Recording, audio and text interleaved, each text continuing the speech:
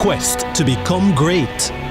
Inspired by those who went before them, these four boys dream of playing in the ISA schoolboy football competitions. Will you score this for Casey? Will you score? It's a shot, it's a goal! And it's a shot, and it's a goal! And Casey has won the Manning Cup, and they will play Clarendon College in the Olivia Shield.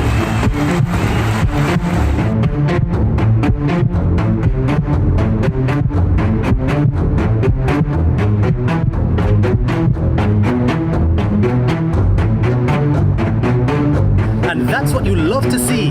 They may be rivals, but the camaraderie is what it's all about. Can't wait for the final. When the bus the man, I want to watch my son play finals for CVM, you know. But mums, you can't watch it on CVM website, man. My son score, my son score, my son score, my son score.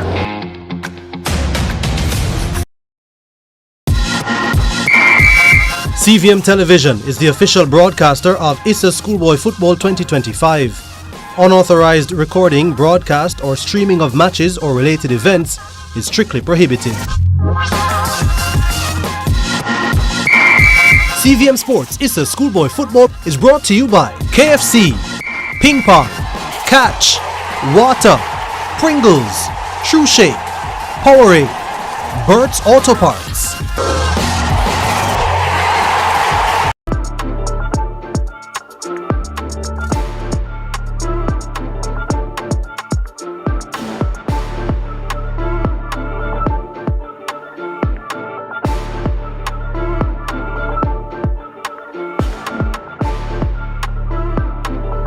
It's your sports girl here, Janae Robinson, and today we are in the West at the Montego Bay Sports Complex. Today will be another exciting clash in the ISA schoolboy season. We're in the Dacosta Cup, and first up on the agenda is Rusea's High versus Maggotty. This one you're going to want to stick tuned whether you're on YouTube or live on television. And later at 5:15 we'll be seeing Cornwall College versus Kemps Hill. So take my word for it, you're going to want to stick around for this exciting double-header encounter.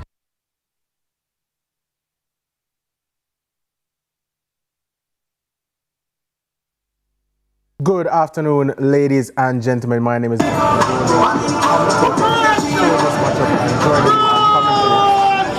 the man himself, Mr. Leger Williams. We've got a cracking fixture to start off this doubleheader. It's Rusea's High, many-time champions, taking on Maggotty High. Leger, talk to me quickly about this clash. What are you thinking? Yeah, I think that it's going to be a game between two teams that at the start of the season would have had differing expectations. Rusea's, as you mentioned, multiple-time Dacosta Cup champions, looking to return to those lofty heights. And when it comes on to Maggotty, they've surprised many people. They're hoping to keep that surprise going in this round of 32. And as you mentioned, it's the kickoff of the 2025 Dacosta Cup round of 32. And we've got two of the most decorated teams in the competition competing in this doubleheader. As Janae said, Rusea's obviously 11-time champions, and later on 5:15 we've got the second or feature game of this doubleheader between Cornwall College and Kemps Hill. But the focus is on these two teams who have entered this game in contrasting form. I mean, Rusea's one of the unbeaten teams from the first phase. Meanwhile, Maggotty, a team that have set up very resolute. They've made themselves hard to beat, and they've made it into this round being one of the best third place teams. But interestingly, they haven't won a game in nearly a month. But as I said, they found their way here. Tough to beat. And it's really and truly looking like, on paper, one of those games where it's going to be Rusea's trying their best to break down this Maggotty team. But really interesting fixture in prospect, and we'll have all of the action here live and exclusive on CVM TV, just moments away from kickoff here inside the Catherine Hall Sports Complex.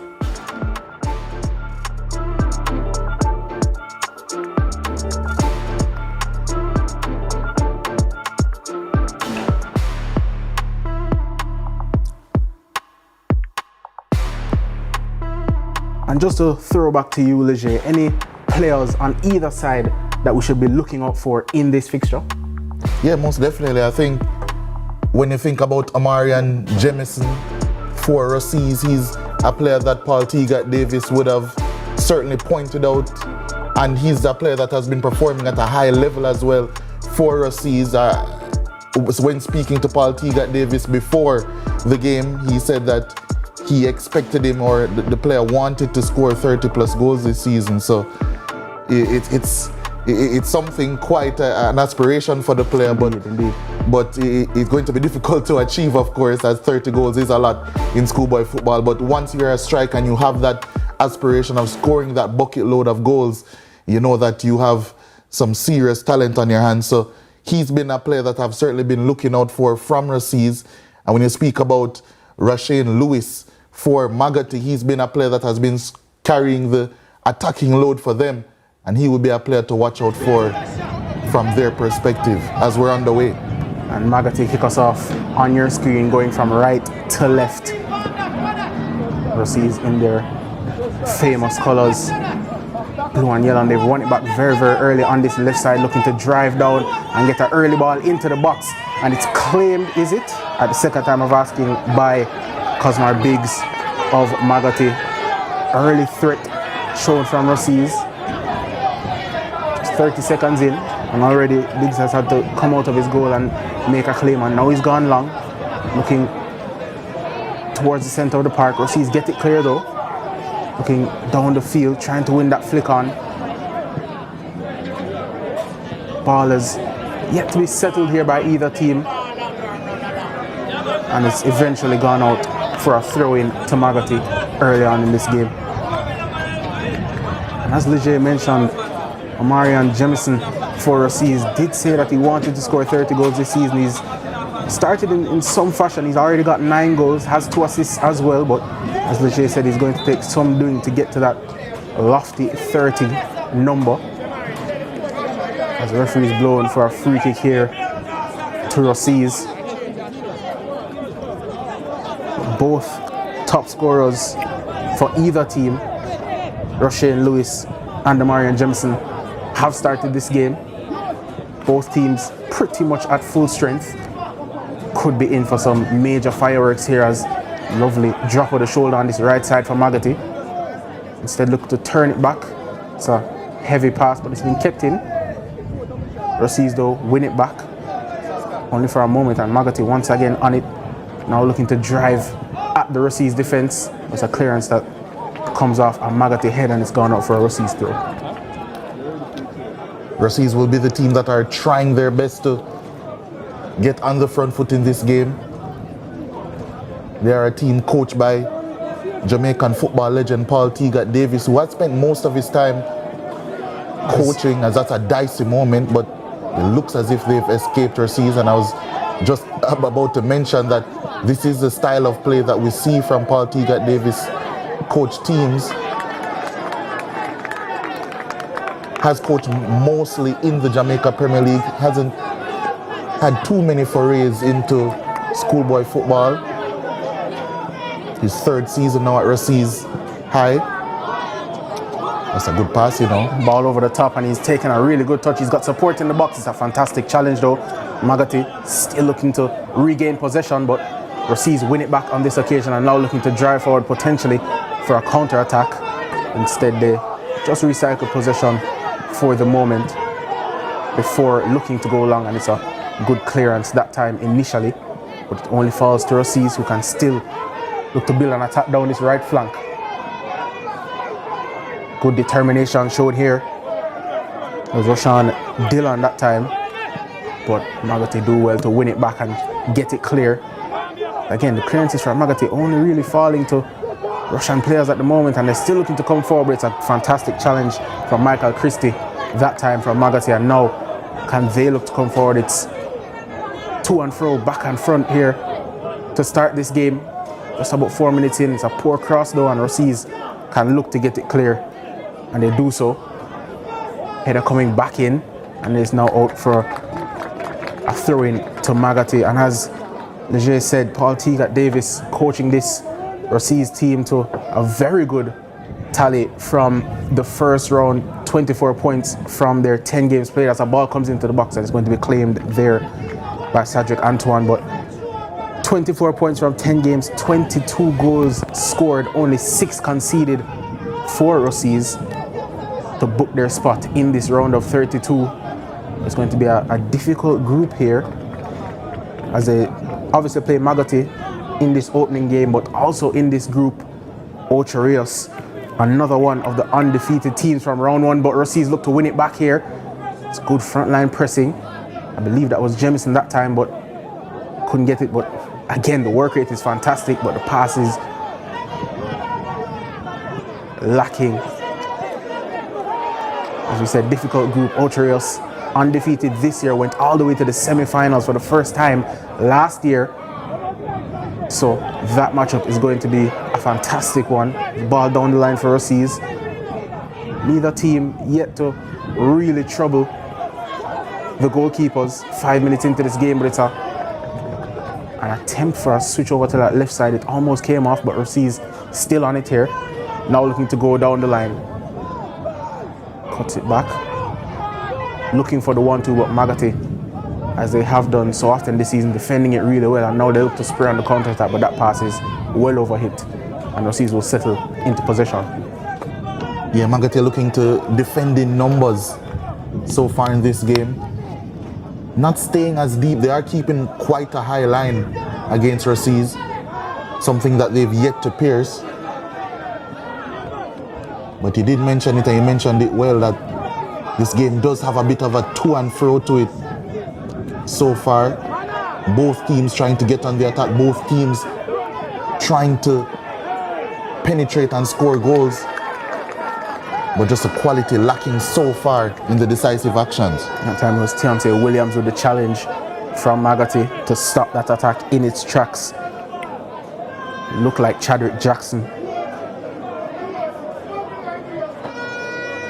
He's throwing for Rusea's. Taken by Daniel Sterling. Maggotty though win it back immediately, and once again looking to go direct, go long. Good block from Rusea's. Throw in to Maggotty. Can they look to get out of their own half here, as they're being penned very deep by Rusea's, but it's going to be another throw. Throw in taken this time by Barnes. It's out of play once again, and Rusea's with that press pinning Maggotty deep. They win it back, and now they've got an opportunity potentially to get a ball into the box. But again, it's quite sloppy from both teams at the moment, as the ball is hooked high into the air. Maggotty have got to be sure and they clear it well.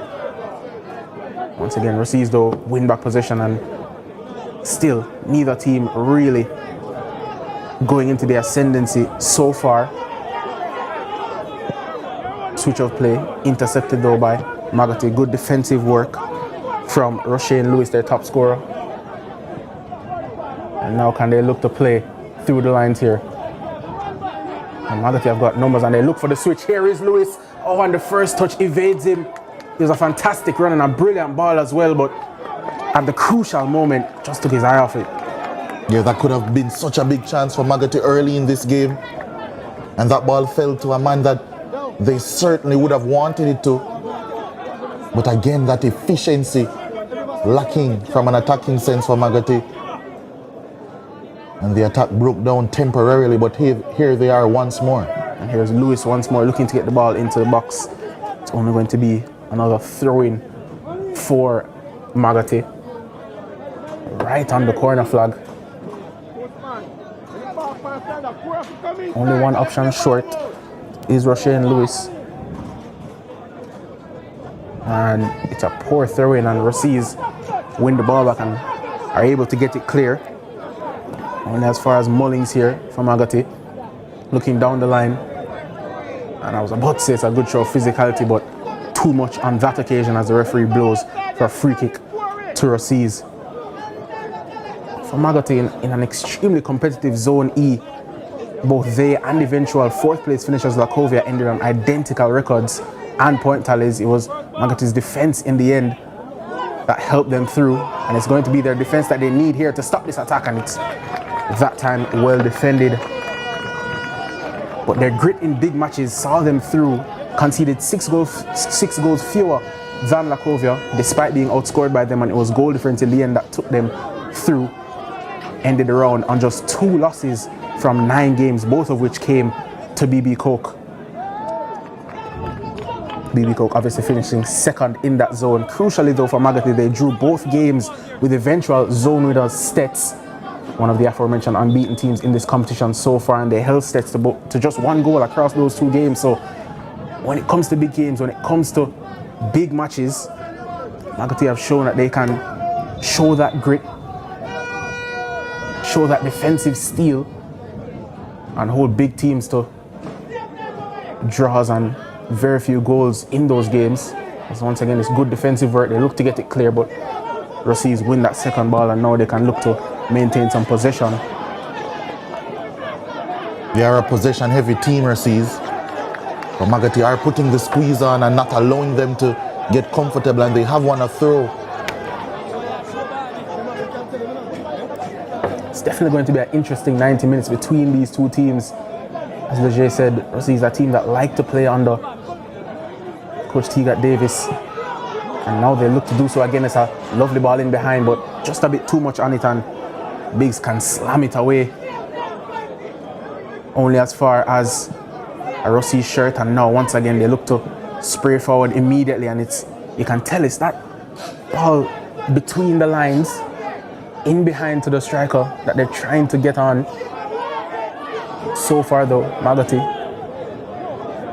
been very compact, very solid, haven't allowed much in behind them despite their high line, and they get it clear once again. Battle for it in the midfield. Battle at 1 by Daniel Crombie for Maggotty, another one of their best players this season. As the ball comes into the box, it's a bit of a heavy one. Lewis could get there. He keeps it in, looking for support. Good challenge, and it's a really good one as he's won a throw-in. But Daniel Crombie in that midfield for Maggotty is going to be absolutely crucial. Just 1 goal this season, but leads the team in assists with 7 assists. Yeah, certainly their leading creative force. You can already see his eye for a pass early in this game. He looked to put the squeeze on there, and he's going to try and win it back, but decent enough pass that time from Dylan.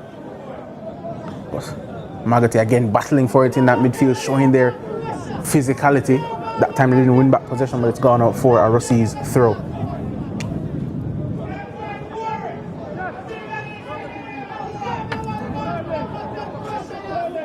Actually a free kick that the referee blew for, and Rusea's have it underway once more, looking to play through the midfield. But again, Maggotty win it back with their high press, and he looks to take a shot from distance.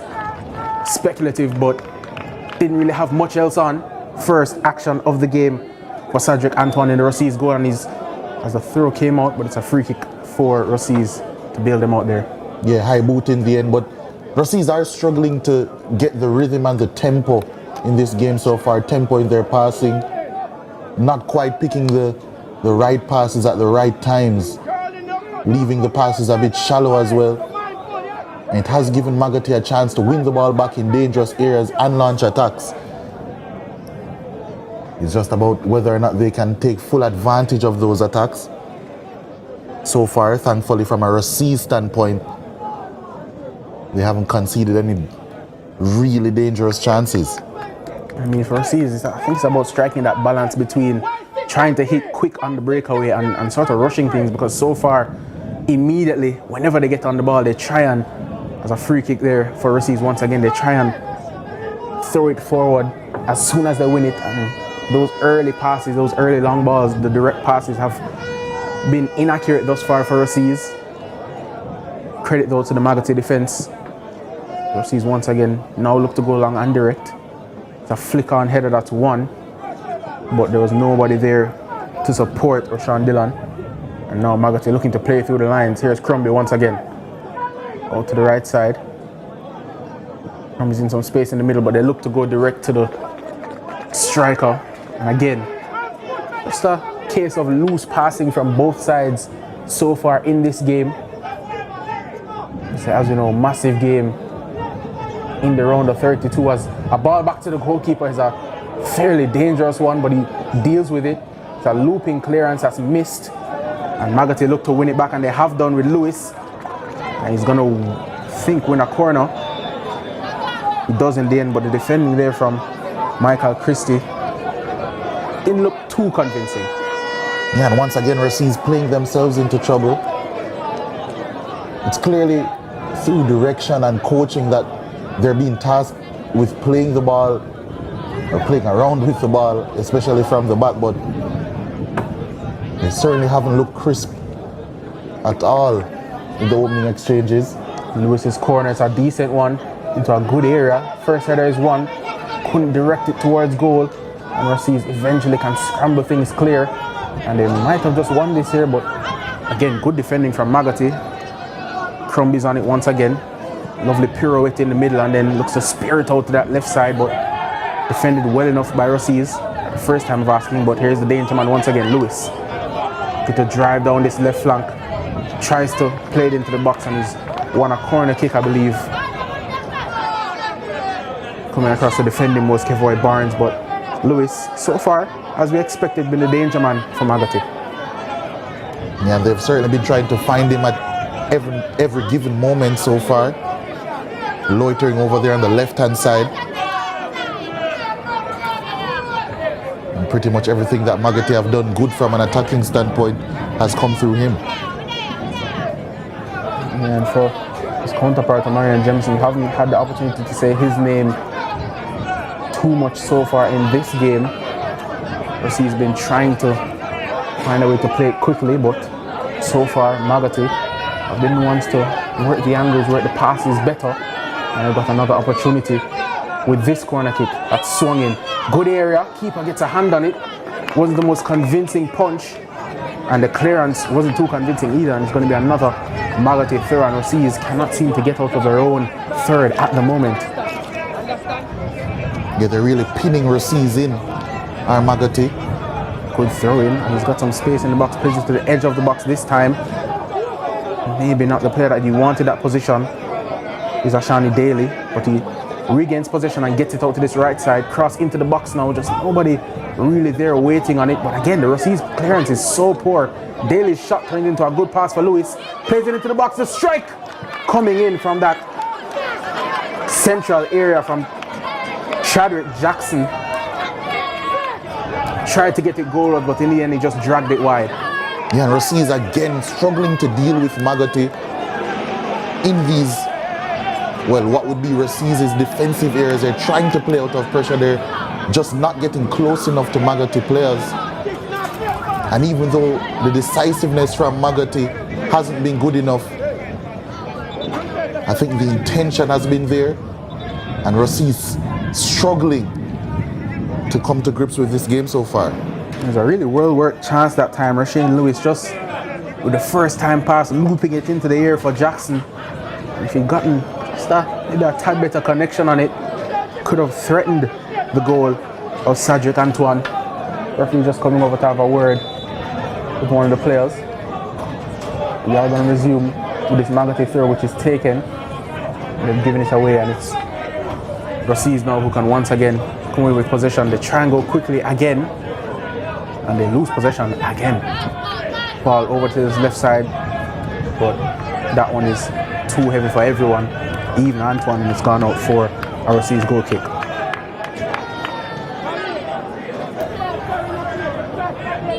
Rusea's, I'm sure, will want to get some steady possession going. They really haven't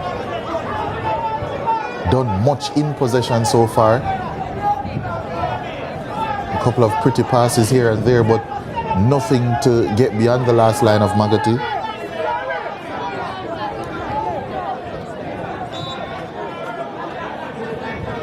Goal kick now from Antoine, looking long.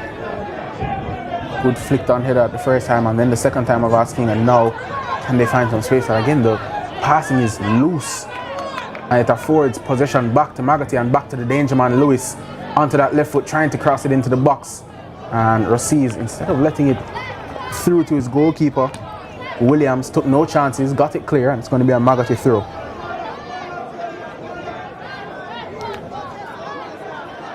Maggotty, no particular rush here to take this throw in, as they just about take over into the 20th minute of this game. They've pretty much, I think, been the more positive side in this game. They're passing the more crisp the more accurate throwing taken. It's going to be another corner kick for Maggotty, and I believe it's their third of the game. Another opportunity to get the ball into the box. Could be Lewis, but it's actually Jackson that comes across. Makes a claim to it. Yeah, the pattern of the game so far has been a surprising one, just as surprising as Maggotty's season has been. This would be a very big scalp, and they're certainly playing like they want it. Referee just making sure Jackson's placed the ball correctly as the wind is howling inside the Cafe Hall Sports Complex. In swinging corner from Jackson. It goes low. It's a dummy in the box, and the pass over the top. Just couldn't find a Maggotty player. And that time it was Ashani Daly again. But Rusea's let off the hook once more. So again, it's that decisiveness in the final third, in the penalty area, that's letting down Maggotty. You're getting into very good positions, creating good chances, forcing Rusea into mistakes, just like that one. And it's been, as I said, the story of this first half. Rusea is really and truly struggling with their possession play. Throwing by Maggotty is taken, and they've got it in a dangerous area here. Here's Crumby. Lovely ball out wide. Just a bit too heavy though for them to retain possession, but Crumby's on it once again, looking for options and gets it out wide to Lewis. 1v1 with his man once again, looks for the ball inside. Brilliant 1-2. Lewis is in the box here. And it's a crunching challenge. Referee says nothing doing. Shot coming in. And it's a solid save. The first really good save Antoine has had to make. Great positioning. It allowed him to make it look like an easy one. Yeah, that was much better from Maggotty as well. Really well worked chance. Risky challenge coming in. But eventually when this shot came in, it was well struck. The goalkeeper behind it all the way.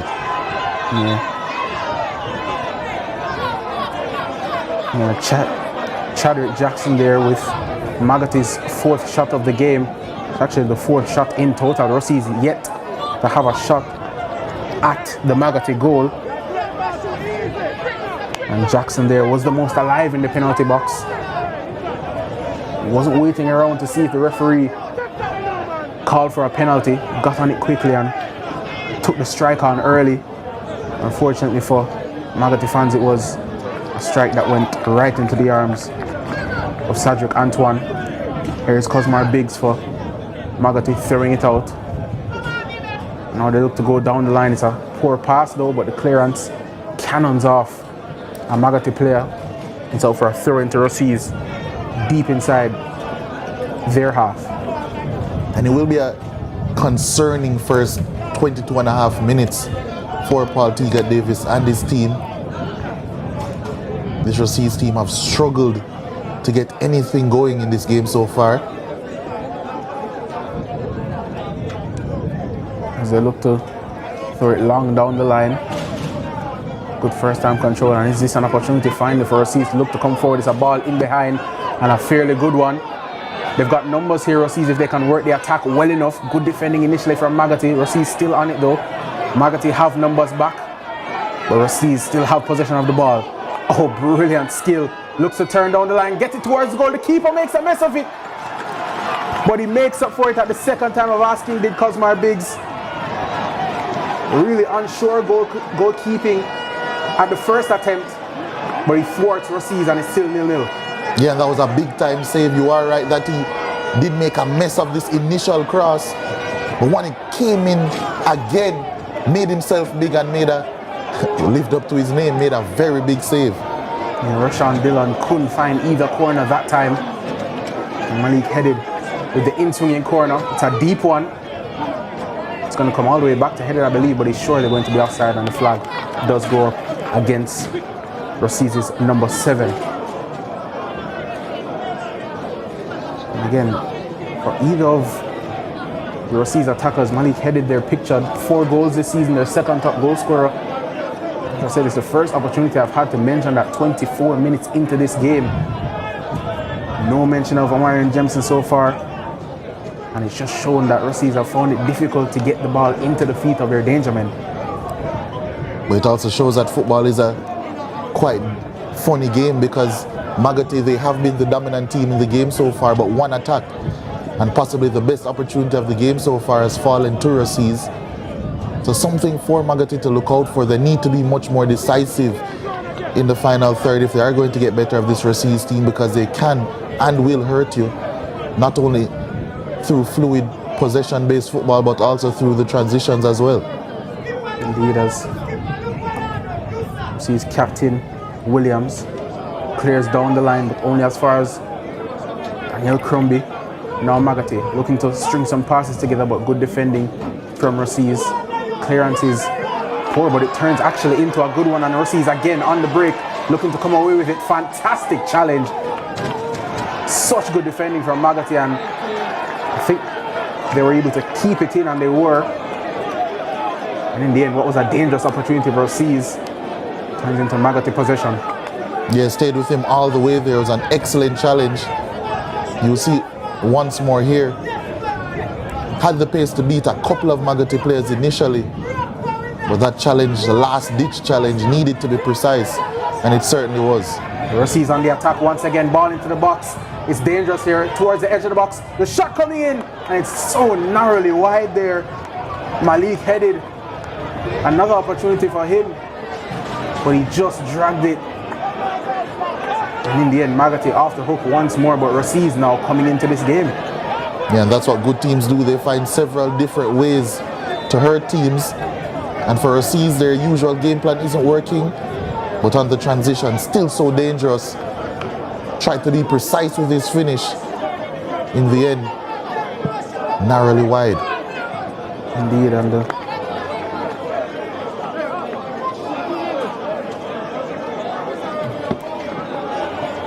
around 3 minutes ago, we were saying that Maggotty have taken all the shots in the game so far. And in that time, I'm not sure if it's a commentator's curse or what, but Ruseas have taken 3 shots, 2 on target. And it was a combination play between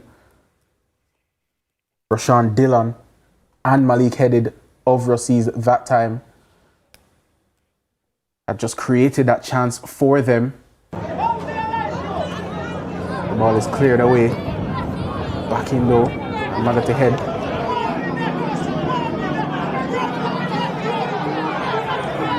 Now Ruseas away on the attack, looking for a shot from distance. And it's looping and deflected, but Cosmar Biggs did enough to stay on it. Now Maggotty again trying to formulate an attack, but just in the last 5 to 7 minutes, Ruseas coming into their own. But here is Rashawn Lewis trying to do things on his own. Gone down on the challenge. He's worse for wear here. Both players are actually going to have a break in play, as there's going to be some attention given to both Rashawn Lewis and I think we'll just look to see who that is as we take another look at this replay. Down the line here, Lewis just tried to go around the outside, and then fantastic challenge initially from Rashawn Burt, but I think he may have just pulled something on the latter end of it. Lewis back to his feet, as is Rashawn Burt. Just for the moment, as Lewis still receiving treatment on the sidelines now. Yeah, looks as if he got a ripe cut on his knee, or maybe reopened a ripe cut on his knee.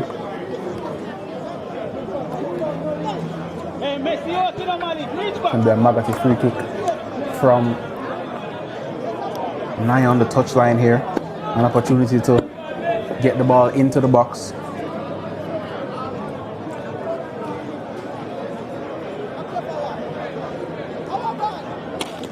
But actually there's... Yeah, it's not going to be a free kick, it's actually a throw-in for Maggotty, and they have not committed too many players to this attack at all. As you can see, Rusea's pictured there, getting a lot of numbers behind the ball as Crombie's on it. And we're back on the way. Maggotty looking to play the ball direct to the feet of the striker, but Rusea's clear. And this clearance could turn into danger if Maggotty aren't sure, but it's a good hooked clearance that time from Cordell Sims. Rusea's again though win the second ball. Crombie looking to challenge in the midfield for Maggotty. In the end, they win it back for the moment. Now they've got it again. Now here's the ball on this left side, trying to spear it into the striker. Did LaShawn Thompson. Maggotty though, still in possession. Lovely spin in the midfield and good strength shown. But the strike at the end, a bit too much power on it from Ashani Daly. Yeah, as soon as he turned away from his marker, I think that he was always going to take that shot on. But was off balance due to the challenge. Lovely spin. Always a man in his back. Didn't look up once to see if there was any support. A wayward shot in the end from Maggotty. And it's a goal kick that's taken. And I think the wind just caught it up there as it's gone very, very short. And Maggotty on it once again. Lewis's pass is deflected. Maggotty though, oh, Crombie. Dangerous play in the midfield and he's given possession right back to Rusea's. Looking to commit bodies to this counter-attack. And the ball in the end went out on that left side. Omarion Jemison trying his best to lead that counter-attack, but in the end his early struggles to make an impact in this game continued. Half an hour played. Still Rusea's 0, Maggotty 0. First game of our doubleheader here in round of 32 Dacosta Cup action. Maggotty coming forward now with a switch of play that's overhit. Sean Lewis showing his appreciation for the attempt. Yeah, I was just about to say the intention was certainly correct on that pass. Much like most of what we've seen from Maggotty so far. One thing that we can't fall from either team, it has been a very intense game. You can clearly see like a level has stepped up.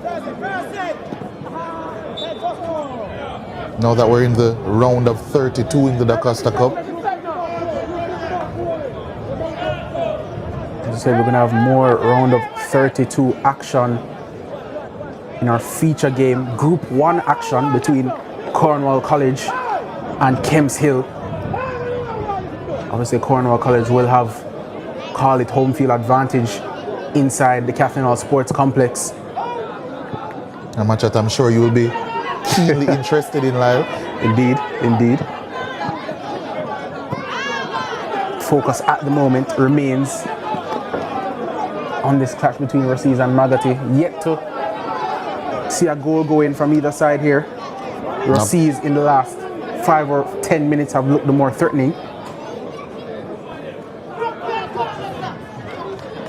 Once again, they look to drive it down the line. He's outnumbered 3-1, but he spins away fantastically well. But there's nobody on the end of it. Actually, there is. Good second touch.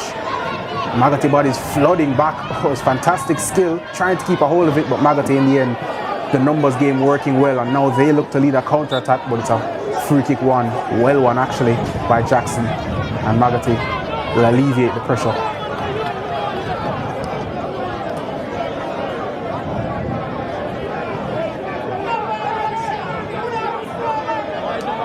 As we saw, just trying to work that angle, but look at the Maggotty bodies outnumbering Jemison that time.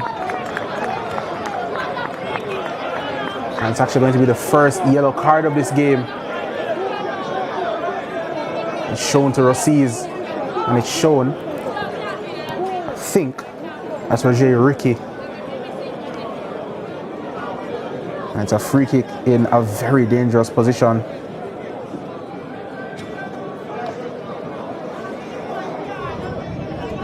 As we see here, Jackson challenging, and it looked like a stray elbow that time from Ricky. Not too sure if there was a lot of malicious intent there, but dangerous play nonetheless, said the referee. And Ricky goes into the book, and Maggotty have an opportunity here. Yeah, what it has given is Maggotty a really good opportunity to get an attempt on goal. Shawnee Daly looks to have taken control of this one. We've already seen him strike one a few minutes ago. Certainly has the power from this range. Can Daly find the accuracy?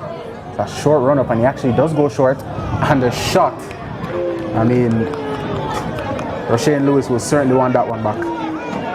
Yeah, not for the first time in this game. He's dragged that shot woefully wide.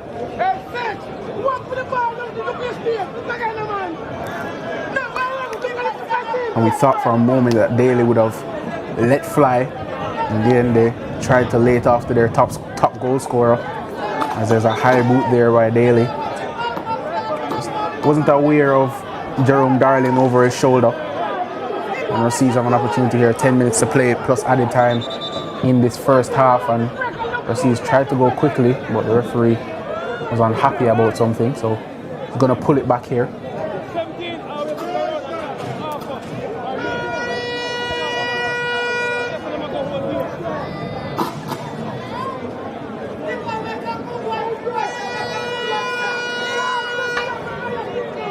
Free kick to be taken.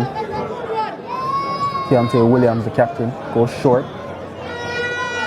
Now the pass goes direct and a short goalkeeping from Cosmar Biggs came out, made it his, and crucially kept it inside his 18-yard box, and his long kick is held up well by Jackson. Now here is Lewis. Tries to play it inside, the pass is loose though. No free kick for Rusea. It's actually going to be a Maggotty throw. The referee said nothing of contact that time from LaShawn Thompson. But Maggotty retained possession on this near side. Barnes with the throw. Maggotty looking to finish this first half strong. I would say all in all, they have been the more impressive team in the first half so far, especially considering that many people would have seen Rusea as heavy favorites coming into the game. That's a tough challenge coming in. Both Maggotty players walk away from it, but Corey Palmer is left in a heap, and a yellow card is shown here, I believe, to Sims, but we'll take another look at it. As both Maggotty players came in, and there was a challenge from both Barnes and Cordell Sims. Not too sure which one was shown the yellow card. Thankfully for Rusea's, Palmer looks to be A-OK. I believe it was Cordell Sims who in the end got the yellow card. Yeah, really dangerous challenge, that one.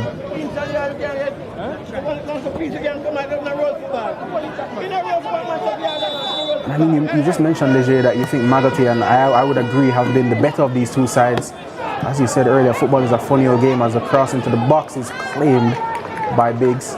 Football is a funny old game because Rusea have certainly had the better of the opportunities. Yeah, most definitely. And that's always going to be the danger. Rusea are a very dangerous and well-drilled team.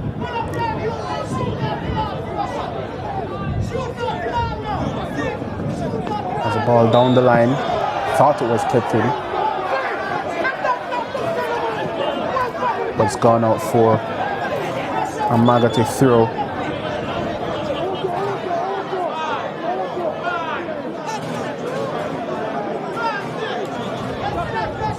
The halftime scorelines around the Dacosta Cup. First half scorelines, William Knibb currently leading St. Mary by a goal to nil. Still no goals coming in here.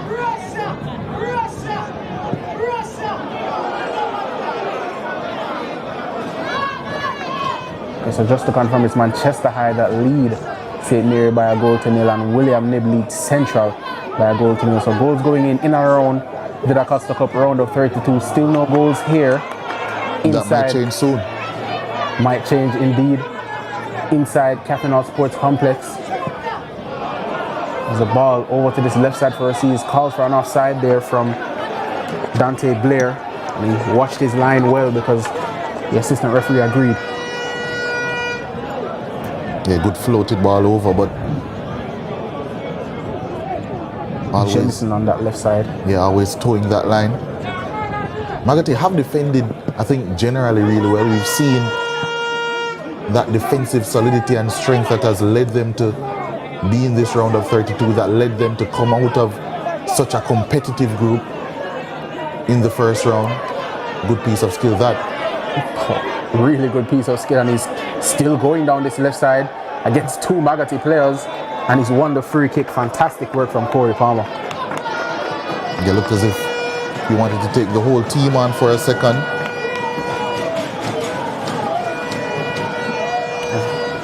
Take another look at it here. Just feints the step overs and then just leaves the defender in his wake, and then another one. But in the end, one defender too many for Corey Palmer.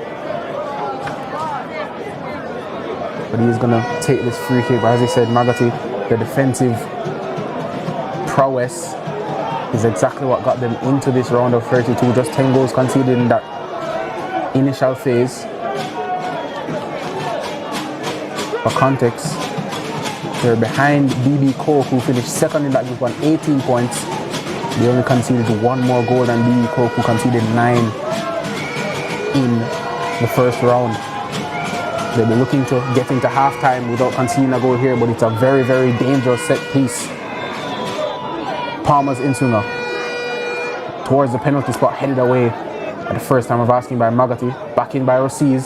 Maggotty still haven't really cleared it here, and it's going to fall to a Rusea's player on the edge of the box, and again it was Malik headed, but his shot again off target. Yeah, he's been the one piling in the shots for Rusea's. Good attempt. Was always going to be a difficult technique to get right. That one just flying over the top of the crossbar. Now Maggotty, first time really this half we've seen them try and play out, try and go short, and they've in the end done so well. Crombie plays it out wide. Daly on it now. Further wide to the touchline. Now they're trying to go direct into the box. Headed away well by Williams. Rusea's looking to maintain possession, but the ball down the line was a poor one, and it trickled out for a Maggotty throw.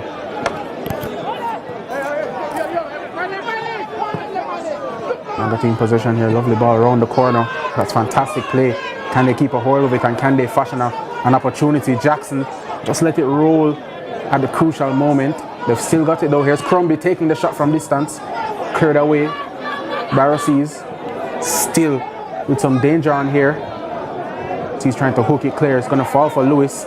Takes it down really well and drives into the space. Lewis pulls it across into a fantastic position, but there was nobody to turn it in. What excellent play that was from Lewis. The first touch, immaculate. Rusea's allowed him space. And you said it perfectly, Lyle. Drove into it. Unaccounted for, and the crossing was good. Maybe a half cross, half shot in the end. But the danger, undisputed. Rusea's escaping in that instance. Goal kick by Williams is taken. Rusea's fails to control it, but so do Maggotty. Good recovery defending that time on the far side, and Maggotty once again looked to lead the charge on the counter-attack. It's a fantastic challenge initially by Ricky, and he does well to hold off his man.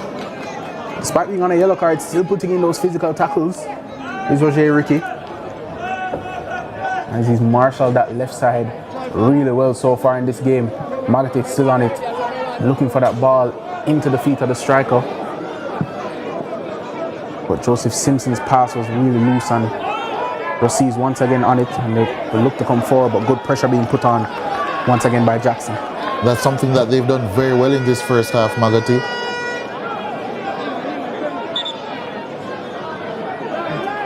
And you're right, they haven't allowed Rusea's the opportunity to get on the ball, be comfortable, and then play their game. Every time a Rusea's player has it in their defense or midfield, Maggotty win it back, and Crombie, that's brilliant play in the midfield. They've got numbers here. They tried to just play that slide rule ball, but Williams was alert to the danger, came across, made it his, and now he comes away with possession for Rusea's, and he drops the shoulder, the centre backs off on an adventure here. Williams Crossfield ball looking for Palmer. Once again, Maggotty defended well. And they've got it back here. Looking for Lewis. Pass is poor. Rusea's win it back. Headed.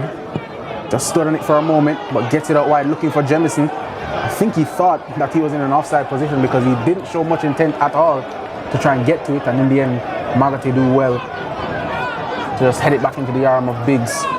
And now, once again, Maggotty driving forward. Again though, loose touch at the crucial moment. And Rusea's once again back on it. Jemison looking wide to Palmer.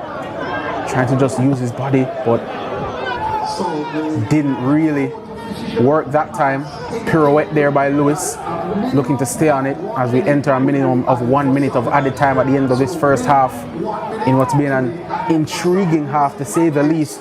Coming in, many would have thought that Rusea's would have had a really dominant showing in this first half, but Maggotty have shown that they have a lot to offer in this game, and they could potentially have the final opportunity of this half to offer, but it's a foul through, I believe, by Kevoy Barnes, and that could be the last meaningful action of this first half.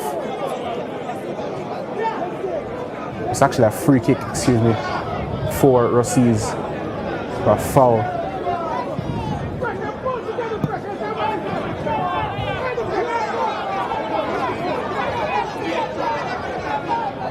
As Maggotty look to come forward once again. Jackson with the ball into the box. Not the best clearance from Rusea's. Lewis is on it once again. Fantastic challenge from Williams. And a corner kick for Maggotty as we've played the additional minute.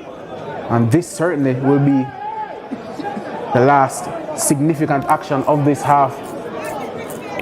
And this will be a terrible time to concede if you're Paul Teagat Davis and Rusea's. Maggotty goes short to Lewis, who's got time to measure the cross. In the end, it's looped over. Crombie keeps it in though, and still some danger in, but Rusea's can clear.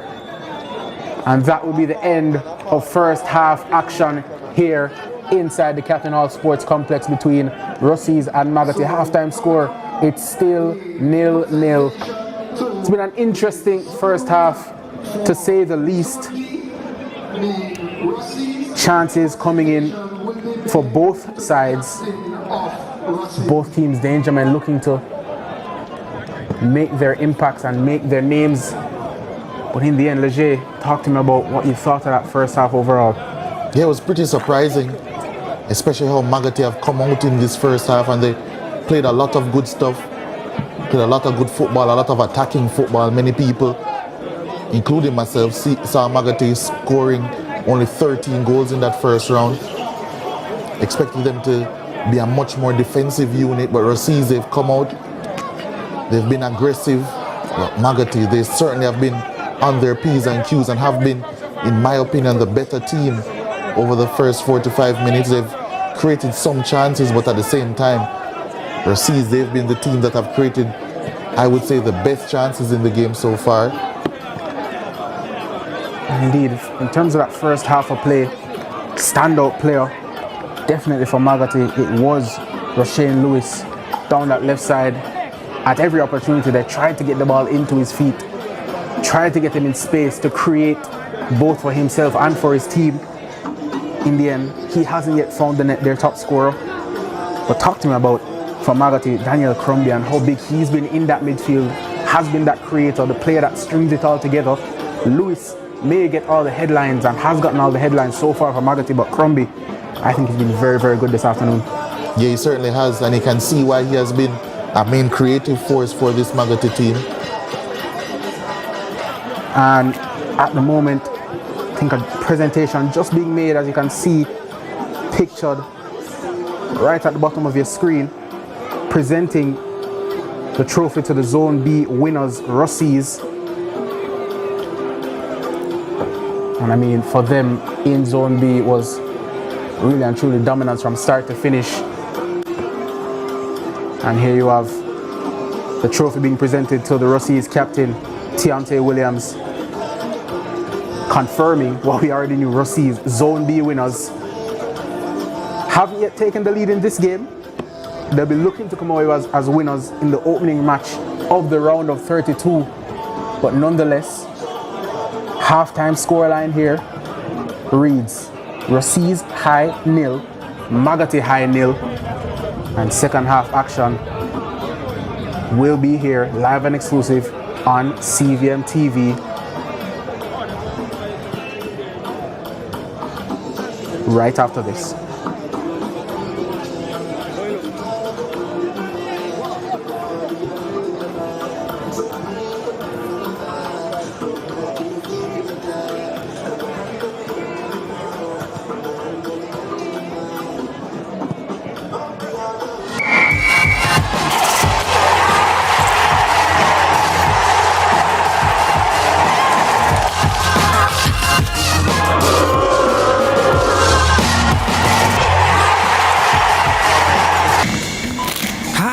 I know you weren't expecting to see me here. Now you can find your favorite chicken and snacks in the same place. It's true. Come on in. Introducing the delicious combination of KFC fried chicken and Doritos nacho cheese.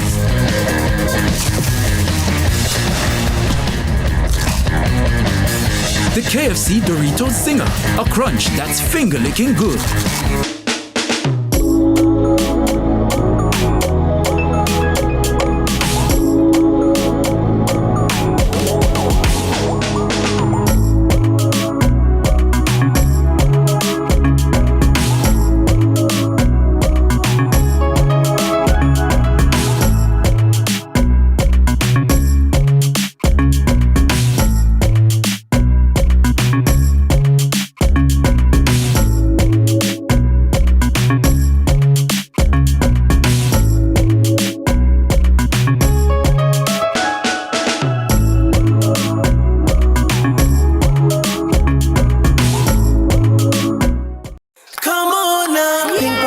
Choo-choo's amazing, taste so good. Feed your cravings, chocolate rich.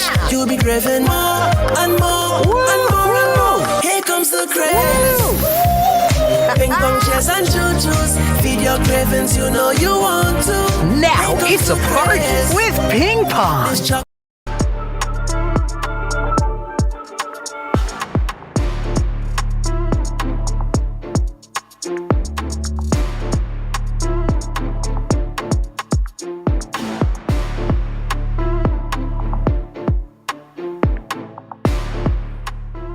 And welcome back to CVM TV's live and exclusive coverage of the Dacosta Cup 2025 round of 32 halftime scoreline here from Cornwall Sports Complex, which Rusea's 0, Maggotty 0. We're going to take you through first half highlights here in what has been a truly fascinating clash. Maggotty really coming away on the front foot. Early opportunity to get the strike at goal.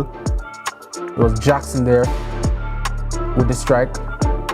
Jackson again early on, combining with Lewis on that near side, but dragging his shot wide. It was a really well-worked opportunity and really our first indication that Maggotty would be the danger side in these early stages. Crunching challenge coming in, and once again it was Jackson lashing his shot goalwards. Good save though from Cedric Antoine. But then Rusea's showing their quality, came forward, looked to create fantastic skill on that left side. Poor goalkeeping at the initial stage from Biggs, but did well to make himself big and deny Rashawn Dillon. But still, Rusea's looking to come forward with Jemison driving down the left side, getting a good ball into the box towards Dillon, who laid it off for Malik Heady, their second top goal scorer, but couldn't find the target that time as he dragged his shot well wide. But once again, it was Lewis for Maggotty towards the byline. Not sure whether it was a shot or a cross, but either way, it was into a fantastic area, but nobody on the end of it for Maggotty. First half action has been played at breakneck pace. And we're gonna have much more of that action in the second half to come. But so far, no goals to speak of, but a few half chances, hopefully more fantastic action to come in the second half of play live from Cornwall Sports Complex. But the halftime scoreline reads Rusea's High 0, Maggotty High 0. We'll be right back after this.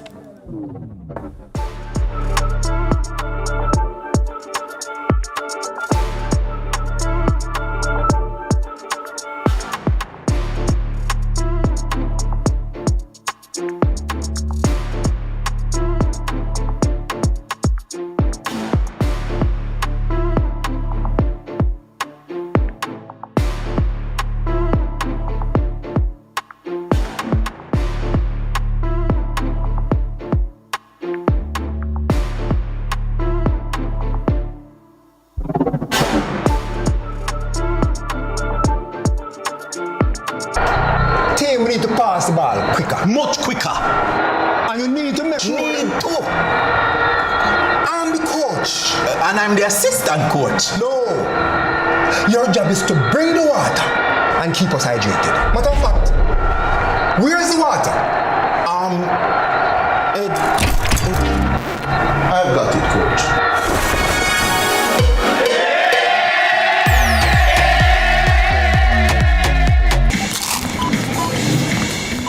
Hi, I know you weren't expecting to see me here. Now you can find your favorite chicken and snacks in the same place. It's true. Come on in.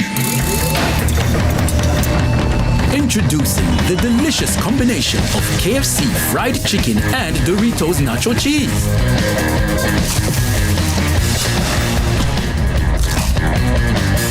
The KFC Doritos Zinger, a crunch that's finger-licking good.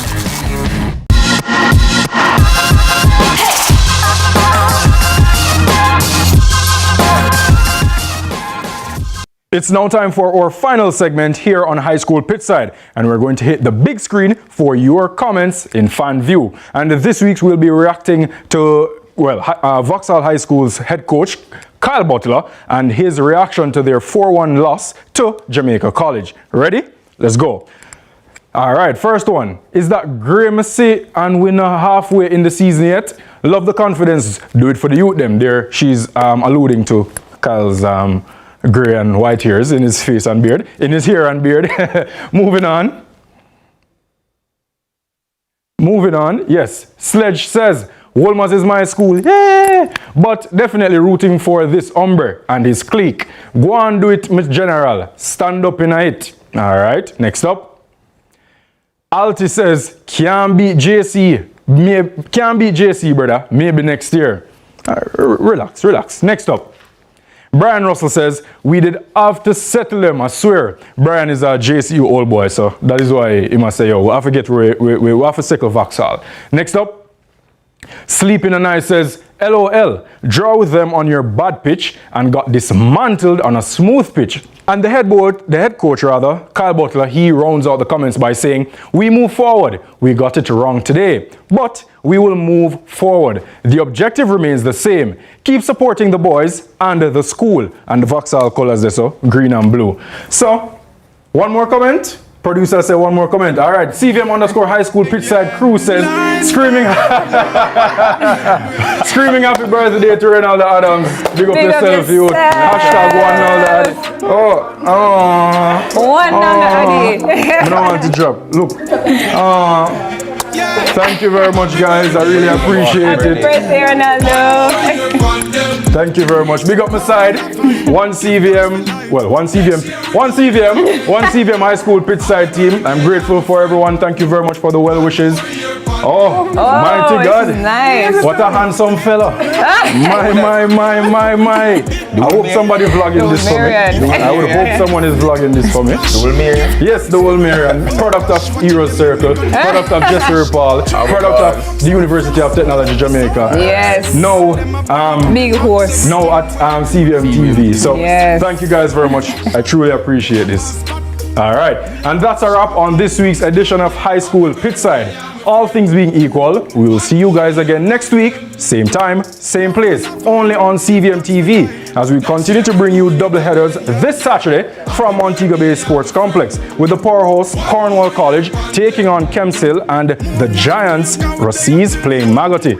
Don't miss it. From myself, Naldo, Janae, and Gio, big up on yourself and stay safe.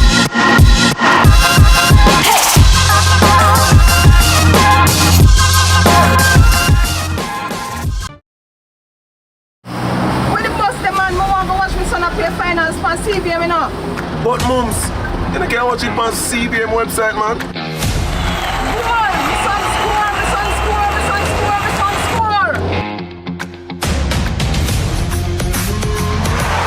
Greatness begins here.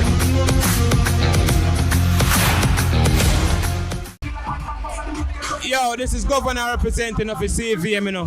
C-Tappen and CVM right now. Yeah.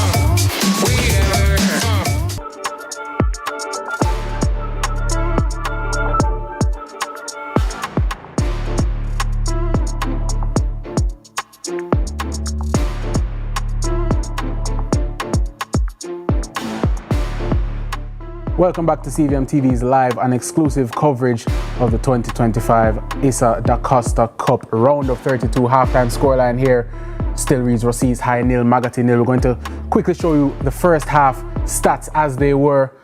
As we said, Rusea's grew into that game as the time ticked on. 5 shots to 8 though from Maggotty.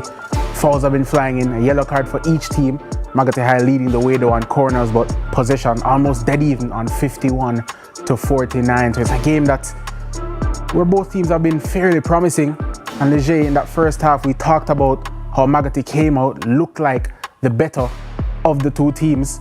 How do they continue that in the second half with a Rusea team that surely Paul Teagat Davis will have put a rocket up them in that halftime team talk? Yeah, I think it's all about keeping up the intensity from a Maggotty standpoint, because it's not only what they have created or attempted to create in the final third, it's also about that defensive intensity that they've shown. They certainly have been trying to press from the front. They've been keeping a high line, a lot of very good defensive principles. So it's about keeping up that intensity and then trying their best to get a good chance going in the final third for Rusea's. I think it will all be about trying to be much more patient and have more quality in possession. They've certainly shown that they can create high quality chances. It's just about taking them and creating some more. Yeah, I mean, as you just saw pictured on screen for a moment, Omarion Jemison, Rusea's High top goal scorer, really struggled to get into that first half. Much of their danger came from the duo of Rashawn Dillon and Malik Headed. Corey Palmer also pictured on screen there. Rusea's with a lot of attacking talent, but as of yet, haven't quite figured it out. As the second half is underway here, Rusea's kick us off going from right to left now. And Maggotty again putting on this immediate pressure.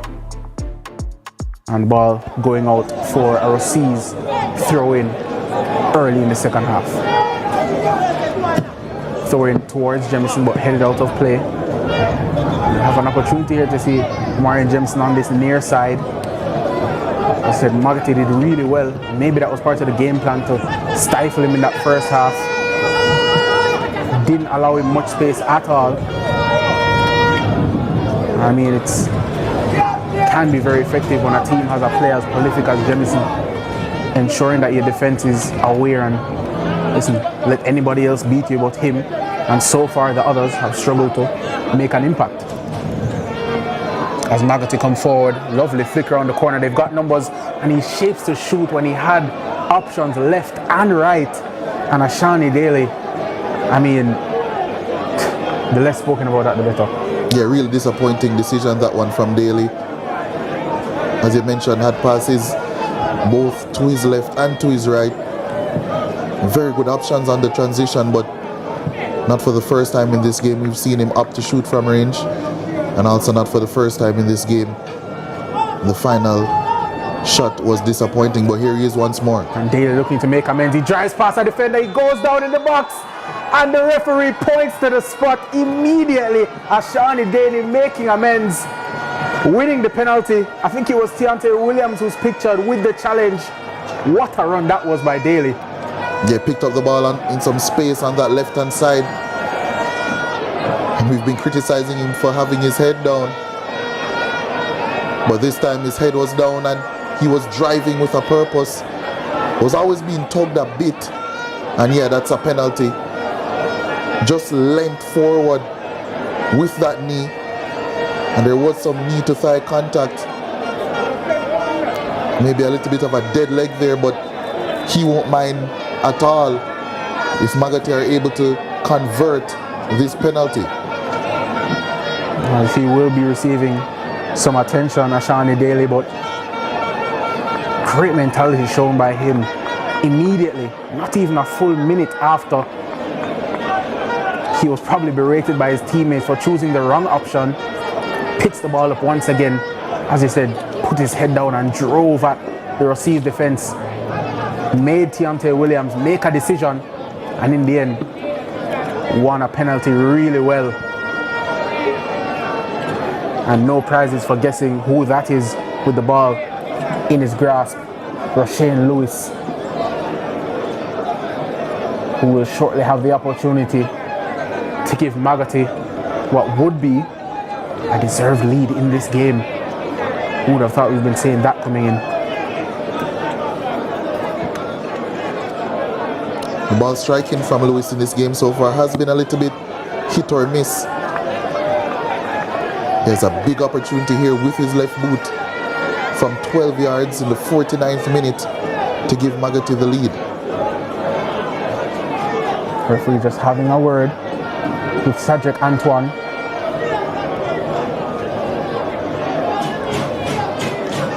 Rusea Lewis has been made to wait, but he's got the opportunity he so craved. Lewis against Antoine. Lewis puts it into the back of the net, and Maggotty have a deserved lead in this game. Absolutely nothing hit and miss about that penalty.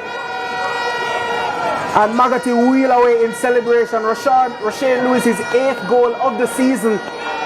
1-0 Maggotty. And taking some time over his celebration as well. Playing up to the crowd, and that was a very cool penalty from the number 10 Lewis. So confident as well, picked his spot. Goalkeeper did guess the right way, but couldn't get there. Struck with pace, struck with accuracy, and Maggotty, as you said, Lyle, take a very deserved lead in this game. Rusea's get us back underway, and they now have it all to do as the ball down the line. Great pace shown there by Roger Ricky, and in the end he did really well to win the corner kick, and immediately Rusea's looking to get back into this game. But Lewis, as I said, 8 goals on this season to go with 3 assists. He is the main man. Rusea's here, their 2nd corner of the game. Ricky to take.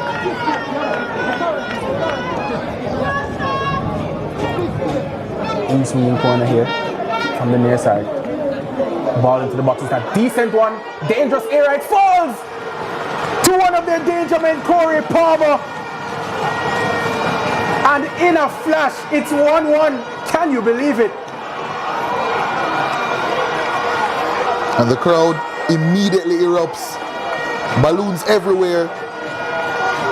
Signs of some Christopher Nkunku influence. But Rusea's, they're ready. They're primed, and we said that football was a cruel game.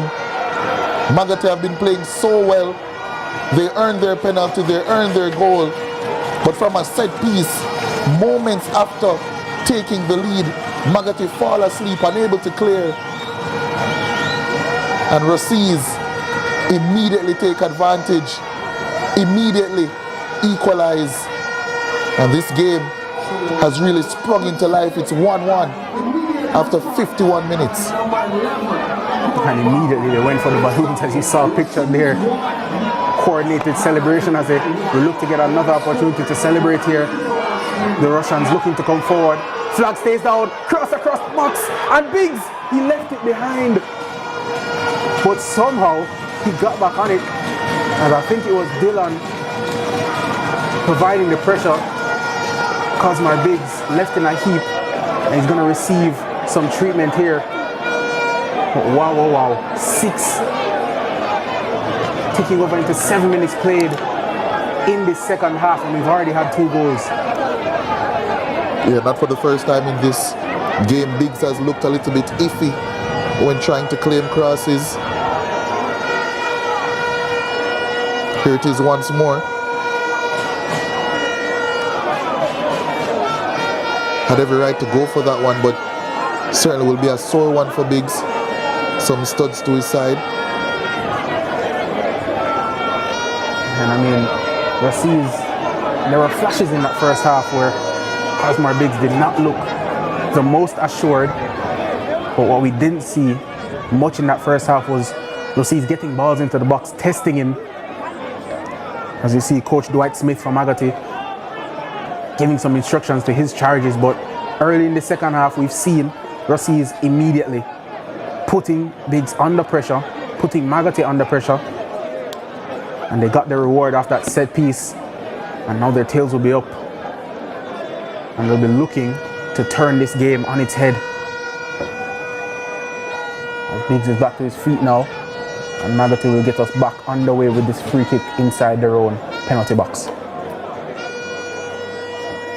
And you did mention Corey Palmer's name at the start of the second half as well as one of the danger players for Rusea's. His mazy dribbling has given Maggotty some issues. But this time it wasn't a dribble.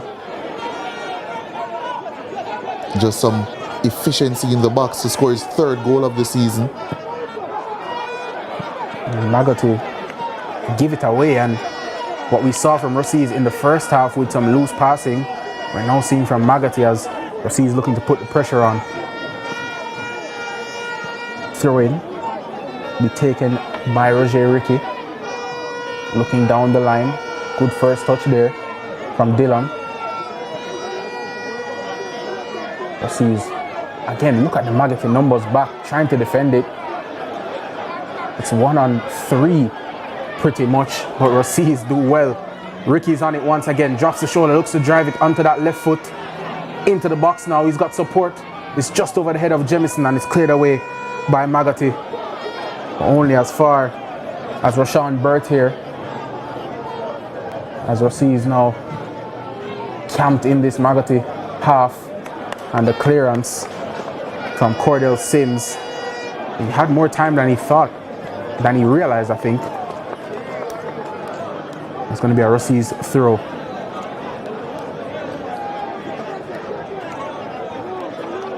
Daniel Sterling comes across to take this throw in, looking like he's shaping for a long throw. Just directing traffic. Now Sterling does go long into the box. It's over the head of Headed. Comes out to the edge. Maggotty now with time to get it clear.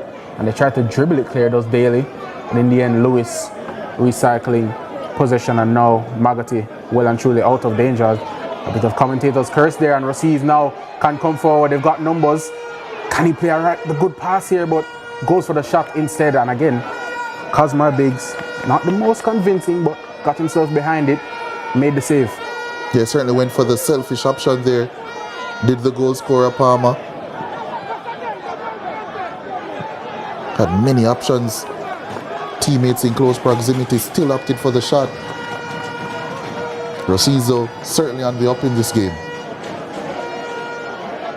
Their avenues of danger have been down this left with Ricky. Now throwing it down the line, looking for Dylan. He and Jemison just tried to crowd out the Maggotty defender. It's gone up for another Rusea's throw. If you're just joining us, 56 minutes played. 2 early goals in the second half from Corey Palmer and Roshane Lewis. In the first game of our doubleheader this afternoon. Second game, we'll see Cornwall College take on Kemps Hill, kicking off at 5:15, just about an hour from now, inside the Captain Hall Sports Complex. So make sure you keep it locked to CVM TV or the CVM TV's YouTube channel, however you're watching. Rusea's corner kick. In-swinger from Headed. Another dangerous corner. This time Maggotty deal with it better. Falls to Headed once again though. Shapes the cross. Now Palmer takes over. Back to Headed. Good play between the two attackers here on this near side, but better defending from Maggotty. And I thought for sure that was a Rusea's throw, but referee points the other way. Throwing to Maggotty.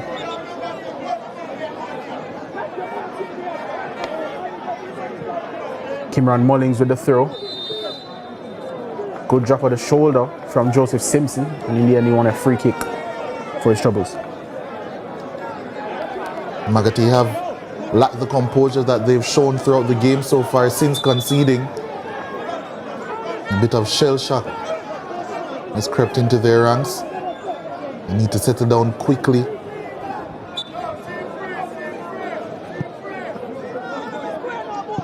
Ball down the line, Maggotty take the free kick short, but it's cleared away again by Rusea's. Poor execution from Maggotty now, and Rusea's look to drive forward. It's headed. Doesn't have much for numbers in the box, but he does get it across. Dangerous era, falls to Palmer, gets it back into the air for Dillon. Looks to spin, but Maggotty do well to clear their lines. Here's Jackson. Can they lead a counter-attack of their own? Jackson driving away from two players. Still going here, Jackson. But good defending from Rusea's, just crowding him out at the crucial moment before he could find a pass. End-to-end stuff here. As Rusea's now come forward, they've got a player down in the box, but he's still going. And Cosmar Biggs comes out to deny Omarion Jemison. And now the referee will just call for a halt in play. I believe for some attention to be shown to the Rusea's player that was down. Game now being played at breakneck pace, Leger. Yeah, I was just about to say that the game has gotten very frantic on both ends. It threatened to turn out this way in the first half as well at times. But especially since both teams have scored, the attacking intent has certainly gone up a couple of notches.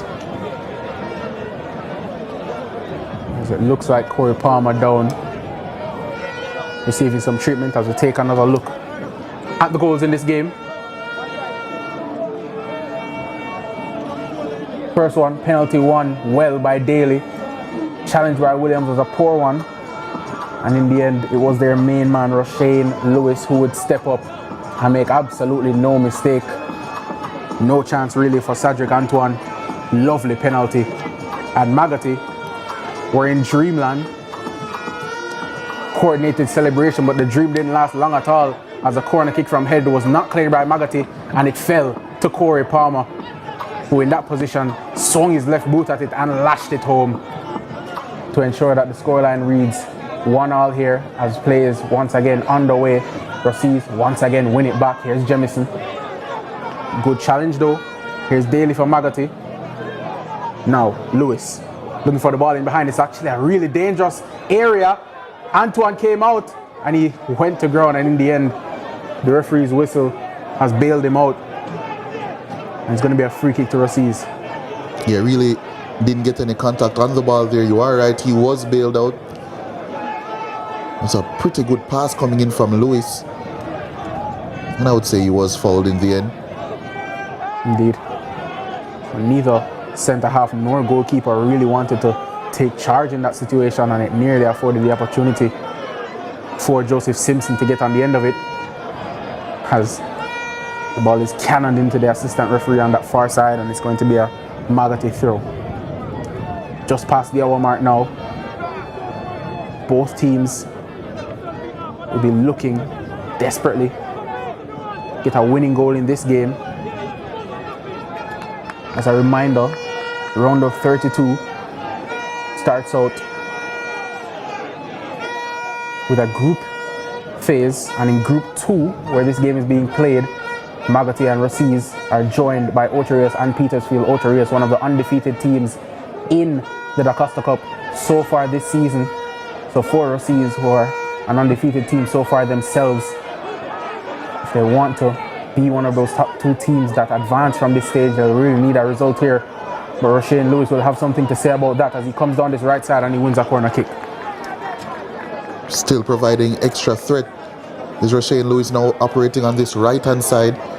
Saw him do most of his work down the left in the first half. Not quite sure if it's because he wants a little shade, but now on the right hand side, and he will go across to take this corner. Will be a left footed in swinger.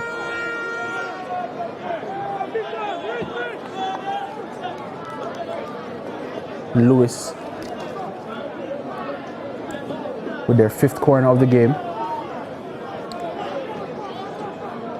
looking to provide some danger with this in-swinger.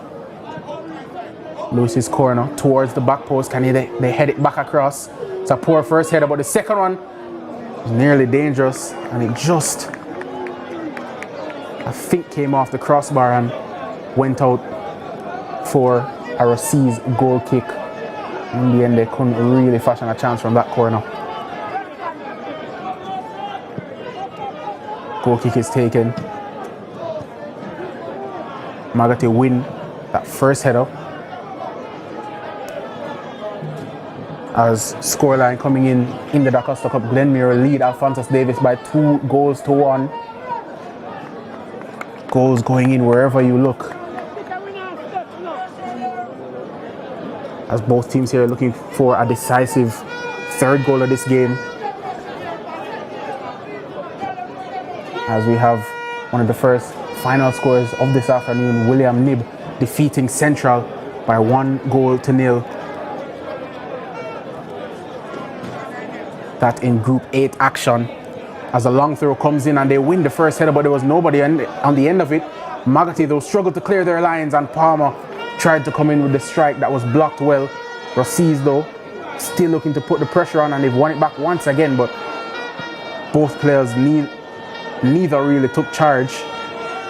But the clearance from Maggotty is only as far as Williams, and Rusea's will look to come forward once again. And a ball over the top. They have to be sure here, Maggotty, and that time Cordell Sims just shepherded it out of play, out for a Maggotty goal kick.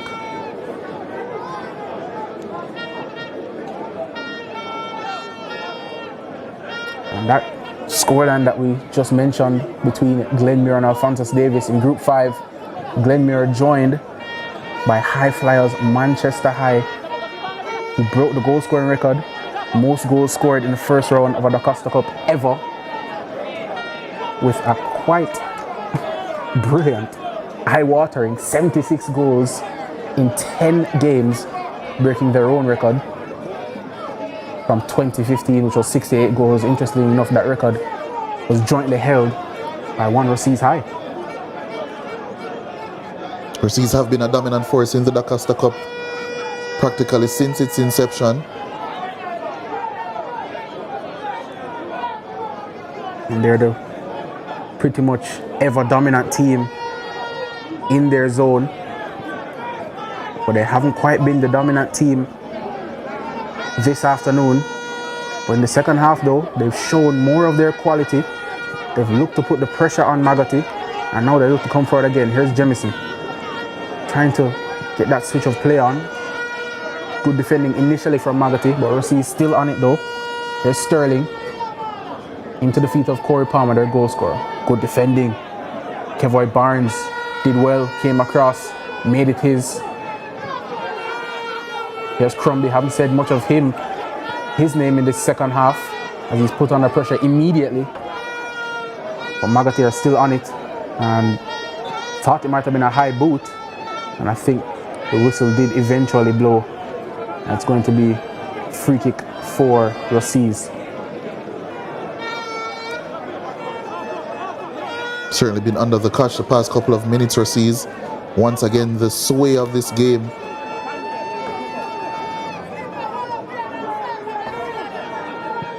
Certainly going to and fro with every passing minute, as Rusea's once again look to go direct. Now Palmer drops the shoulder, gets it out wide. Cuts inside, takes the shot. It was Malik headed, who's had a fair few opportunities of his own this afternoon. Hasn't quite yet found a target with any of his shots, and that time he just spooned it over the bar.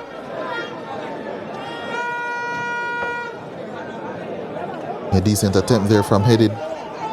Worked the space for the shot really well.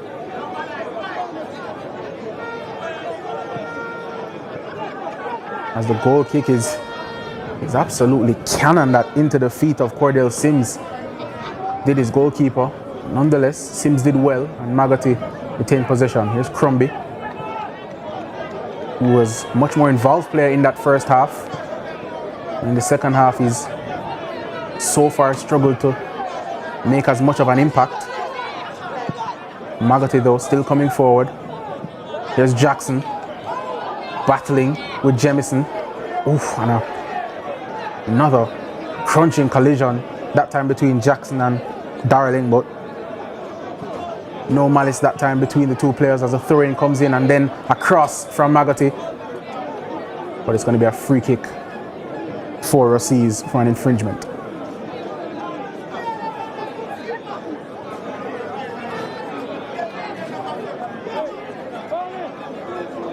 Williams over this free kick in his own box.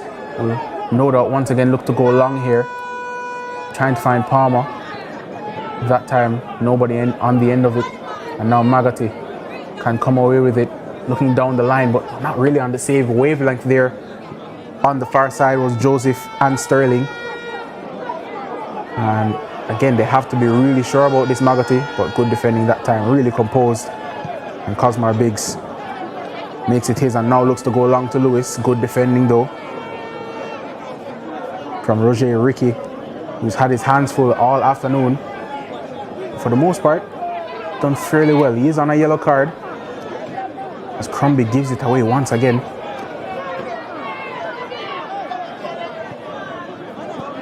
Dillon inside, Omarion Jemison. Couple step overs, now driving down the line, looking to use that pace. But again, every time he gets the ball, it's two Maggotty players immediately in his face, and they've won. Rusea's have won a throw-in. Ricky coming forward to take.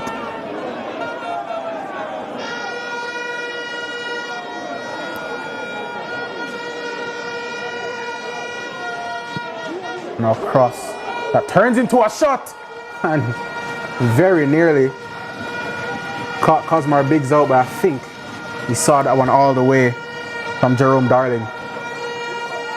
Always willing to create space to get that shot off. That bended effort. Rusea's certainly the team in the ascension now. I say as they give up possession. Here's Crombie. Got in some space, and now here is Lewis. Put under pressure by Jemison. The two star men coming face to face. Lewis sprays it out to that left side. Crombie once more. Just looking to retain some dominance of possession here, Maggotty, but as I say that, they give it away once again. Rusea's now.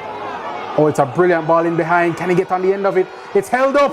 Oh, fantastic sweeping from Biggs, but he's out of his goal, and the shot comes in.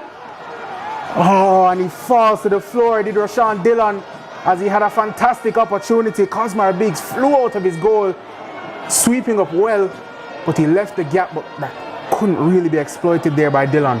Yeah, inches away from giving Rusea a lead in this game. It was an excellent pass initially over, and just stuck on his feet a bit was the goalkeeper. When it fell to Dillon, it actually grazed the outside of the post. Much closer than I initially thought. Just curling away. And you don't get much closer than that, young man. Maggotty should be thanking their lucky stars a bit. Indeed.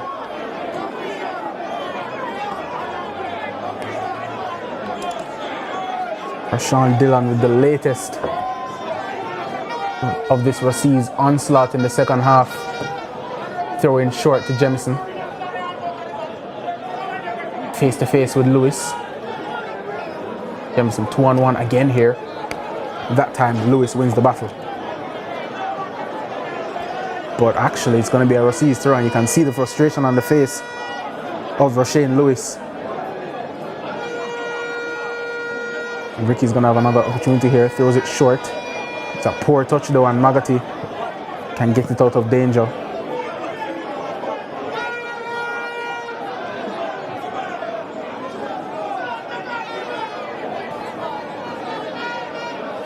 Another throw for the Russians.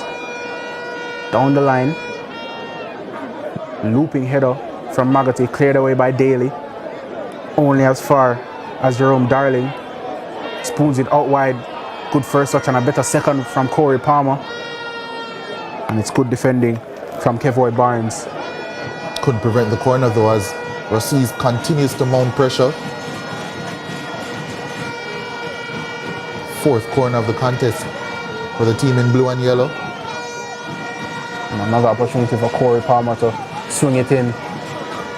So again, a delivery to the back post, but just a bit too much on it for Rashawn Burt, who couldn't direct that header back into the danger area. And Maggotty escaped the pressure 4 now.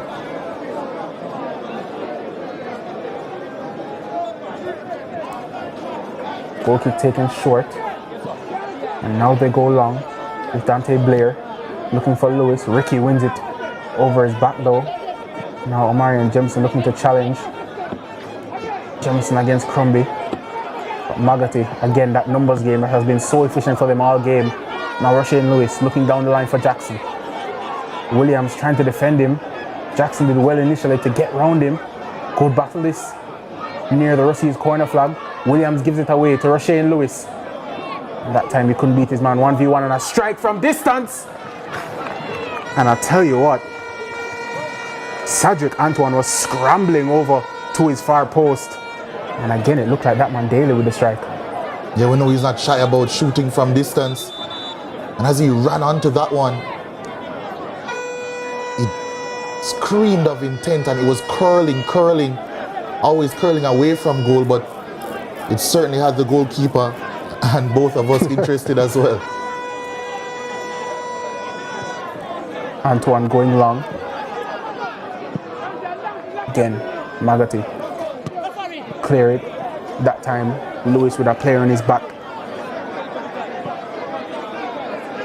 Couldn't produce a control as brilliant as the one he did in the first half.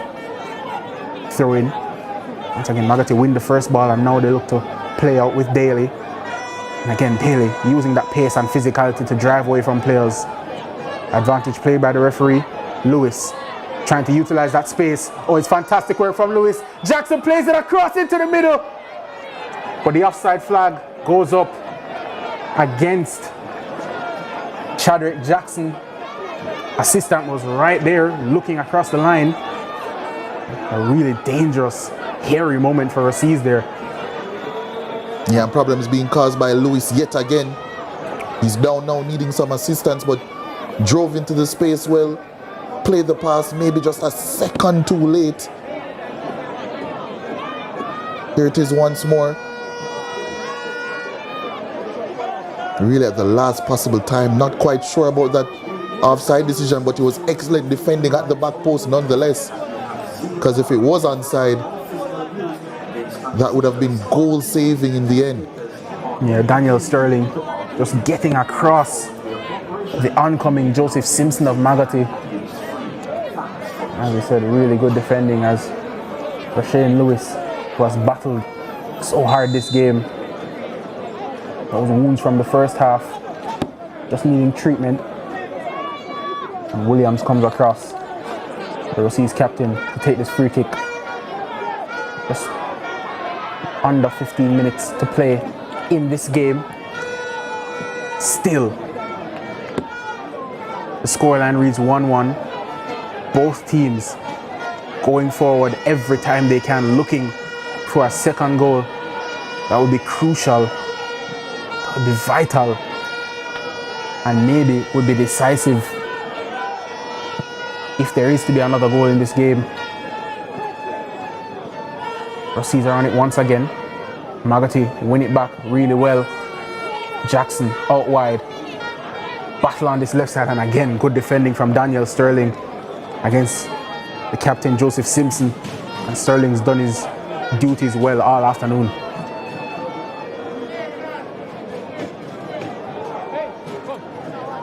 Maggotty throw.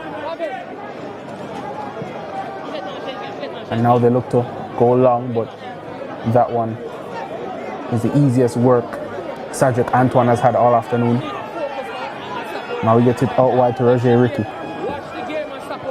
Down the line. Headed clear by Maggotty, and now once again they look to come forward. Trying to play it in behind for Jackson. Again, Ricky, good defending. But the pass is a loose one and it falls to a Maggotty shirt. But he just snatched at the shot, did LaShawn Thompson. Again, had more time than I think he realized. And Antoine was not troubled at all by that one. Maggotty's 13th shot of the afternoon. Really made poor connection with that one.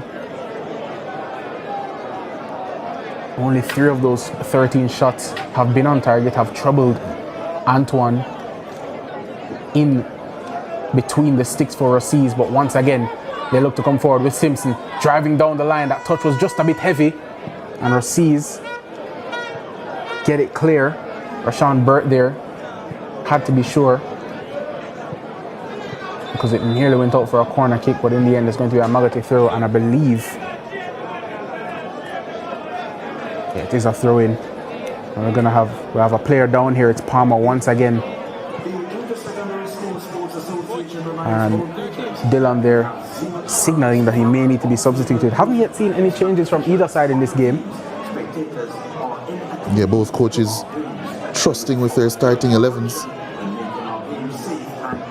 Maybe forced into one here, Paul Teagat Davis, as their goal scorer, looks to just have a touch of cramp here. So take another look at the goals if you're just joining us. A penalty, one there by Daly of Maggotty, converted by their danger man. 8 goals on the season now. Roshane Lewis, composed, confident, clinical, and crowned in the celebration. But not even 5 minutes later, from a corner kick, Maggotty failed to defend it well enough, and Corey Palmer lashed it home on that left foot, threw everything behind it. And it was really and truly one of the only times in this game where Maggotty have not looked assured defensively, and they were made to pay by this Rusea's team that have bags of quality. Yeah, especially up top. Maggotty with the throw. Here's Simpson. Turns, swivels, tries to get the shot away, but it's gone out. In actuality, for a throw in to Rusea's. Yeah, you have to get some serious bend and whip if we're taking a shot like that. Got neither on that occasion, and we will see the first substitution in the game. Substitution is the number 19, LaShawn Thompson, coming off, being replaced here by the number 14, Nathan Watson.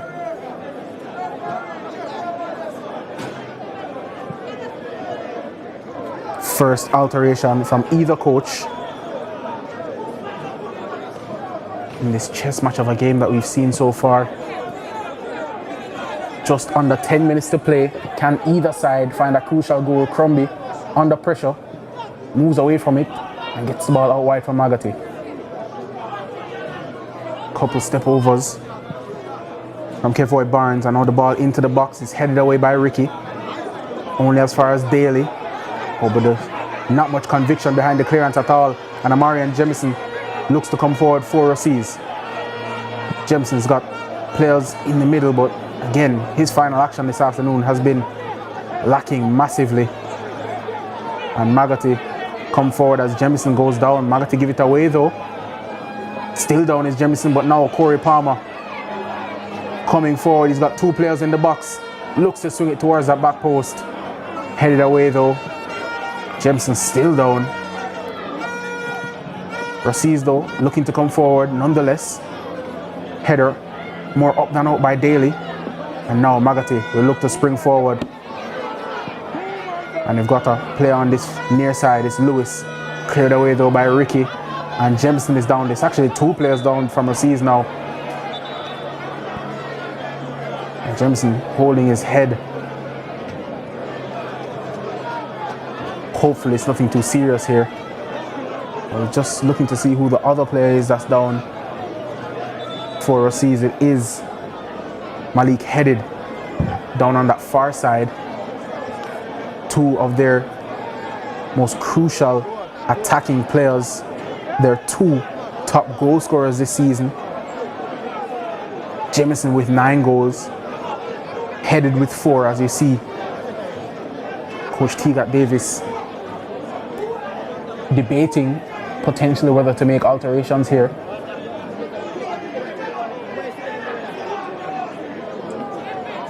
As we take another look at it, Jemison just tried to cut inside and play the ball across.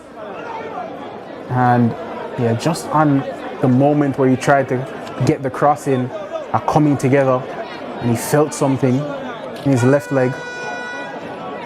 Yeah, he was face to face with Kimroy Mullings. Tried to get the cross away, and yeah, just a bit of a coming together that time. But he's actually, I think they've got the stretcher out for Marian Jemison. Indeed they do. So hopefully it's nothing too serious, but Jemison, as you see, looks very much worse for wear, and he is going to have to be substituted here, I believe, for Rusea's head in hands. That's not how he wanted his afternoon to end. So unfortunate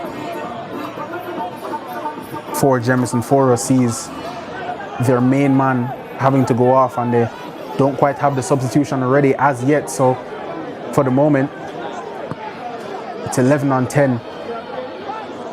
Let's see if Maggotty can take advantage of that. Beat me to the punch there, Leger. Maggotty looking to come forward, in behind to Jackson. Oh, he tried to get it across. Williams had to get there, and he did. Corner kick for Maggotty, and if they take this quickly enough, they might be able to get it in before Rusea's have the opportunity to make the substitution. It was Shane Lewis to take this corner kick, as Jackson was walking just a bit gingerly there at the end of that play. But indeed, the substitution will now be made by Rusea's. And it's Jemison confirmed to have gone off, and he's replaced. As a corner kick comes in, we'll confirm that substitution. Maggotty is still on it, looking to get a ball into the box here potentially. Simpson, back towards the edge, shot from distance, blocked well by Rusea's. Maggotty still have it though. And it's over the top, and it's an arm across. And has he pointed to the spot there? I think it's a penalty to Maggotty again. He's got the yellow card out, and he's shown it to Deontay Williams. Wow. Oh my goodness, 5 minutes to play, and Maggotty with a golden opportunity to win this game potentially. And Deontay Williams again finding himself in a precarious situation. It seemed soft initially, but he did put his arm across unnecessarily as well. Yeah, arm to the face as well. And anywhere else on the pitch, that's a penalty, that's a foul. No different in the box, that is a penalty. And Deontay Williams, the Rusea's captain, has gifted Maggotty a chance to take the lead in the game once more. It's Daly to take this one. Really interesting that it's not their main man Rashane Lewis stepping up this time, but indeed a Shawnee Daly who has grown into this game really well. Cedric Antoine with a different question to answer here on this penalty, but nonetheless 86 minutes in, and an opportunity for Maggotty once again to take the lead from the spot. Ashani Daly against Cedric Antoine.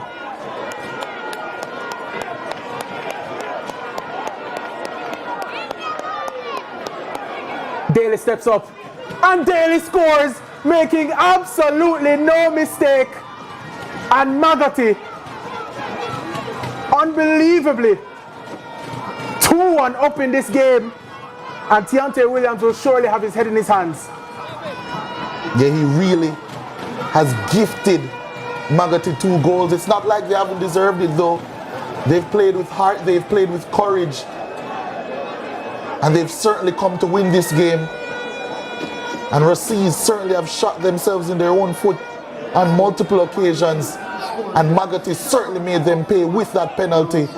On both occasions he guessed right. You can see the frustration, but that's a very well placed penalty, very well taken penalty. And Maggotty 2-1 up. 2.5 minutes to go in regular time. Can they hold on this time? Indeed. Dwight Smith will be desperate for his Chargers to hold on to this lead here. Less than 3 minutes of normal time to play, plus added time at the end of this game. The Russians staring down the barrel of their first defeat of the 2025 Dacosta Cup season, unless they can find a goal here. Maggotty scoop it away.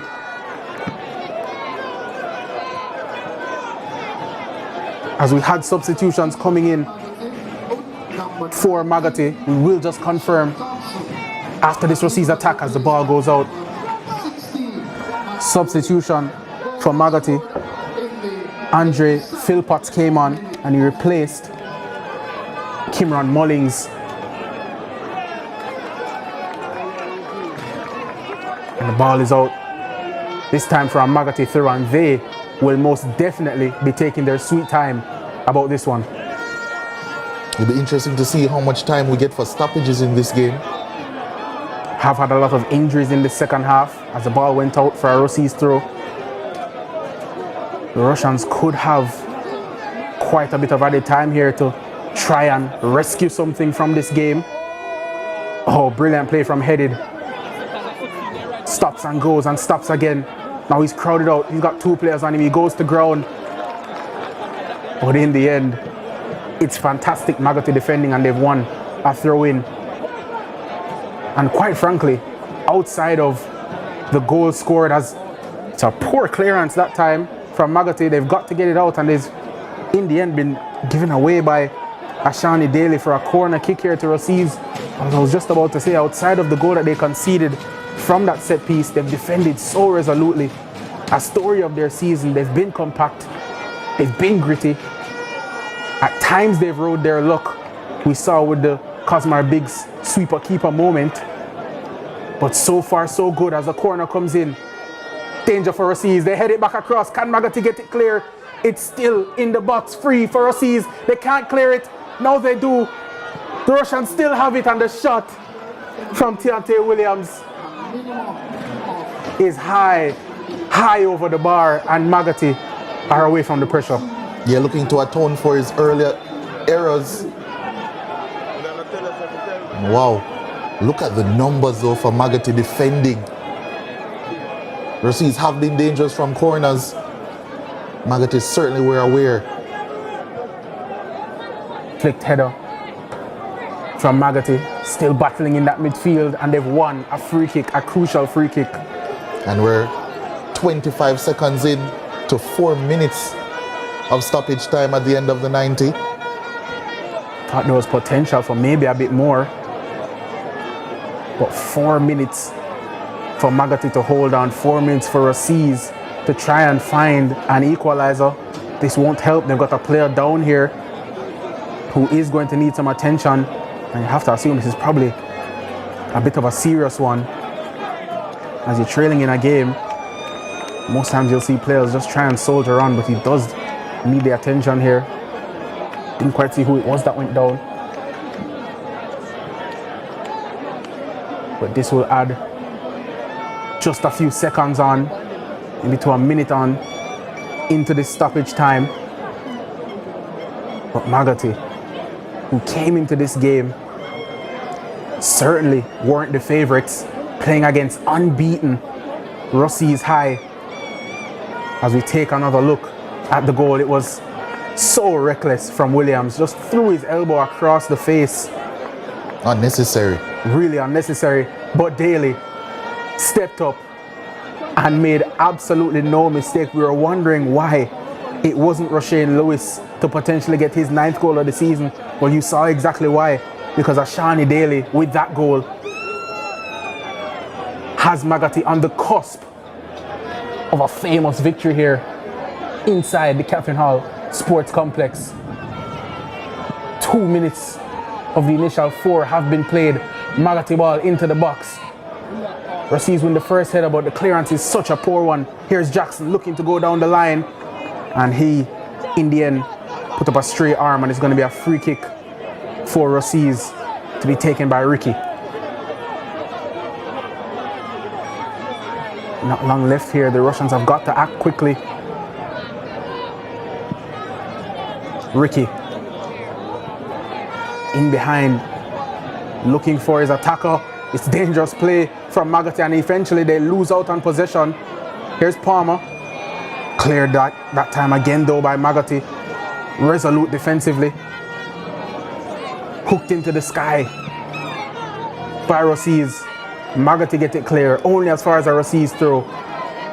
Just over a minute to play. Rusea's desperate for a goal. Their fans inside the stadium desperate for a goal. Maggotty desperate for the final whistle here. And they come away with it. Oh, that's brilliant play. Here's Jackson down the line, tries to look for the final ball. It was a poor one, but the clearance was equally as poor from Rusea's. And can Maggotty fashion one more opportunity? Lovely 1-2, but a brilliant challenge that time from Williams. And the shot that came in from Crombie was deflected. Might be handball actually. I think you're right, Leger. And how big could that be for Maggotty as this clock ticks over into the 94th minute? We've seen Rusea's heads drop here, and Maggotty, as we saw earlier on, taking their sweet time, looking to kill off this game. It's a free kick from around about 25 to 30 yards. Shane Lewis stands over it, as does Daly. I mean, you'd have to assume they're not going to go for goal here, but with how Daly is spotting this ball, he may just do that. Has a look at Lewis. Will it be Daly? Will it be Lewis?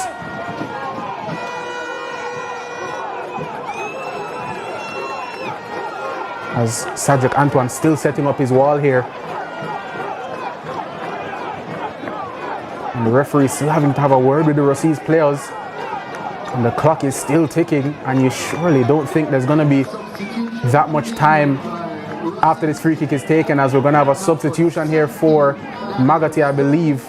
Actually, it's a Rusea substitution, as Kevoy Barnes goes off, and he is replaced by Michael Foga. But here is the free kick for Maggotty. Will it be a shot at goal? Couple fakes. Daly, it is a shot at goal, and it's gone up for a goal kick. And will they live on to rue that? Taking the shot instead of trying to kill the clock there.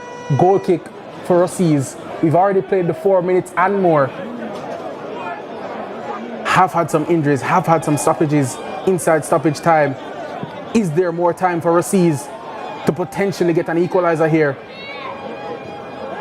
Ball bouncing in the middle. Again, Maggotty win it back, and again, they've come forward. It's 2-3 here for Maggotty. Will they go to the corner flag? Oh, and they've won it back off Simpson. But again, Maggotty there to the second ball. And I think they've won the free kick as well. I think they'll take much more care over this one. It's actually a throw-in that they got. Throw-in taken into the box. And they've lost it again. Rusea's, can they clear? That is the full-time whistle. A monumental win for Maggotty High School over the mighty, mighty Rusea's. 2 penalties in the end, the difference in a game, really and truly, that they deserve to win. Final score inside the Catherine Hall Sports Complex reads, unbelievably almost, Rusea's High 1, Maggotty High 2. Leger, talk to me. What a result. What a result for Maggotty. Many people would have come to the Catherine Hall Sports Complex today and wondered what sort of football we'll be getting from Rusea's. Would we see the usual free-flowing stuff? And Maggotty, they have stunted them, not only defensively, but they've also taken their chances. 2 penalties, 2 conversions, and they're certainly worth all 3 points today. excellent result for Maggotty High. Excellent result indeed, and we will be right back after this break with highlights as well as stats. Back after this.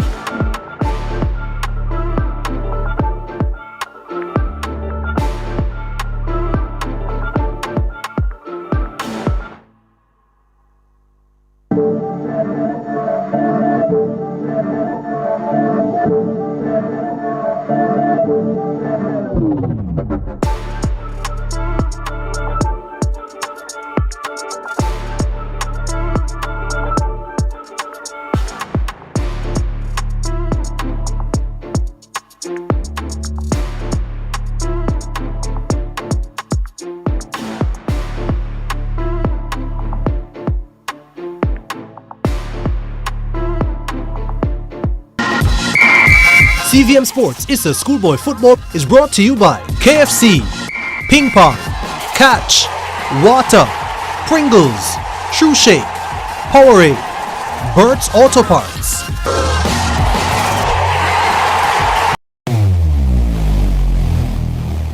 Where it all begins. The quest to become great. Inspired by those who went before them, these four boys dream of playing in the Issa Schoolboy football competitions. Will you score this for Casey? Will you score? It's a shot, it's a goal! And it's a shot, and it's a goal! And Casey has won the Manning Cup, and they will play Clarendon College in the Olivia Shield.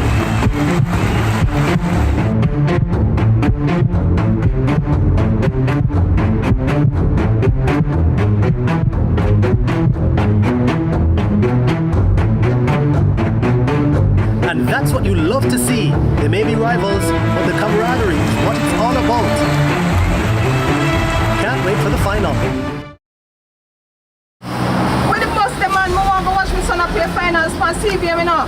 But mums, you can't watch it on CVM website, man. Score! My son score! My son score! My son score! My son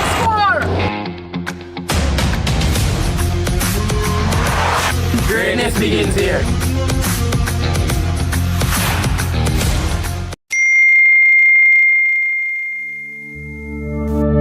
Mammogram can shape your motherhood.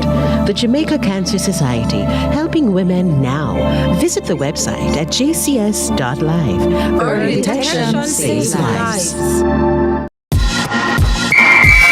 CVM Television is the official broadcaster of Issa Schoolboy Football 2025. Unauthorized recording, broadcast or streaming of matches or related events is strictly prohibited.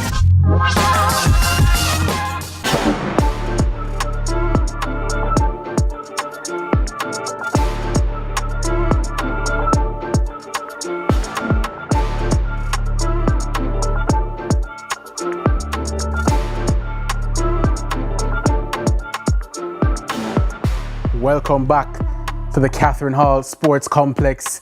Full-time scoreline at the end of a massive result in Group 2 of the round of 32 reads Rusea's High 1, Maggotty High 2. We're going to take you through the full game highlights right now.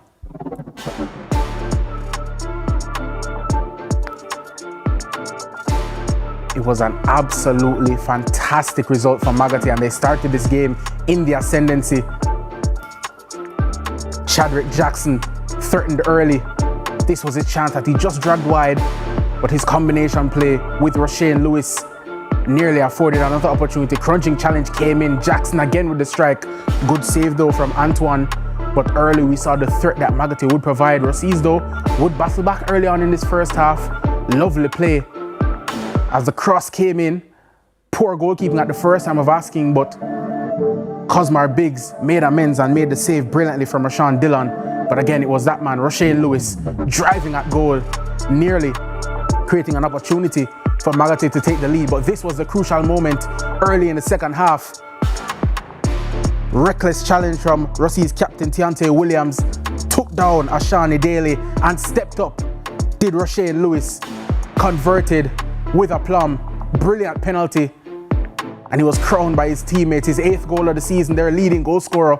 But that lead would not last long. Less than 5 minutes later, The corner came in from Rusea. It wasn't dealt with by Maggotty and it fell to Corey Palmer on his left boot and he lashed it in at that near post. No chance for Cosmar Biggs, who could only see it fly past him. And the Russians had an opportunity to celebrate and they nearly had another one as they came forward once again. Strike came in, but that time it was deflected over. The strike from Malik headed. Rusea's again looking to come forward. Cosmar Biggs came out, tried to sweep up, but this shot nearly found the target and it clipped the edge of the post. Rashawn Dillon fell to the floor. But this, the crucial moment of the game, again it was Deontay Williams, the Rusea's captain. Again, he gave away a penalty, really reckless. But this time, it wasn't Lewis. This time, it was Ashani Daly. But the result remained the same. Brilliant penalty, no chance for Cedric Antoine. And in the end, that's how it ended up as 2-1 to Maggotty as we take a look at the full-time stats at the end of this game. So many shots coming in from both teams, but Maggotty led the way with 15 shots, 5 on target from Rusea's, but they only found the back of the net once. 7 fouls to 5 for Maggotty. It was a really physical game. 2 yellow cards for Rusea's, 1 for Maggotty, 5 corners each. And then Rusea's obviously winning the possession battle, but losing the game crucially. We're gonna actually go to the ground now with Jenny Robinson, who has some interviews.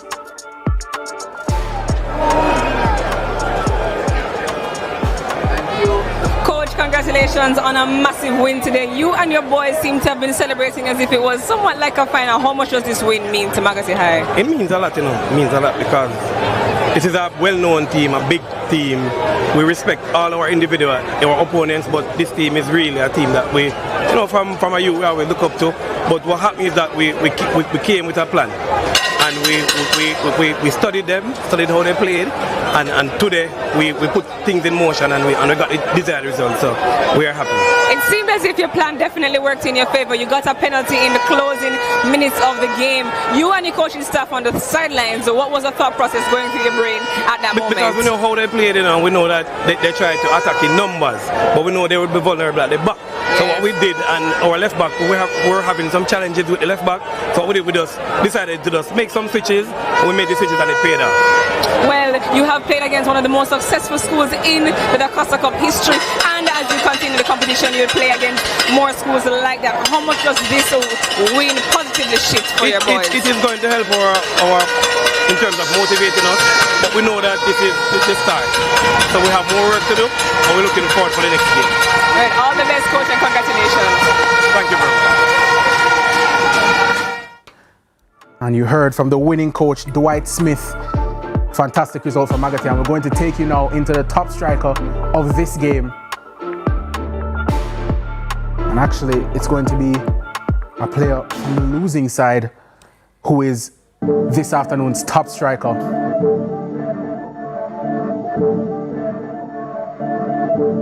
And it is indeed number 11 of Rusea's, Corey Palmer, who got their goal today, the 3rd goal of the season. He is the top striker, sponsored by Bert's Auto.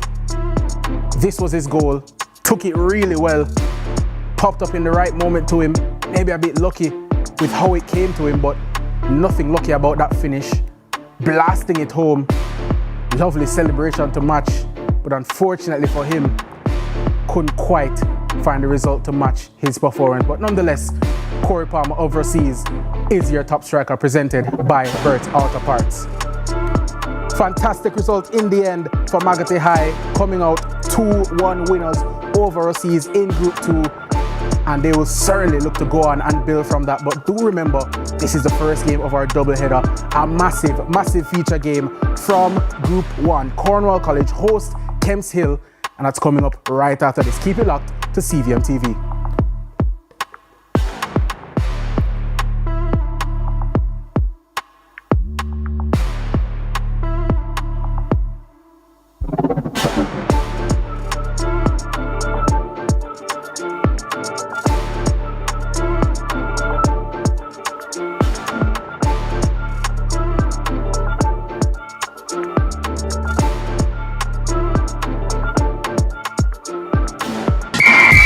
CVM Sports is a schoolboy football is brought to you by KFC, Ping Pong, Catch, Water, Pringles, Shoe Shake, Powerade, Bert's Auto Parts. Let's delve deep into the issues. We'll take you beneath the surface. Greetings and salutations. My name is Orville Higgins and it's another edition of Fan Central. Talking to the people at the heart of the top sporting stories. Hear from your favorite sportsmen and women and the administrators who work tirelessly to make it all happen. It's live sports talk. I've written an entire article. Yes. Looking at all the major issues every Tuesday at 9 p.m. It's Fan Central.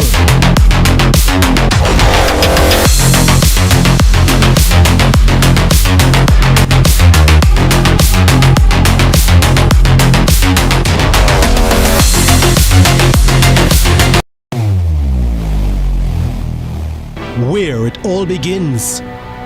The quest to become great. Inspired by those who went before them, these four boys dream of playing in the ISA schoolboy football competitions. Will you score this for Casey? Will you score? It's a shot, it's a goal! And it's a shot, and it's a goal! And Casey has won the Manning Cup, and they will play Clarendon College in the Olivia Shield.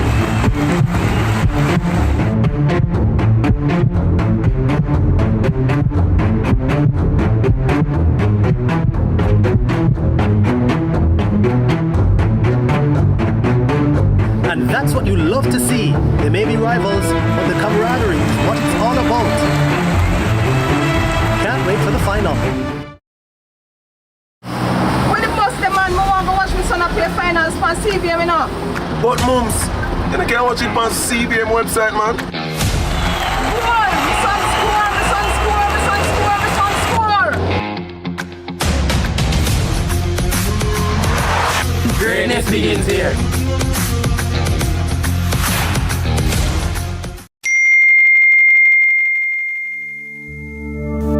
A mammogram can shape your motherhood. The Jamaica Cancer Society, helping women now. Visit the website at jcs.live. Early detection saves lives.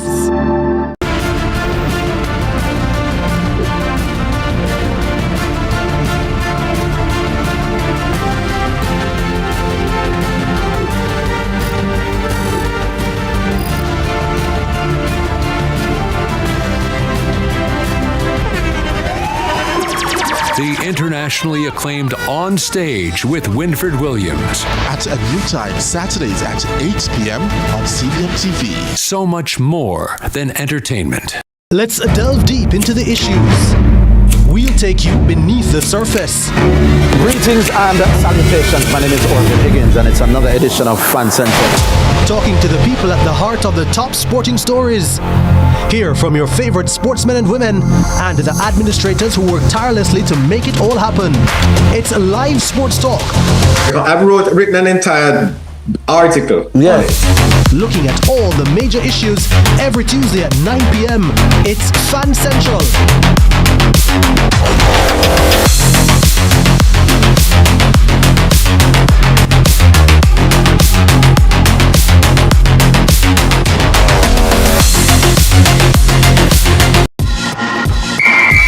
CVM Sports ISA Schoolboy Football is brought to you by KFC, Ping Pong, Catch, Water, Pringles, Shoe Shake, Powerade, Bert's Auto Parts.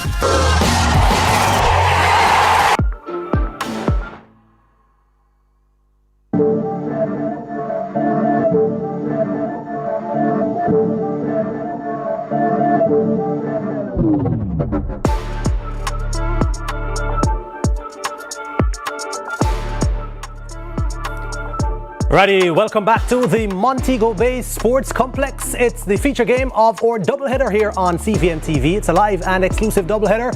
Cornwall College taking on Kemps Hill High as we dive into the round of 32 in the ISA Dacosta Cup. We just saw the exciting finish of the first game in the doubleheader. Of course, Maggotty toppling Rusea, the big bad Rusea. Maggotty getting the better of them 2-1 courtesy of 2 penalty kicks, and now Cornwall College will try to ensure that they don't suffer a similar fate against a rising Kemps Hill team out of Clarendon. Cornwall College will enjoy the lion's share of the crowd support here at a venue that might as well would be their home venue, of course, for Cornwall College. Strong Cornwall College support here expected at the Montego Bay Sports Complex, but Kemps Hill will want to show that they belong on this stage, and they are not daunted by the most successful team in the Dacosta Cup history. Of course, we're going to see the national anthem being played right now.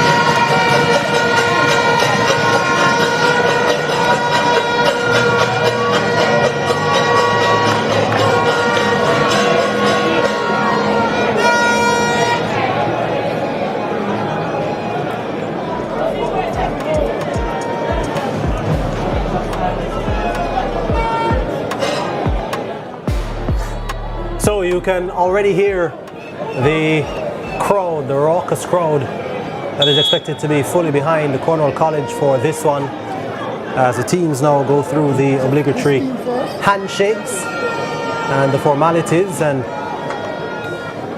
going to have the team photographs. Referees, of course, going to give both captains the stern instructions after this as they get ready to engage in what we hope will be a keen battle, a fierce battle, but a fair battle, and one that will produce some good football at what is a good surface at the Montego Bay Sports Complex in Catherine Hall, St. James. And it's a venue that has produced some quality performances in the past. It's a refereeing cast. Cornwall College. In goal we have Carly Tingling, starting players. And we'll give you the starting lineups for both teams in a short while. Kane Brown, Kevin McDonald, Carla Morrison, DeMarco Finnegan, Shaquem Bernard, Robino Hines, McCain. All right, so that's Cornwall College, and they're going to be starting with Carlisle Tingling in goal. Khalid Fraser, Deshaun Talbert, Nickane Brown, Kayvon Donaldson, Carlando Morris, DeMarco Finnegan, Shaheem Bernard, Redinho Hines, and Markane Gooden, as well as Shaquem Gibson. The starting 11 for Cornwall College. Their coach, Hector Wright, a name well known in Jamaican football. And of course, talk about Kemps Hill, starting in goal, Omario Chambers, and they've got Orlando Campbell, Shaventi Knight, Robert Crawford, Ricardo Dean, Jordan Faulkner, Eric Morgan, Junior Robinson, Shamar Daly, Dalton Francis, Rabino Rodney as their starting 11. Jordan Fort, Leger Williams taking you through this one, the feature of the doubleheader. And as we approach kickoff, a good time to bring in Leger now as to what to expect from this particular encounter. Well, expectations were thrown out of the window in the first contest that we had today. Rusea's beaten in a game that they were certainly favored in against Maggotty. Cornwall, of course, as you said, looking to avoid a similar fate. They are, one might say, on their home patch. There's Hector Wright, their head coach. Cornwall, not too far from here. Big support here at the Montego Bay Sports Complex for them. And it will be a big test for Kemps Hill, who have been certainly living up to any big test they face this season. Already beaten Glenmuir and Garvey Maceo by a 1-0. Let's see what they can do against Cornwall as we're off. And so, play underway here. Cornwall College.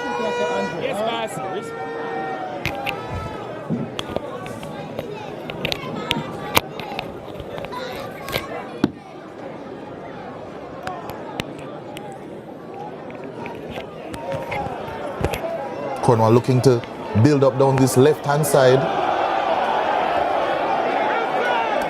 Foul against them, or at least that's what they were appealing for. They'll get some very good crowd support in this game, Cornwall. They'll have to retake that throw, however. Actually, it's going the other way for Kemps. Coming all the way from Clarendon to play in this fixture. As they lump this one long.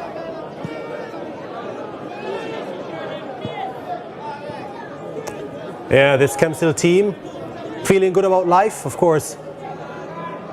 Having taken some big scouts so far in the Dacosta Cup.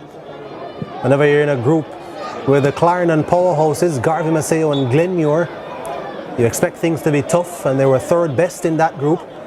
But they did get wins against both those teams, Leger, in group play. And so, as I said, they will be feeling like they can ride the wave of those performances, this Kemps team. Come in, incidentally, on the back of a loss to Denby in the final group game. That game, though, Coach Keegan Mitchell saying that he had rested the majority of his starters, and it wasn't a surprise that they were beaten in that particular contest. Beaten by a goal from almost half line, by the way. And so, Coach Mitchell saying that didn't dent the confidence of his team coming into this big match. Yeah, because defensively they've been so solid. Because not only did they beat Glenmuir and Garvey Maceo recently as well, they also kept clean sheets against both teams in those games. So they are a very solid defensive unit, but they're looking to attack now. Here they come, Kemps Hill.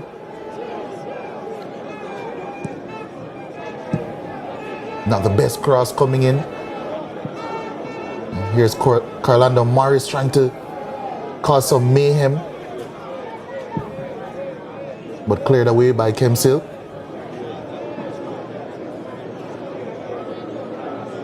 And it's going to be a throw into Cornwall College.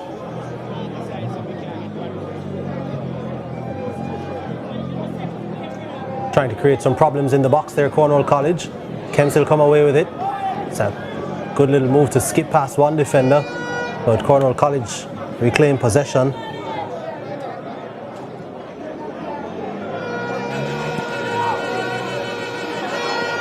Comes a forward ball now to Cornwall College over to this right side, and a nice 1-2. Does the flag stay down? It does. And a shot from distance. Missing the target comfortably in the end. But a signal of intent from Cornwall College. Yeah, it was Bernard arriving late. Very well worked that opportunity. Intricate play. Arrived well. But just that execution not good enough in the end.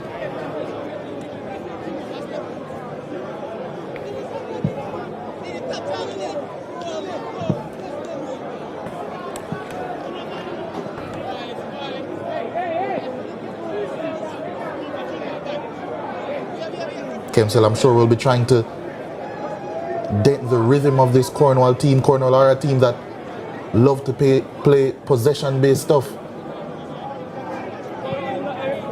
Love to keep the ball. It'll be very interesting as well, because it's clear that Cornwall are keeping a very high line. So in those transition moments, if Kemps can get beyond that, as they're trying to do right now. Here they are, Kemps on the attack. But Khalid Fraser, it is, who comes across to nick that one off the toes of the attacker. It's a throw into Kemps. Try to build some pressure from these positions.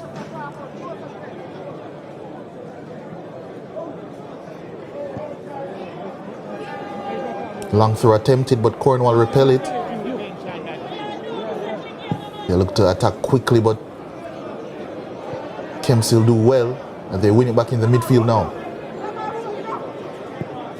It's a good ball through, and the flag stays down. This is a glorious opportunity for Kemps Hill, and the keeper leaves his line and makes a brilliant clearance for Cornwall College. That was a fantastic opportunity for Kemps Hill to take the lead. Here comes another cross into the box. But again, the man between the sticks for Cornwall College, Tingling, is alert and keen and ensures that there's no danger to result from that Kemps Hill possession. Yeah, over dribbled in the end there, but I think he had options. He had options and he had space. Eventually, I think he chose the wrong option. Should have opted for a teammate there, and that's a massive chance for Kemps Hill early. Here's what could be another opportunity for Kemps Hill. Chance to make the cross. That one was a dangerous ball in as well. And Cornwall College survive, and they look to do more than just survive and thrive now from this opportunity, but leaves the ball behind.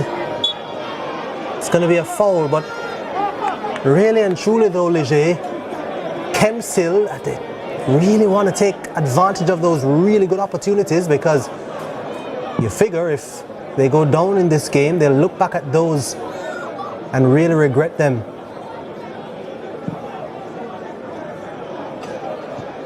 Come again, Kemps Hill. We can see why they've provided such problems for the big teams in the Dacosta Cup. It has been some lackluster defending from Cornwall, however. Well, they've beaten the defending champions, and they've beaten one of the favourites in Glenmuir, the Champions Cup winners. So I think of those two teams as big teams in the Dacosta Cup.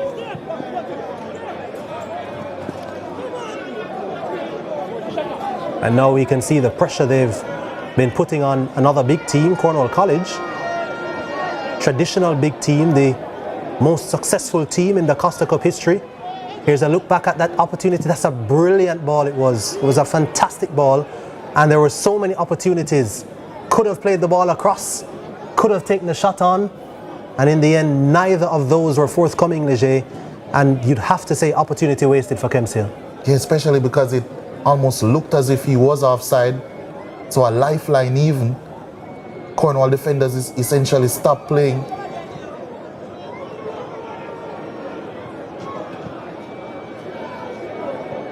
A risky defensive tactic for Cornwall, and Kemps Hill already showing that they're eager to take full advantage of it.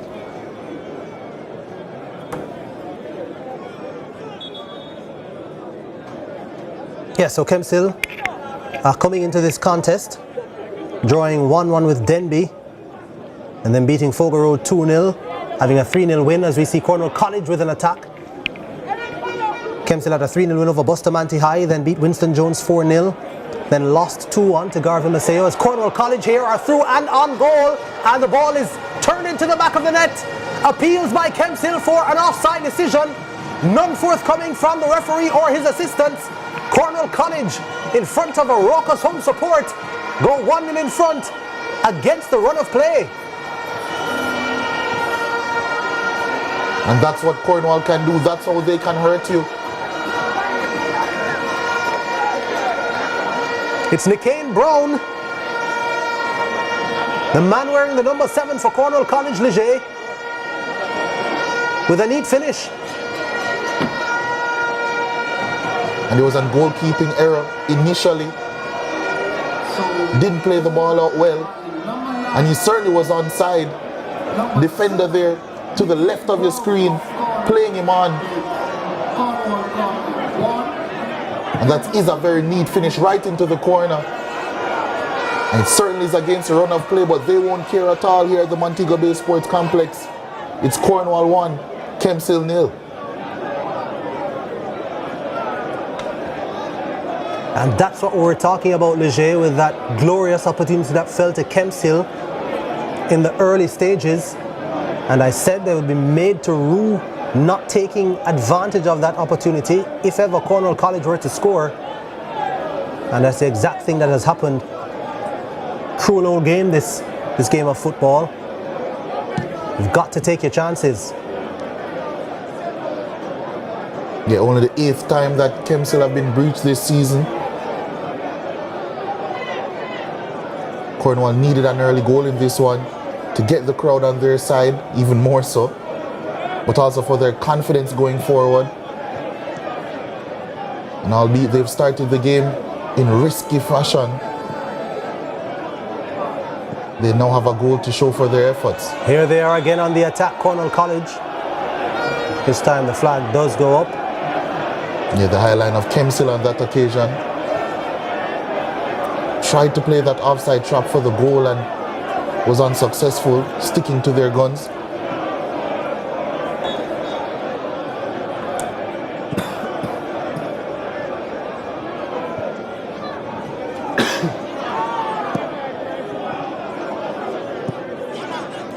Cornwall College trying to beat the Kemps defense again, but Kemps win it back.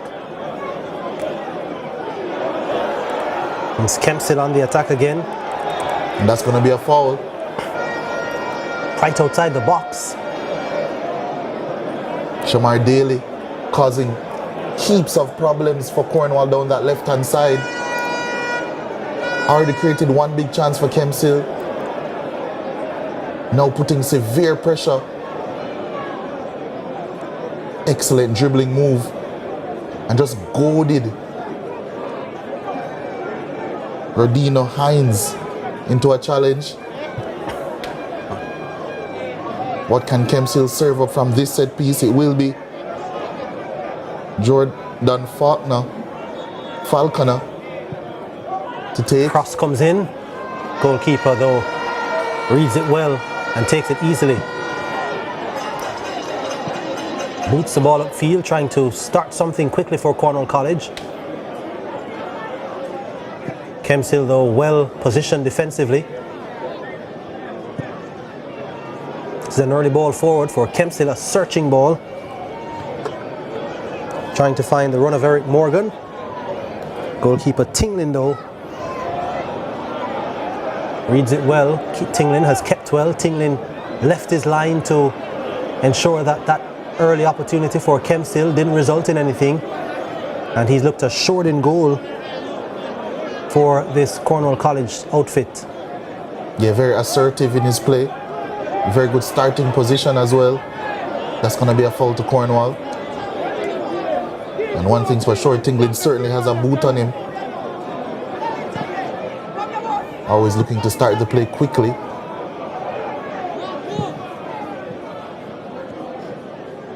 Here comes Kemps again, but Cornwall do well. Breaking free now. This is another opportunity. Couldn't get the strike right in the end. That was another big chance.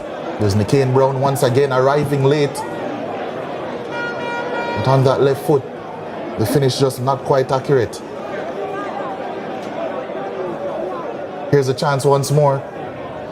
Breaking down that left-hand side, and actually it was a very good defensive intervention.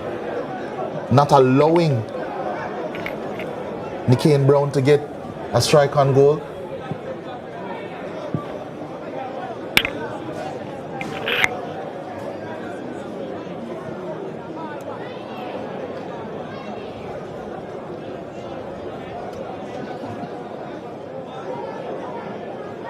Throw into Kemps on the far side. Up for the long throw. So the goalkeeper spots the referee spots an infringement, and it's going to be a Cornwall College free kick. Yeah, two hands in the back there from Kemps and their number 9, Eric Morgan.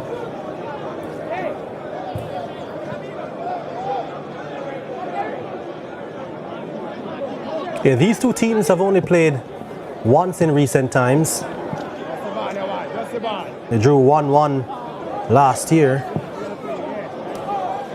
in the second round, as we see Kemps try for an early ball over the top. That's a very good tackle. It's going to be a corner kick. A very needed tackle as well. Again, that high line, Kemps showing no fear in trying to play beyond it.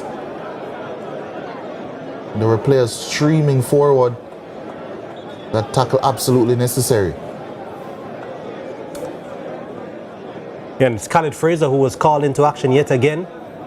He's responded well when called upon. Khalid Fraser defensively for Cornwall College.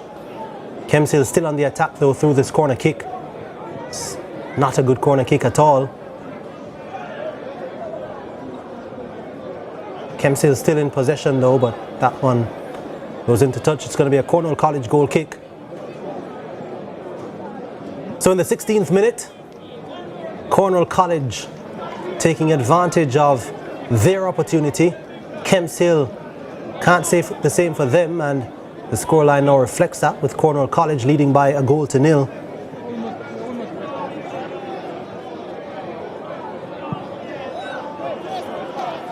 Before the start of this contest, our producer did identify Carlondo Morris as a player to watch for Cornwall College.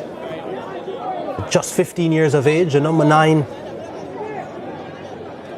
Has got 11 goals so far this season and 3 assists from his 8 games.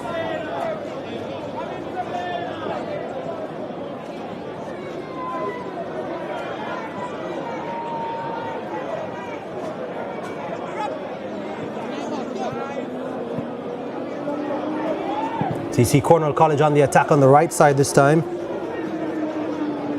Rodinho Hines trying to get the ball across, but the cross was blocked. Hines runs across to take the throw. He opts for the long throw. Into the box it goes, and that's a good header. And well taken by Chambers in goal for Kemps Hill. Looking to start their attacks as quickly as possible, Kemps Hill.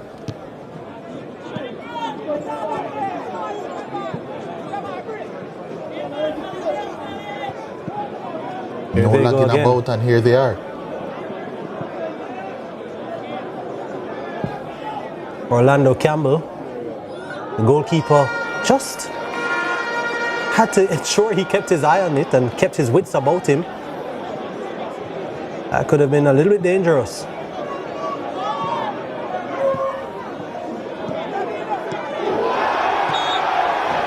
Crowd getting involved there, and Nick Brown just trying that cheeky flick over the head of the Kemps Hill defender. That's something Jamaican fans love to see. Here we go again. Of course, in Jamaican parlance, we call that a pile. No defender wants to be piled. And the defender was taking absolutely no chances either. Handled the ball immediately. The referee having a word with him. Karen Wilson is the referee, the man in the middle today. Andre Smith, Perville Beckett, his assistants, and Andre Farquharson, the fourth official. This is a long-range shot attempted from the free kick for Cornwall College. Goes over the bar. That shot coming in from Markane Gooden. Yeah, powerful attempt, but always rising.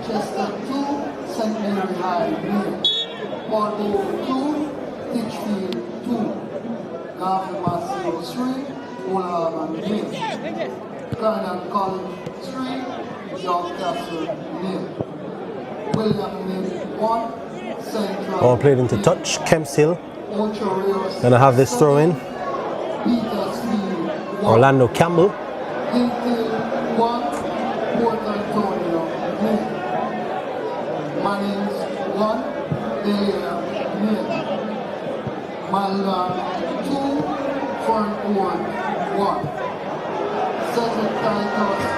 Kane Brown certainly a player that likes to get the crowd going. Always looking to pop out a skill or two.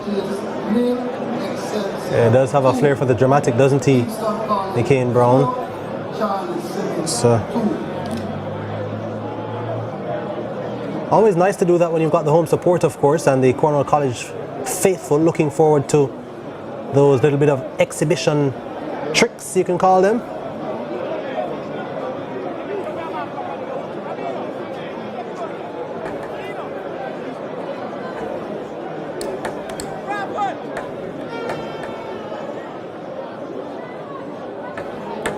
Long throw again in by Cornwall, but comfortable in the end for Kemps Hill.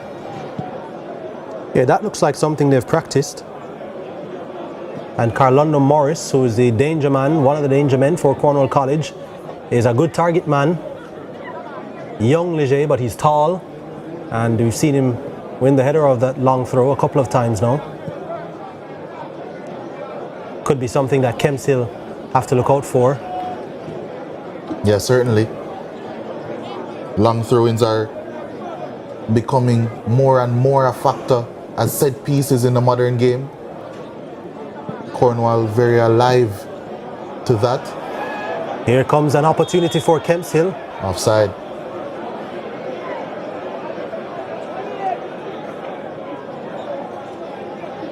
Number 9, Eric Morgan, giving chase for Kemps Hill.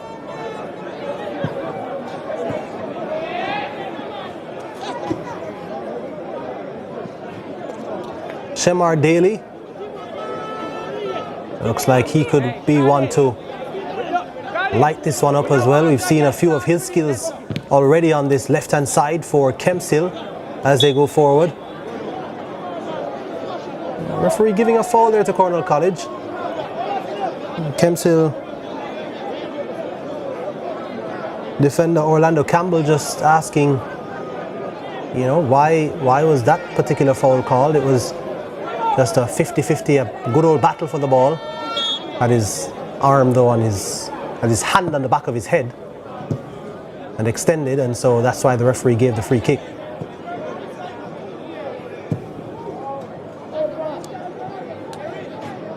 Both teams trading long passes or clearances.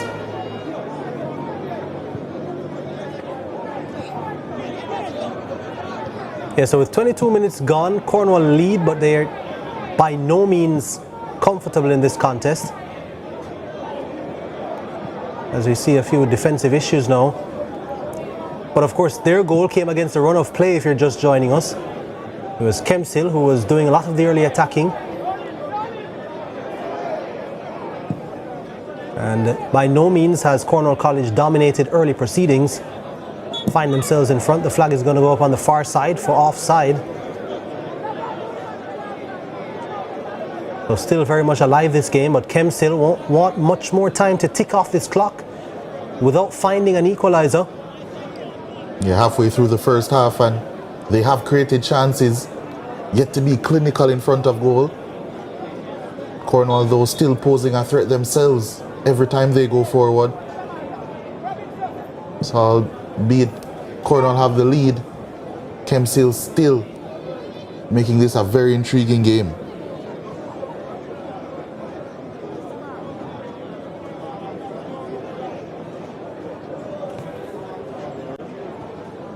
Francis with that throw in for Kemps Hill. And then Faulkner is taken down. Free kick to Kemps Hill.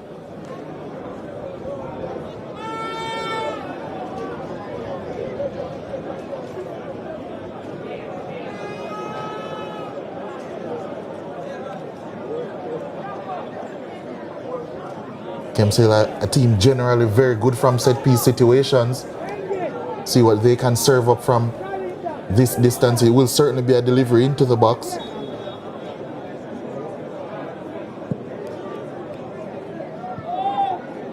Unable to connect with a teammate, and Cornwall look to launch a quick attack.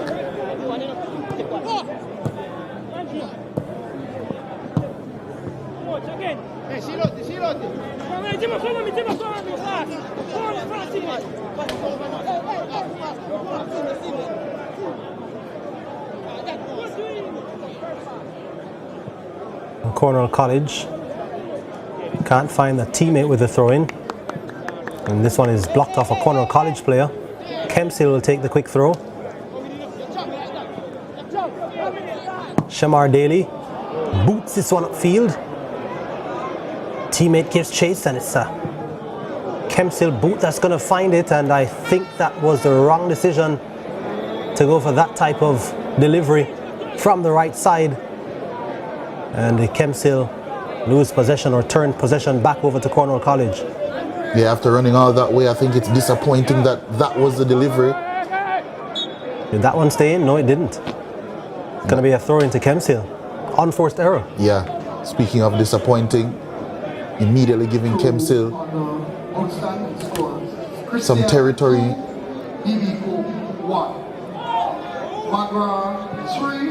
Cornwall struggling to clear. They eventually do, and it's going to be Carlando Morris here. But he dribbled that one out of play.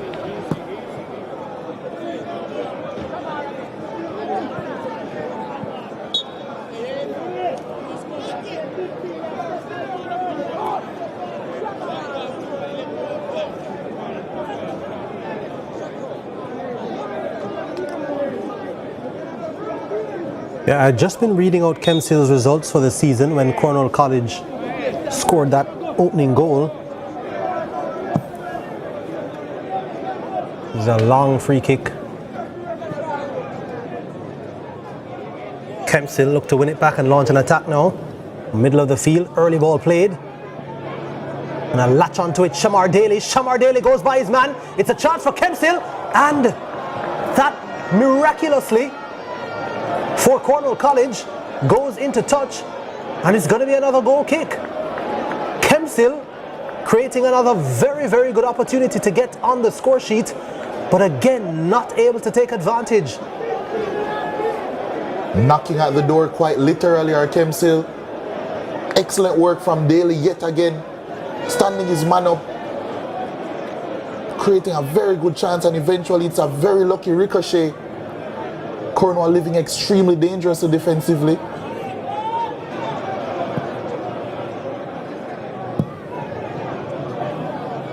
And yet to get a measure of control in this game. I agree with you 100% with that, Leger. Still no control for Cornwall College, but here they look to turn a defensive error into a chance for them to go 2-0 up. And eventually they lose possession. It was Fraser there doing some good work on the right side of attack. Here we are. Good pace shown by Shamar Daly. Played the ball across the face of goal, and it was a defensive clearance that just ricocheted off Eric Morgan, and no way he could have really reacted in time, but he would just have hoped that that would have ricocheted towards goal. Morgan might be in again. This time a clearance comes in. And now an opportunity for Cornwall College to launch an attack. It's well done in the middle of the park by Cornwall College, keeping possession there. Going to find the overlapping run. Good challenge in the end. Finally a little bit of possession coming for Cornwall, some territory as well. Yeah, good sliding tackle from Orlando Campbell from Kemps Hill. This match has a very good ebb and flow to it.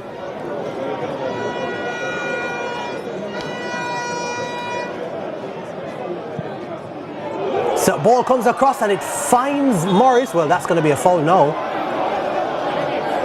But just the first touch letting him down. Yeah, trampoline touch there from Orlando Morris. And then hurting the Kemps Hill goalkeeper as well with his challenge right after. Yeah, Mario Chambers, I think got hit in the mouth there. As he look at it again, yeah, poor first touch. And then the follow through just taking him right into Chambers. Might have been a little bit of a dirty play there from Morris.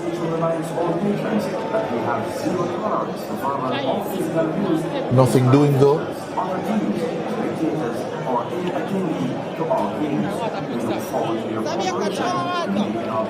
Yeah, an opportunity for some more instructions for Cornwall College as we're now in the 30th minute of this contest.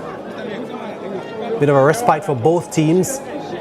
Cornwall College, of course, feeling the better of the two, having scored that goal, but no, there's an ever-present threat from the Kemps Hill team. Here's that goal once more. Wasn't the best clearance, and Cornwall did very well, stayed on side. Defender to the left of your screen really falling asleep. And despite the cries for offside, he certainly was onside.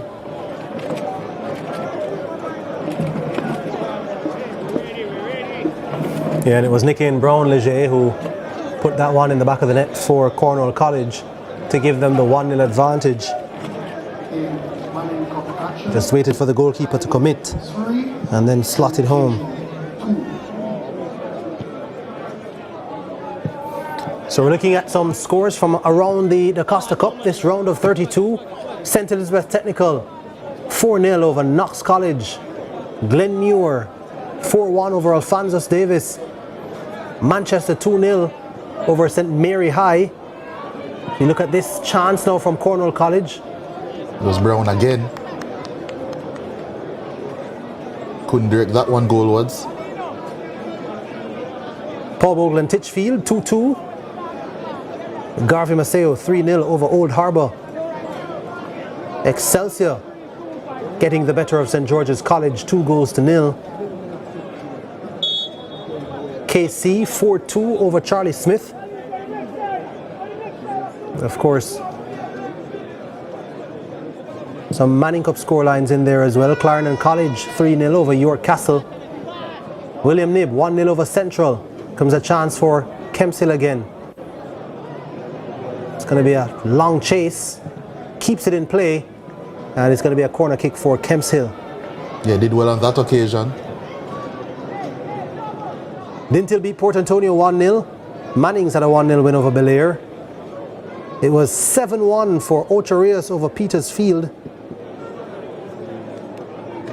Of course, we brought you that Maggotty 2-1 win over Rusea earlier, right here at the Montego Bay Sports Complex as the first game of our doubleheader. Maldon beating Ferncourt 2-1. Cedric Titus losing to Froome Tech. Froome winning 3-2. First corner of the game for Kemps Hill, and that hits a post. And again, counting their lucky stars are Cornwall College. Goalkeeper Tinglin blushes spared. Yeah, excellent delivery. And somehow that one didn't find the back of the net. Here's another attack for Cornwall College. This could yield something as well. Good defending. Challenge. Yeah. Kemps will try to come the other way.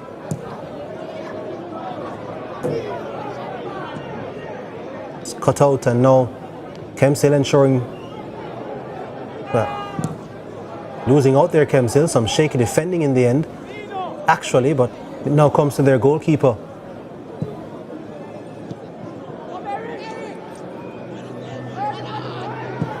So Kemps Hill seem intent on having this game go end to end. Cornwall College won't mind too much. Kemps Hill, of course, chasing an equaliser. That's a good save from Shamar Daly. He's been a live wire for Kemps Hill in this first half. Here he is operating on his lonesome. Picks out a teammate. Ah, that is disappointing to say the least. Yeah, his eyes lit up there. Had options, had teammates, and should have picked a pass. Dragged that shot wide. Yeah, Eric Morgan, the number 9 for Kemps Hill.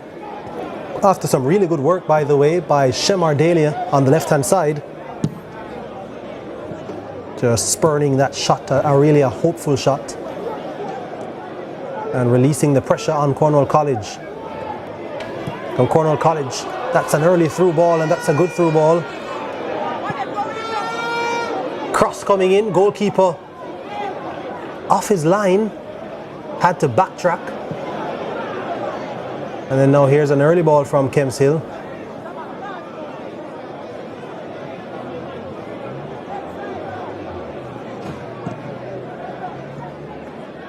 Trying to find Eric Morgan. Morgan did get it momentarily, but lost control, and now Cornwall College back in possession. The intense nature of this game continues.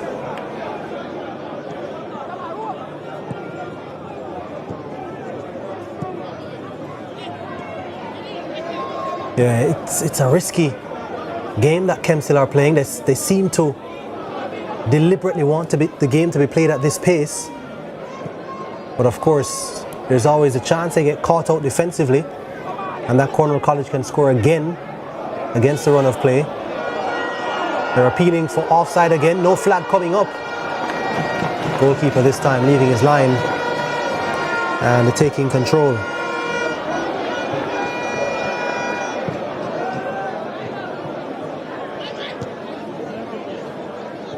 Another score coming in from around schoolboy football.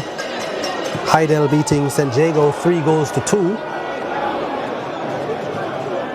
Big win that for Heidel. Yeah. St. Jago now losing 2 games on the spin. Of course, the Dacosta Cup is in the round of 32, but the Manning Cup is currently in the top 4 playoffs. So the bottom 4 teams in the group stages have already been eliminated after 7 games. And now they're in the top 4 playoffs for the teams who will qualify for the round of 16. So there are different phases of the competition for both these competitions. Daly again trying to keep it in for Kemps Hill. Not able to do so on this occasion. Yeah, Christiana had a 2-1 win over BB Coke, and McGrath beat Morant Bay by 3-0.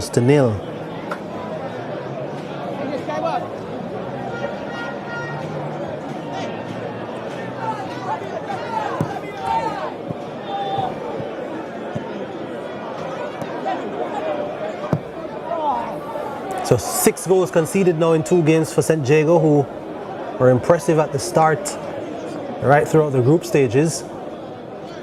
Have seemed to have lost the plot a little bit in the last couple of games. They'll be looking to get back on track to ensure they go into that round of 16.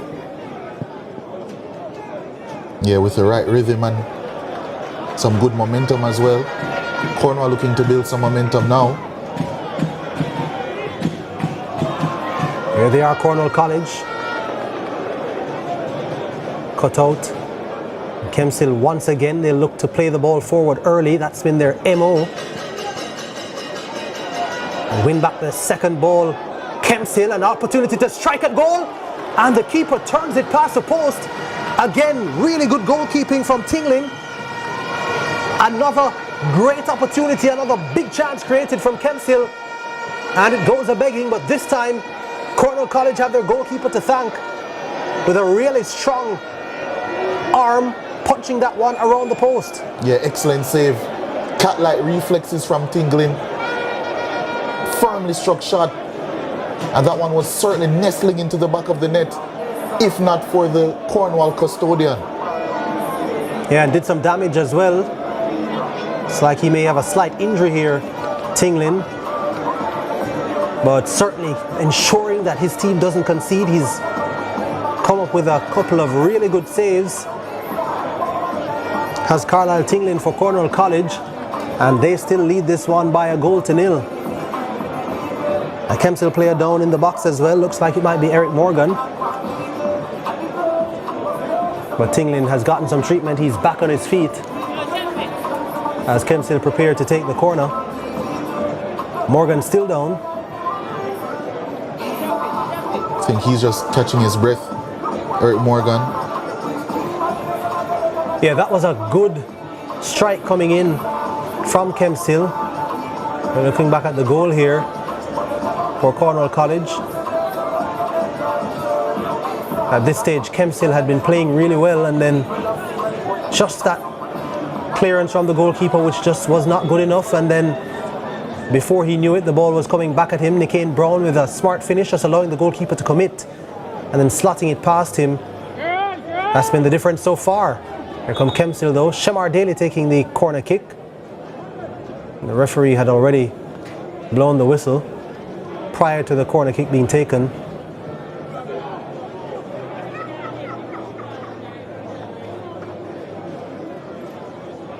They've already come close from a corner. Kemps Hill. Can they serve up something similar here?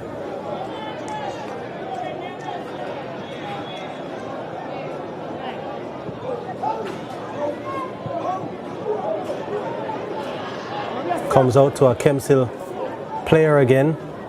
This one is a much tamer effort by Junior Robinson. Goalkeeper Tingling is not going to be beaten by that. He's shown so far that he's a strong, a sure goalkeeper. And that was a big clearance as well from him. That goes all the way to his opposite number.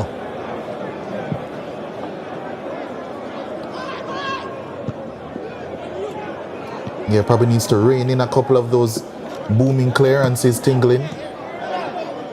Know that he has the power, but if all of them are going to the opposing goalkeeper, not necessarily beneficial to the team.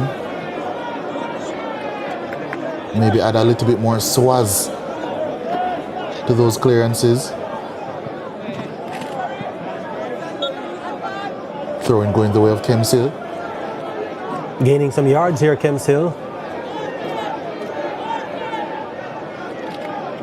Campbell takes a throw in, trying to find Shamar Daly. Daly dispossessed and keeping the pressure on. Orlando Morris for Cornwall College now. Cornwall though losing it. Daly trying to lull the defender to sleep and then just go by him, but well aware of that particular attempt at that skill. Kayvon Donaldson, and wins a throw in for Cornwall College.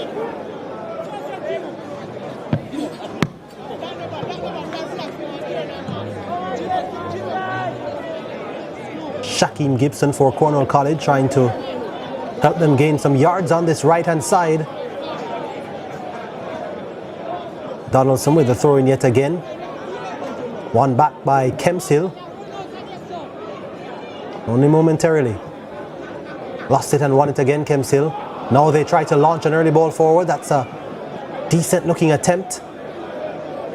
They're going to keep possession though, Kemps Hill. Cornwall College have numbers back.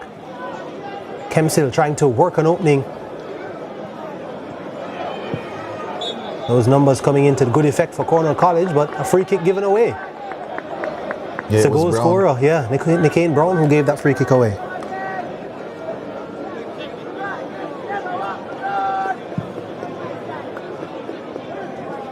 If we take a look at it again, Brown was saying he did nothing wrong.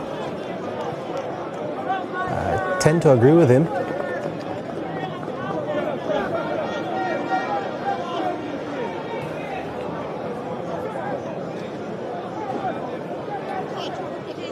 But as we approach the end of the first 45, a free kick in a decent position here for this Kemps Hill team.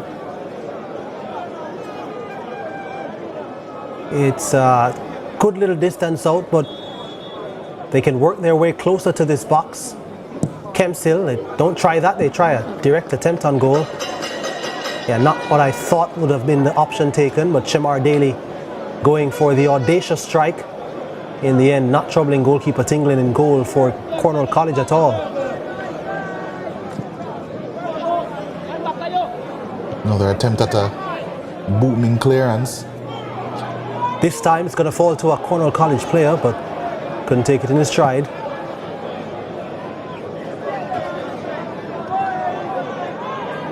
Here is Eric Morgan now for Kemps Hill.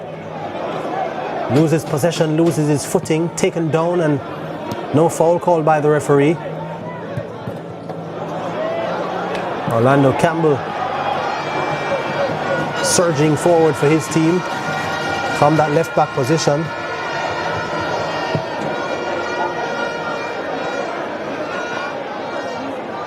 It's a neat flick. Try to fashion something from the right side now, but Kemps will lose possession yet again.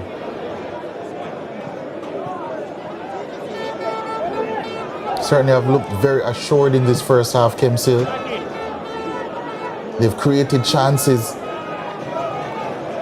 more chances I would say than the home team for this game.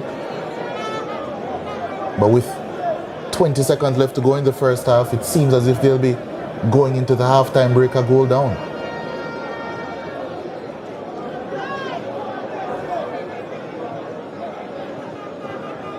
Unless Kemps Hill and fashion something from this. Shamar Daly beats his man, does Shamar Daly, trying to work an angle now. Daly turning back to the left and going to the byline.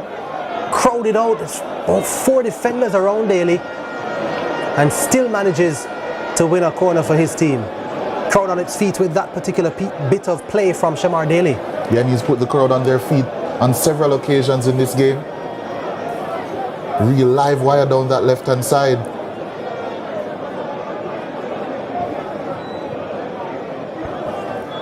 Into a couple of minutes of stoppage time as this corner comes in. That's a good corner. Headed away, but still Kemps still can make something happen. Leaving the pass short there.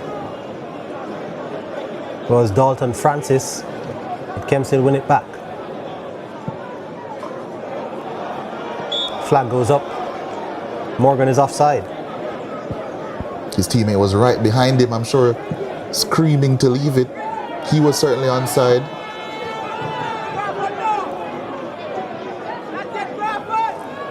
To Shaquem Gibson. Still in possession for Cornwall College. Gibson, but loses it now. Outnumbered there.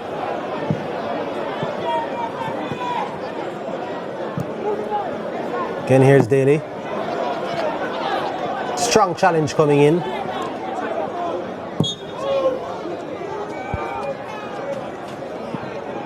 Okay, Daly now down. Feeling the effects of that earlier challenge.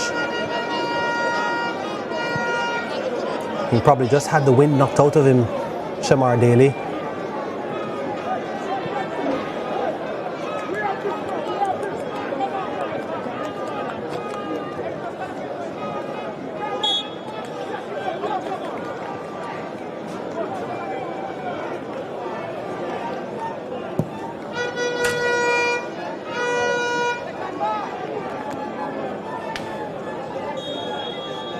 That's halftime.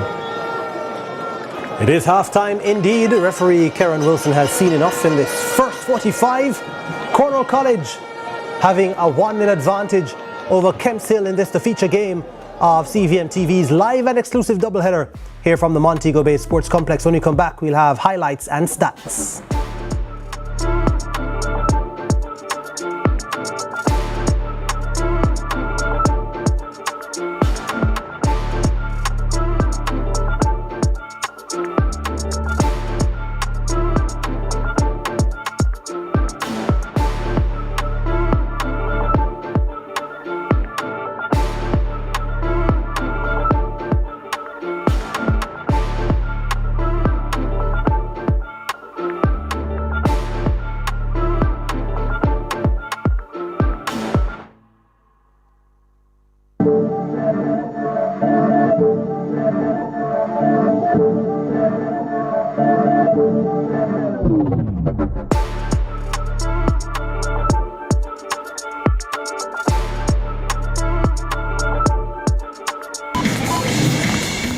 Hi, I know you weren't expecting to see me here. Now you can find your favorite chicken and snacks in the same place. It's true. Come on in. Introducing the delicious combination of KFC fried chicken and Doritos nacho cheese.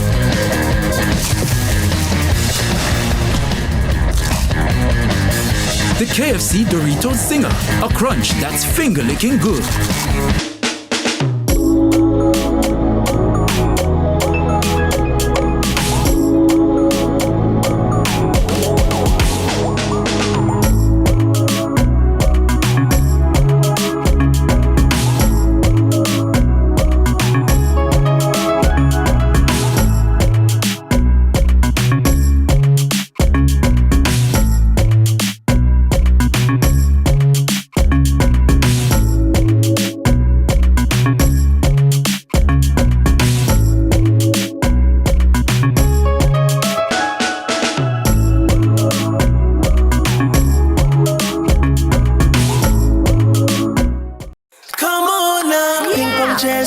Amazing, taste so good. Feed your cravings, chocolate rich. You'll be craving more and more and more and more. Here comes the craze. Ping pong chairs and choo-choos. Feed your cravings, you know you want to. Now it's a party with Ping.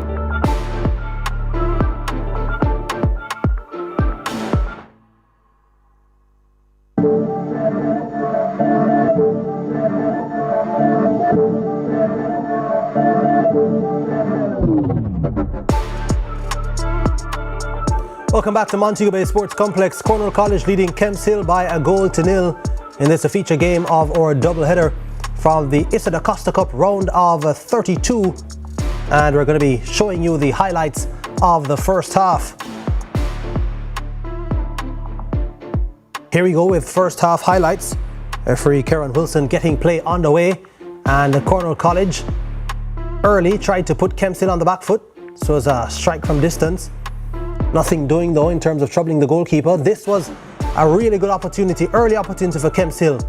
And you have to say, perhaps not the right decision taken in the end. The Cornwall College goalkeeper, Tinglin, leaving his line to ensure there was no further danger. And this is what resulted in the goal now for Cornwall College. Not the best of clearances from the Kemps Hill goalkeeper. And before he knew it, the ball was coming right back in his direction. And Nicky Brown made no mistake with the finish, just allowed the goalkeeper to commit before slotting home into the bottom corner. And just like that, it was 1-0 Cornwall College. Shamar Chambers did some good work on the left side for Kemps Hill, created numerous opportunities. That one, he met with the head from a corner kick. Chambers hit the post with goalkeeper Tinglin beaten. And this was another really good opportunity for Kemps Hill, but goalkeeper Tinglin with a strong right hand, just turning that one around the post and ensuring that they did not concede. So Cornwall College still lead by 1-0. Here are the stats. Cornwall College with a couple of shots on goal. Kemps with 5, 1 on target, and it resulted in the goal for Cornwall College. Just 2 on target for Kemps Hill. 6 fouls, 4 of them committed by Cornwall College. 1 card, that going to Kemps Hill, a yellow card, and Kemps Hill with a slightly higher share of the possession. So that's the reading for half-time. We're going to take another quick break on our coverage here, and when we come back, we'll give you second half action.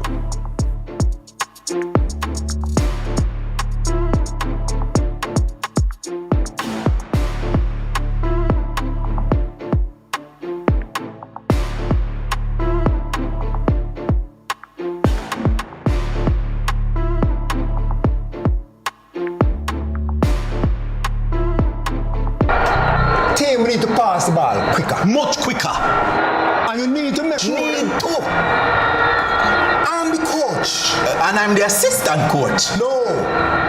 Your job is to bring the water and keep us hydrated. Matter of fact, where's the water? I've got it, coach.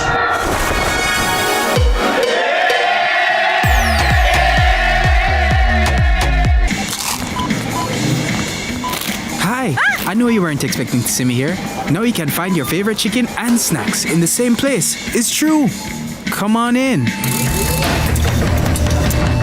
Introducing the delicious combination of KFC fried chicken and Doritos nacho cheese.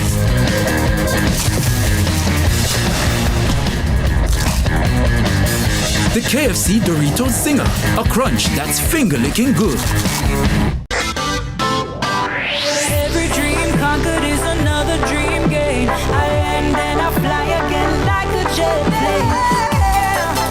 Headed straight in your direction, 'cause I'm closer, one step closer.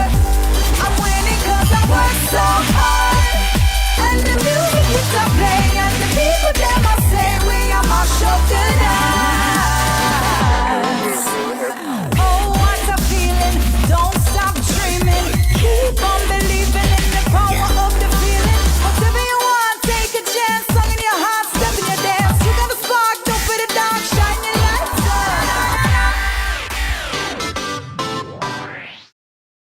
on. A channel is all about family, togetherness, and community, bringing joy directly to you with every treat. Being a part of ISA Schoolboy Football is more than a sponsorship, it's a celebration. It's a chance to feel those moments of excitement, those nail-biting plays, those victorious celebrations. The energy, the passion, the school pride, it's something you never forget. And that's the same energy we want to help keep alive today. This season, Ping Pong and Catch are here to fuel the fun, the unforgettable moments. For us, it's about investing in talent, fostering a space in togetherness, joy, and yes, a little bit of laughter along the way.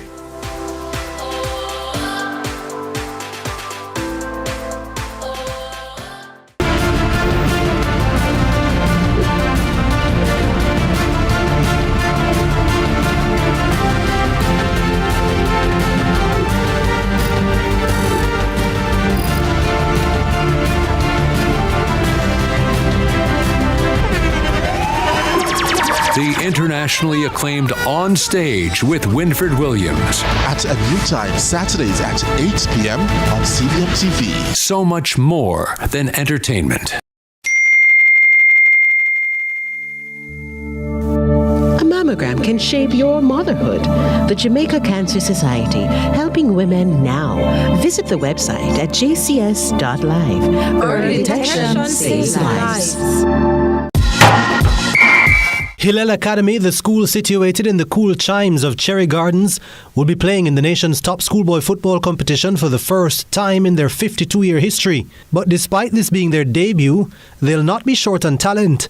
And skipper Marley Roberts says they're not merely passengers in this ride, but will be contenders.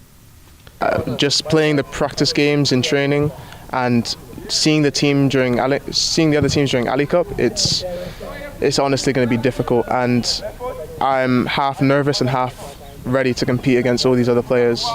Jordan Kennedy is one of the top players Hillel will be looking to get them the goals, and he's already in a confident mood.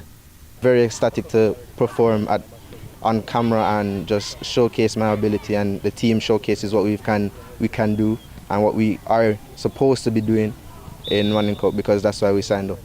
The youngest player in the squad of 25 is 12-year-old Christian Foster, and he knows how to score goals.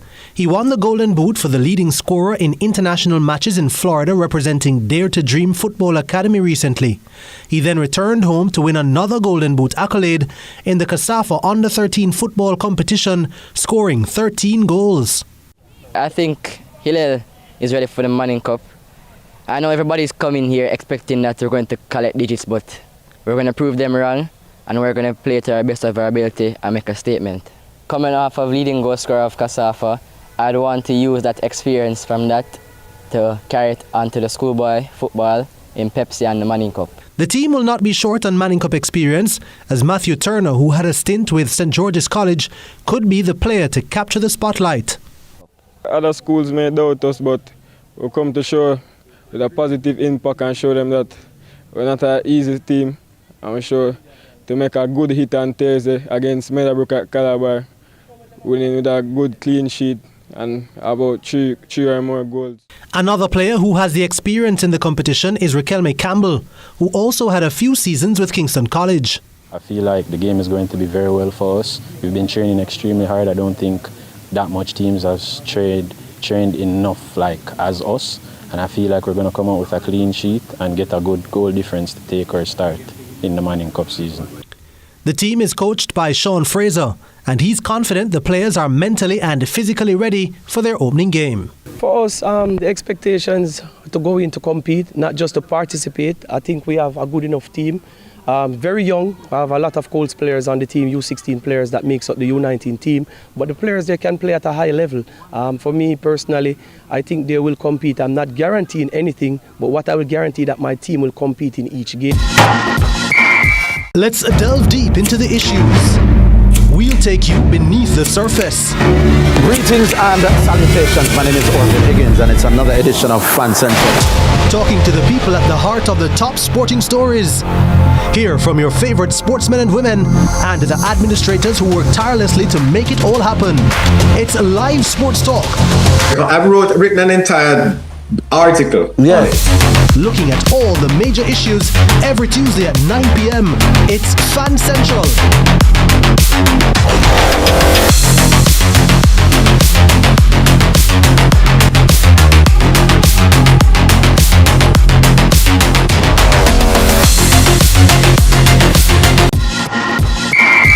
CVM Sports Issa Schoolboy Football is brought to you by KFC, Ping Pong, Catch, Water, Pringles, True Shake, Powerade, Burt's Auto Parts.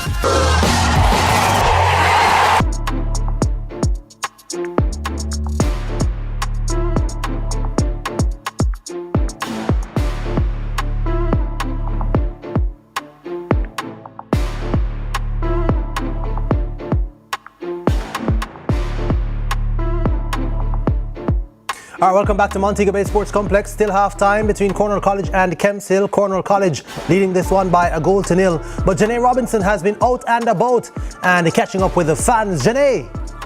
And I'm here with Auntie Sue, who was once the mother of the boys at Cornwall, but now she's the auntie, and she's repping the boys of Bold and Loud here at Catherine Hall. Auntie, talk to me so far. Your boys have scored a goal in this encounter. How are you feeling? I'm feeling so good, great, looking forward to winning the Dacosta Cup. And we know we can do it. We are coached by Mr. Wright, one of the best coaches. So we know we can do it, and our team looks real good, but we know we will deliver, and we know that we will deliver. Auntie, you're very confident. You talk to me about your family tree of people who went through Cornwall College. Tell our viewers a little bit about the legacy that you have left at Cornwall. Okay, my cousin used to be the captain for the team in 1990-91. His name is George Emmons. So I am coming from far. My cousins used to attend Cornwall, Lloyd Parchment and Tetson Parchment. So I have a long legacy of family that goes to Cornwall College, and that is it. That is it. All right, Auntie. Well, we have 45 minutes left in this encounter. What do you think the final score for today's match will be? Will be 3-0 or 4-0. And you sound very confident. Very confident. All right, Auntie. Before we go, I want your best celebration for all of the Cornwall fans watching us on CVM TV. Well, Cornwallans, big up on yourself, because we are going to deliver. So look for the big victory for today. Okay, 1 Cornwall College, 1 CC. It's either you learn or you leave. That's our motto. And we are sure about this victory for today. Well, you've heard it from Auntie Sue. It's either you're going to learn or you're going to leave. You're going to want to stick around to CVM TV.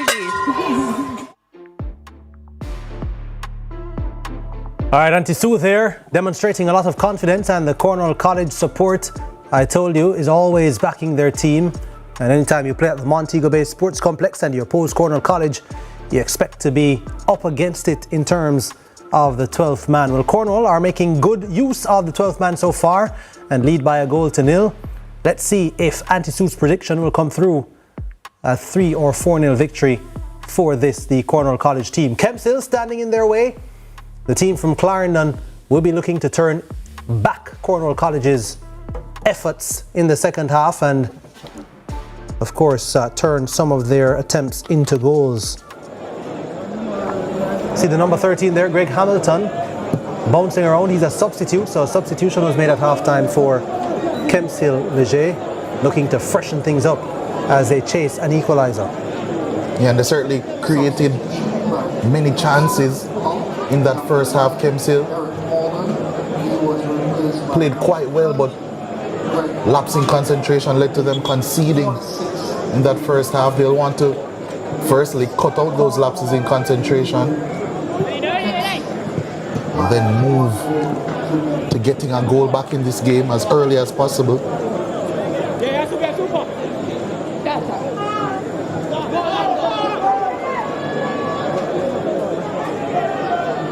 Morris tripped up. Cornwall, and of course their rabid support here in Montego Bay. Most successful team in the history of the Dacosta Cup. 12 titles to their name. The joint most successful team in Ben Francis Cup action as well. 7 alongside Stetson Glenmuir. A lot of history behind Cornwall. They're looking to create some more here. Good cross, searching cross, and the goalkeeper leaves his line. And the ball somehow... Flag is up now. Oh, the flag is raised eventually. They weren't to know that though, Kemps Hill. And it looked for all money that that ball was going to be in the back of the net. Yeah, excellent delivery. A high line from Kemps Hill. That delivery coming in. Here it is once more. At that back post, it was Morris. And how hasn't the ball ended up in the back of the net there? Yeah, in many ways, I think Gibson, who hit it off the bar from point blank range, may have taken it out of the goal. In fact, it looked like it may have been sneaking in. Wouldn't have counted anyway. He's thanking his lucky stars for that. There's a ball forward now from Kemps Hill, giving chase is Daly. Daly has caused a lot of problems. Shamar Daly. Daly turns. Wins a corner again. Yeah, he's a marked man is Shamar Daly. You can see that the Cornwall College technical staff has signalled to their defence that he needs to be watched closely, Shamar Daly. He's caused quite a few problems for Cornwall College early. And every time he looks up, he's seeing 2 or 3 defenders. It's a corner kick coming in. It's going to go all the way across. Rodney not able to deal with it though and keep it in. Probably the first disappointing set piece from Kemps so far.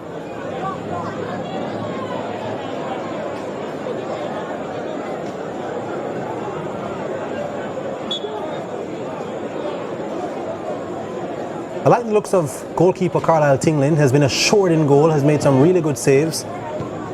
He's a towering figure, is Tinglin. Yeah, looks like he gives his backline a lot of confidence. Always willing to sweep up as well.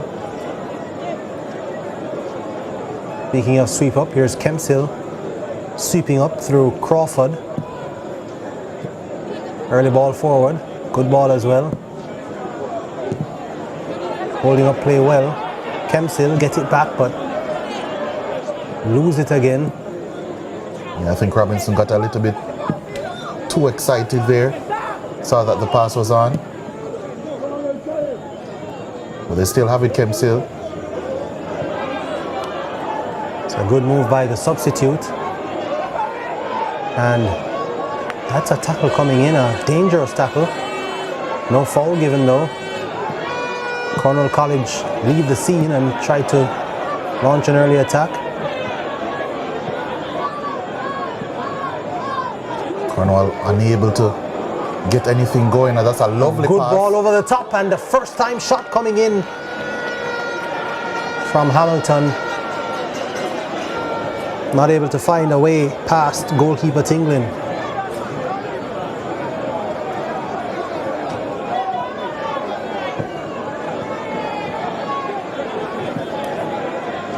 Yeah, so much like the first half, Kemps have started the second half really trying to create the opportunities early. As I said, they really don't seem to mind the back and forth nature of a game. Want to really turn it into a track meet and run at their opposition in transition. Cornwall College will love to use that to their advantage.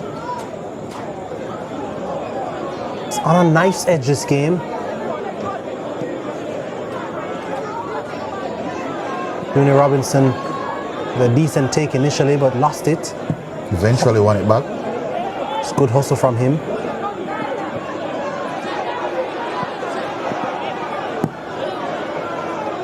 Neither team making the ball stick. Good defensive work there. And finally Kemps will break away in some space.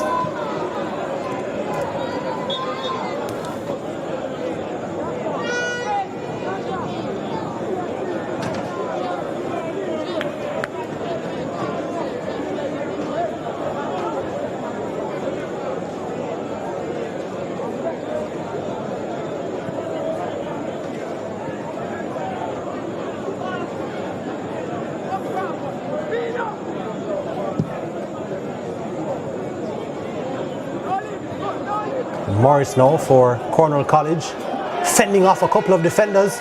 Strength and skill from Morris.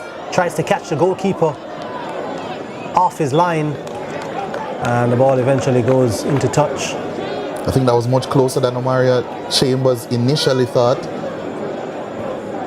Decent attempt from Carlando Morris, showing a bit of his strength and skill. Beat quite a few Kemps defenders. Opted for that chip. Yeah, he was a one-man wrecking crew as Carlando Morris on that occasion. Something Cornwall College looked to him for, as here they are on the attack again, Cornwall. Ball played. It's a nice cross. And now here's an opportunity. taken down inside the box. Appeals for a penalty. I think more came from the crowd than from on the field. And Kemps now looking to go the other way. Kemps early ball tried, but Cornwall College with lots of numbers back. Yeah, that's going to be a foul for Kemps. That penalty call, or lack thereof, seemed a bit iffy to me. Seemed as if there was a tangle of legs. No, tripped himself in the end. Yeah, it was Shaquem Gibson who went down inside the box for Cornwall College. Good refereeing from Karen Wilson. I'm sure using the help of his assistants as well. Andre Smith, Perville Beckett, his assistants today. Andre Farquharson, the fourth official.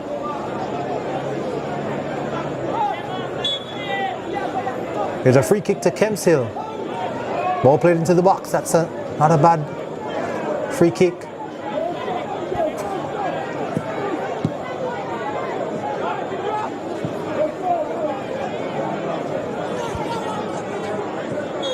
The Cornwall College player is down. The referee has to stop it because he's holding his head. And he will need some assistance.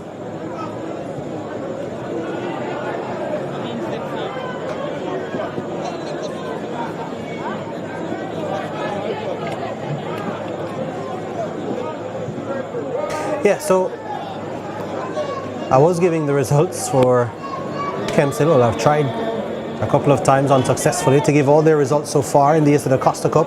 It started with a 1-1 draw with Denby, and then they beat Fogo Road 2-0, beat Bustamante High 3-0, and Winston Jones 4-0 before losing 2-1 to Garvey Maceo. Then they were beaten 3-0 by Glenmuir. They themselves beat Vertec by 3-0, and then they beat Glenmuir 1-0 and lost 1-0 to Denby, and then beat Garvey Maceo by 1-0.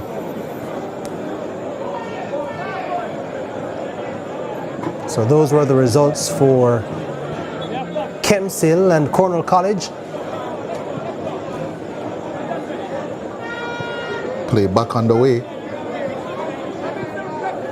Tingling calm in possession.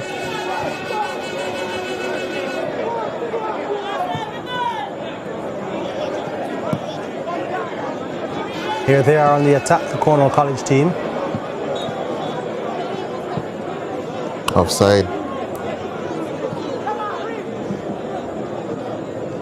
Actually a foul going the way of Kemps.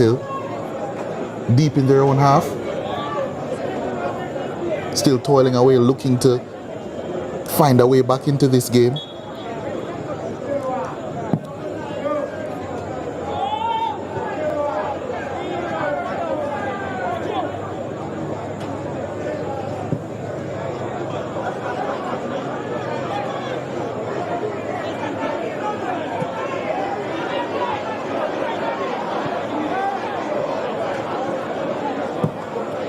Good pass from Robinson.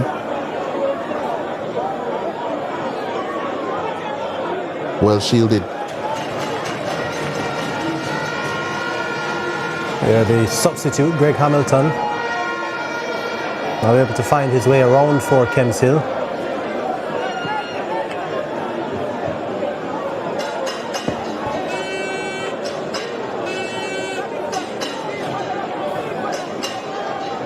From Cornwall again.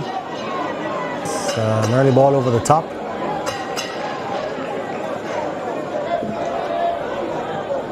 Gibson trying to fight for it, to win it back for Cornwall College. His work pays off. Nickane Brown, the goal scorer, comes up with the ball for Cornwall College. Tried to mount another attack. Crowded out though by Kemps. And Kemps now come forward. So I'm on the far side. Kemps tried to play the ball across and thought they could have done something better with that, Kemps. It's going to be their throw though, deep inside their own half. There's a goal scorer, Nickane Brown for Cornwall College. Coolly taken goal, and you've seen him go into the bag of tricks on occasion in this contest as well. We told you that before the match. We had highlighted Carlando Morris as one of the players to watch, certainly the man to watch for Cornwall College.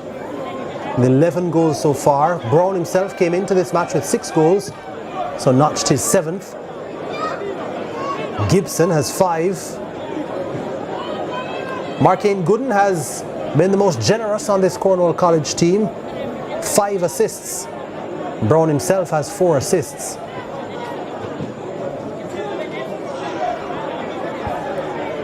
Kemps is still the protagonist in this game. They win a foul now. Shamar Daly. Again, Leger, that man again. Always involved. A strong challenge coming in. You can tell that the Cornwall College defenders are paying a lot of attention to Shamar Daly. Leaving something on those challenges, just a bit extra.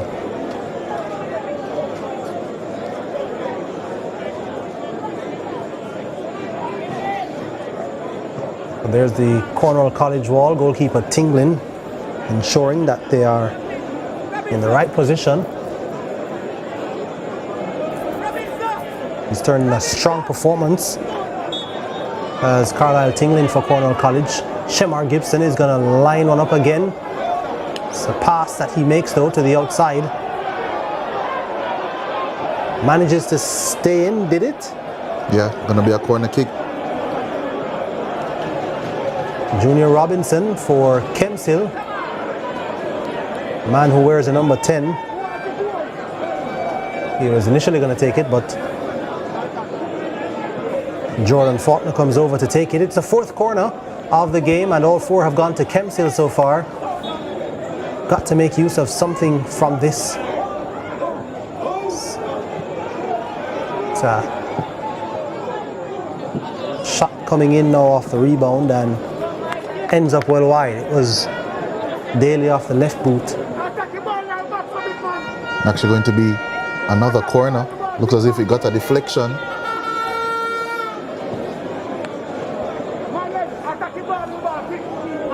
And it was Jordan Faulkner from the right side. Now it's going to be Jordan Faulkner from the left for Kemps Hill. So 5th corner of the game, all falling to Kemps Hill so far. This one is given a bit more height. Cornwall College though well positioned to repel any danger. Gibson just lurking up the field to try to take advantage of a quick transition play. Taken down, the play stopped by Junior Robinson, who sensed the danger and now allows his team to get back in their numbers. Cornwall once again though disappointing in possession. Really haven't offered too much since taking the lead in the first half. But they've been somewhat resolute defensively. Kemps Hill yet to breach their defense. And here they are trying to breach the Kemps Hill defense. The keeper had left his line momentarily, but watch that one all the way. Touch let Morris down there.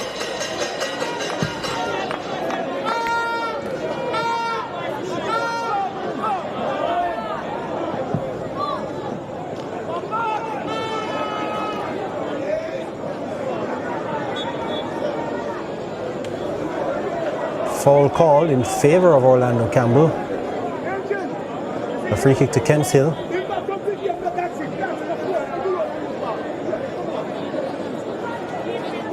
So it's just over an hour gone now. Kemps Hill really want to try to make all of their good attacking plays count. Said that the game was on a knife's edge and a goal either way could make a huge difference. Here's Gibson. Good turn from Gibson. Looks up, tries to find a teammate. Gibson does find a teammate and the shot comes in from distance, but it's well wide. Yeah, Kemps Hill pushing more players forward, some more space opening up for Cornwall College on the break. Second time now in quick succession they've created a chance. decent attempt, but always rising. Yeah, Shaheem Bernard with that opportunity outside the box for Cornwall College. So from their 5 shots in the contest so far, only 1 on target for Cornwall, but the important thing is that one found the back of the net.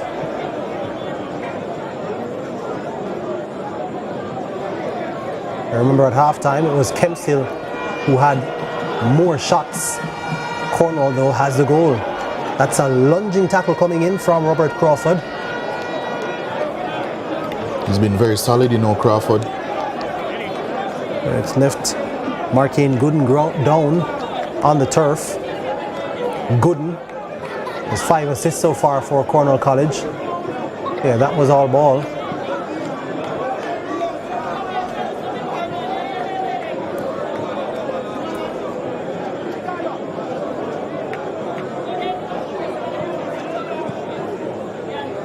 Cornwall get played back on the way. There's too much on the cross, but Cornwall is still in possession.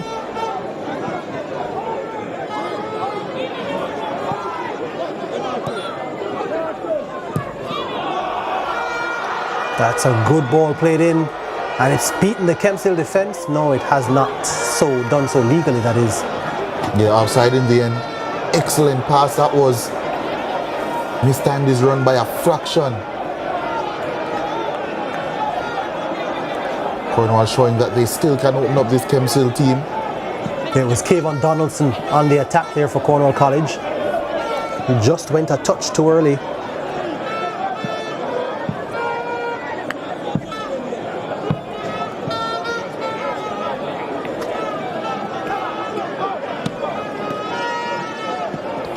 Yeah, so clear and the present danger all the time for Cornwall College, especially when the danger presented to Kemps Hill, especially the way the game is being played.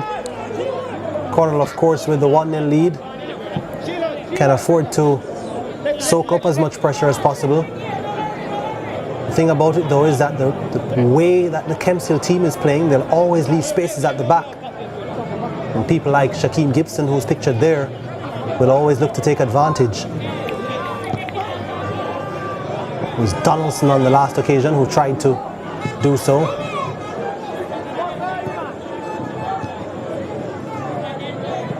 A player down for Cornwall College. As many opportunities as Kemps Hill have created, and some of them clear-cut, more clear-cut than others. So Cornwall College have been pretty good in defense, and they've had numbers back. Tried to keep their shape as much as possible, even when Kemps Hill have tried to catch them out. And that's largely the reason why they lead this game 1-0. Here's a look at what has given Cornwall College that 1-0 advantage. This was in the first half. And you're going to see Nickane Brown now just roll the ball through the legs of the goalkeeper, Omario Chambers. Once it fell to him, Brown, and finding the bottom corner. It's got the Richarlison celebration as well. And that is still what separates these two teams.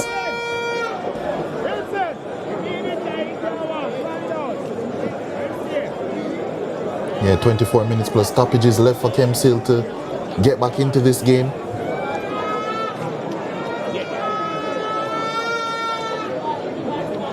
Not a team that scores a whole host of goals, Kemps Hill. This is their 11th game of the season. They've scored 16 goals so far. A lot of their results have come from defensive solidity. I mentioned when they beat Garvey Maceo and Glenmuir in the group stages. Both of those results came courtesy of a 1-0 scoreline.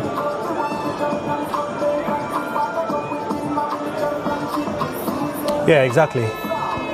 It's not that they've been running riot goal-wise, but as you said, they've been solid defensively, this Kemps Hill team. And you know, I've heard a bit about this Kemps Hill team from those in and around the Clarendon footballing circles about the kind of rising team that they've been over the past few seasons. We're seeing why, I think, today. Of course, the scoreline does not reflect, I think, how relatively well they've played. conceded against the run of play, but such is the game of football.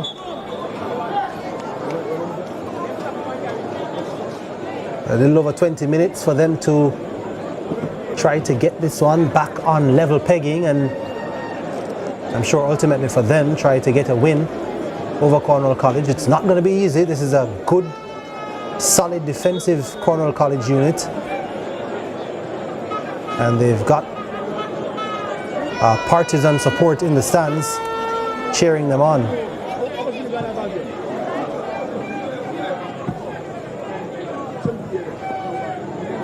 That will be a throw into Cornwall.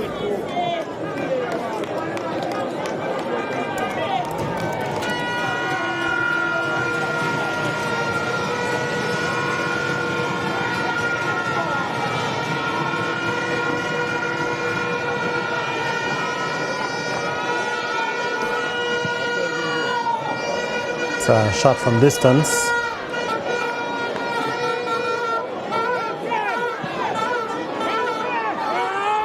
It's like another player might be cramping up for Cornwall College.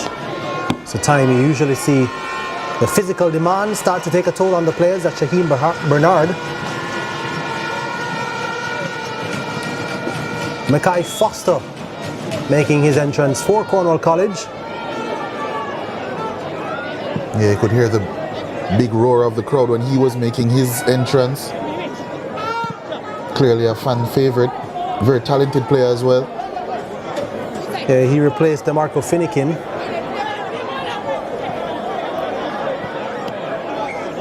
But the number 10 for Kemps also, very talented Robinson. Trying to go direct on that occasion, but many of their attacks have petered out a bit. Kemps Hill. Yeah, for sure.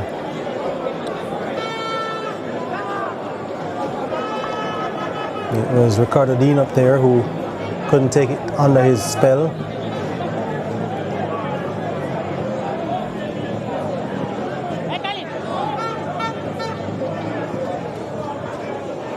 Kayvon Donaldson now for Cornwall College.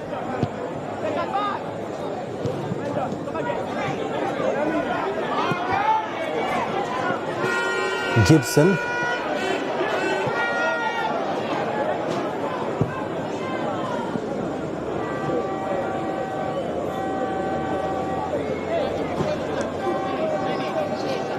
Substitution by Cornwall College out number 12, DeMarco Finnegan, and he was replaced by number 10, Michael Foster, unofficially in minute 69.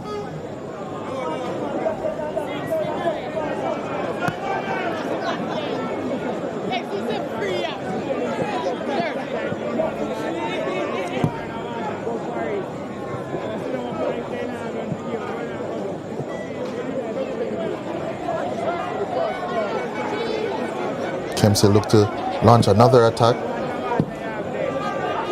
Again, that one repelled. And Cornwall come the other way. Donaldson been much more involved in this second half. Can't find a teammate though. So an early flick over the top from Kemps Hill. Here they come on the right side. Shemar Daly gets by his man. Shemar Daly tried to cross it instead of shoot. Trying to be unselfish Daly doesn't result in anything for Kemps Hill. And now they win the foul, but just wondered there, Leger, if Daly should have taken that one on by himself. Yeah, I think he made the right decision in the end. Had two teammates screaming for it in the middle. Just couldn't find one of them with a pass. It's actually very good defending, last-ditch defending. If he wasn't there, it could have been a sure tap-in at that back post.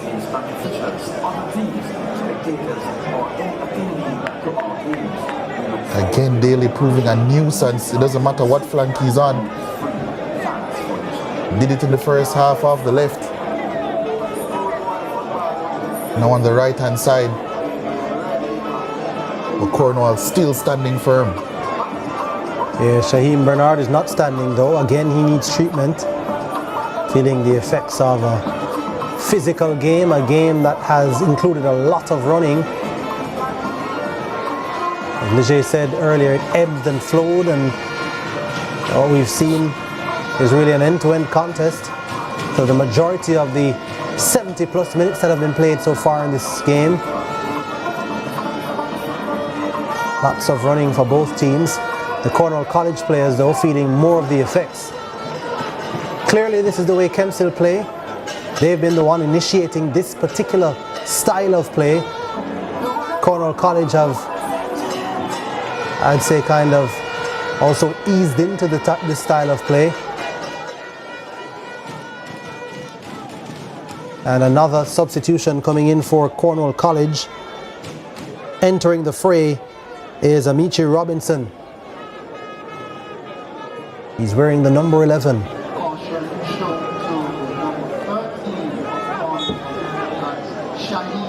Really high line here from Cornwall.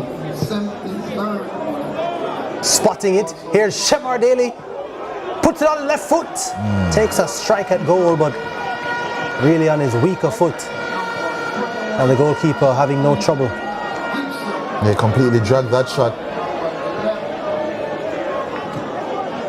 Disappointing finish in the end. Really well worked by Kemps initially. Yeah, spotting that high line you spoke about, Leger, and rolling the ball through. Here's another opportunity. Tries to take it in his stride, but just couldn't. Opportunity spurned. Throw into Kemps Hill.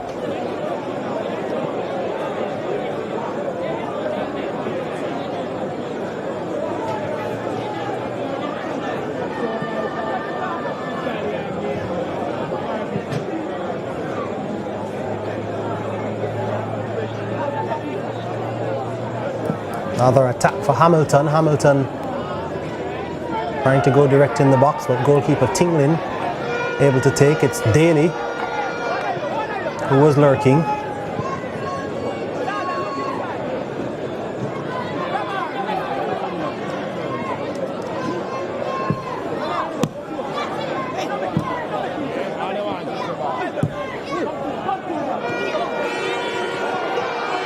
Now Cornwall College with a chance to attack again. Morris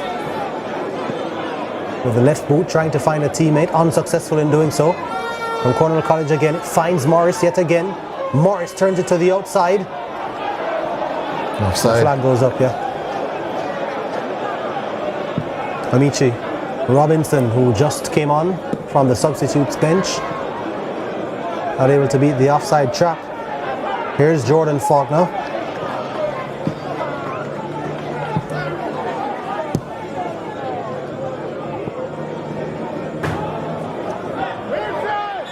Oh, that's the referee saying high boot actually from Jordan Faulkner, and now he wants to have a word.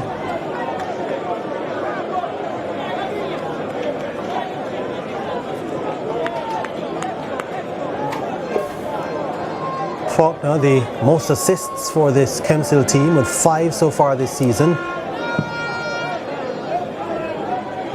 Hasn't been able to string anything successfully forward yet. Here's Morris, but the whistle goes. Holding his head, the towering, bustling forward. Only 15 years old, the Cornwall College target man.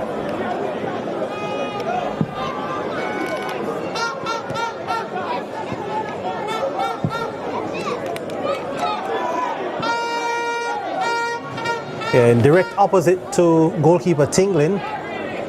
The clearances we've seen from goalkeeper Chambers have mostly lacked much loop. He's tried to keep them as flat as possible. So I'm going to come back at him. He's really trying to keep them as flat as possible, Leger. Really trying to find a teammate on the run. There we go again. Obviously, one of the strategies being employed by this Kemps Hill team. Has managed to pick out teammates on a few occasions as Chambers, but nothing really threatening yet from one of his goal kicks.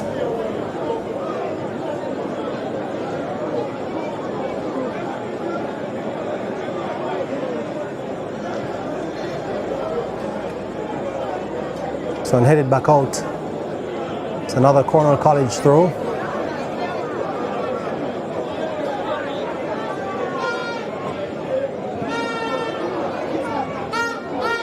Could have been a chance. Looked like it could have resulted in a chance, but nothing doing. But this now is a chance for Donaldson. Donaldson tries to play the cross, still not cleared. Cornwall College go 2-0 up. Kemps again, architects of their own demise. It's another defensive error, and Cornwall College, sharp as a button, taking advantage. And now they have gone in front by 2-0. Yes, Chambers again. Another goalkeeping mistake, trying to start the play. We're just lauding his deliveries. But on the second occasion in this game, he's given Cornwall the ball in really advantageous situations. Sold his player short. And that's a good delivery. Didn't get a strong enough hand on that. And it's a substitute popping up right place, right time. And despite the pressure, finding the back of the net to give Cornwall a 2-goal lead in this game. Amici Robinson off the bench and onto the score sheet for Cornwall College. And no, Kemps really have a mountain to climb. Shamar Daly, their number 11 for Kemps, taken down. And I think Donaldson knows that he may be in some trouble here. As we see confirmation of some of the substitutions have been made in this contest. Daly has stayed down. That was really a strong challenge coming in from Kayvon Donaldson. So Cornwall College, 2 shots on target, 2 goals. Talk about efficiency. Kemps really ruining some of the big chances they've created in this game. And now at 2-0 down in the 80th minute. Lots of work to do for them. Here's a challenge coming in again. Wow. I think he looked at the referee. You could see how guilty Donaldson was there, Leger. And I'm surprised that referee Wilson did not brandish a card. Looks as if Daly has avoided serious injury as well, which is great. Almost got chopped down. The Daly.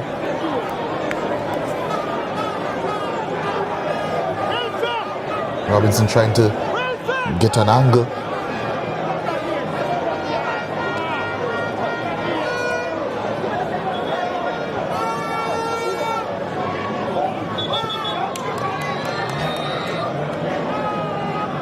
Now the goalkeeper is going to go to his pocket, and guess who the card goes to? The aforementioned Kayvon Donaldson. I guess he was feeling so guilty, Leger, about not being carded initially that he talked himself into a card.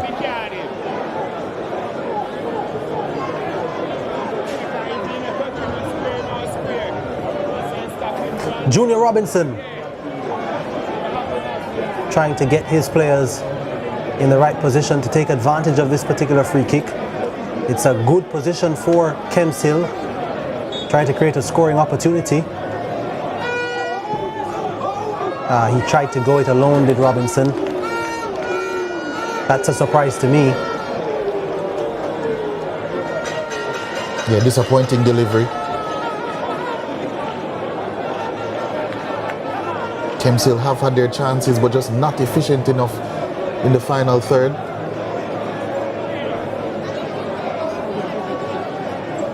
And Cornwall, when they have gotten their chances, as you mentioned, only 2 shots on target, 2 goals coming from them.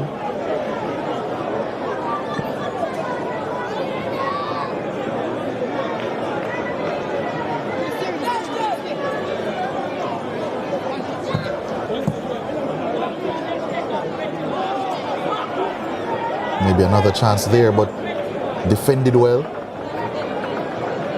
Crawford again.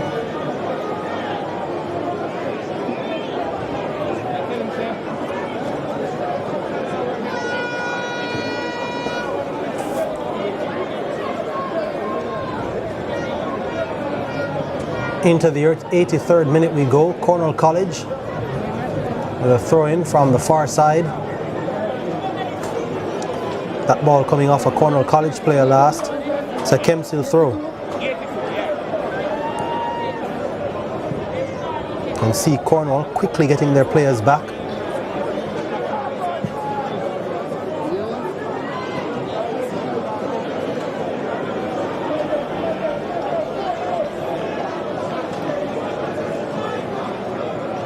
Kemps again on this left side. Try to find an early searching ball. Well read by Cornwall College. Caution issued to Cornwall College's number 8.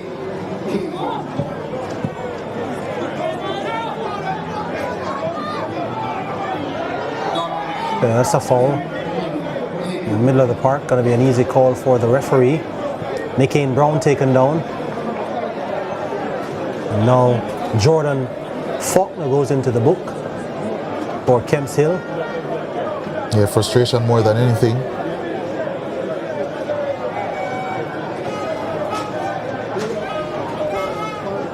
This round of 32 group is very, I would say, very, very competitive. Cedric Titus, Cornwall, Froome, and Kemps Hill. A lot of high quality teams in this group. But that's the Dacosta Cup for you. Donaldson with a free kick. Disappointing in the end.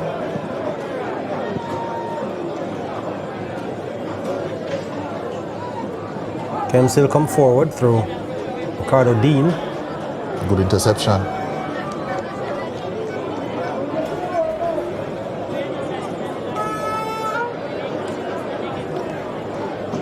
From Kemps Hill again.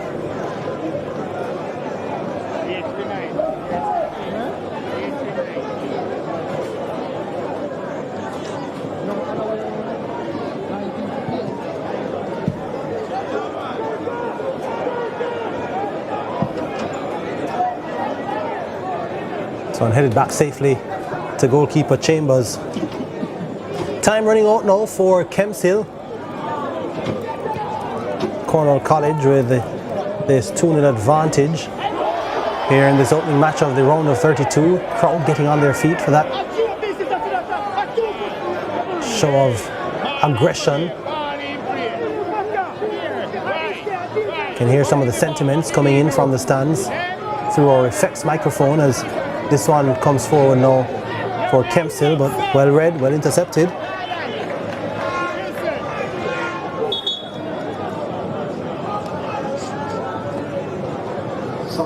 Another substitution for Kemps Hill. Jordan Faulkner is going to be replaced by Robert Donaldson.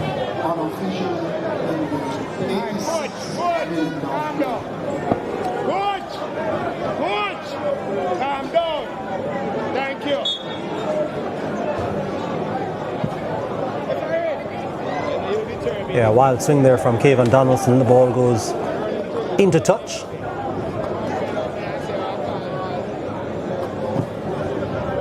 It's going to be the blue and red of Kemps Hill with a throw in.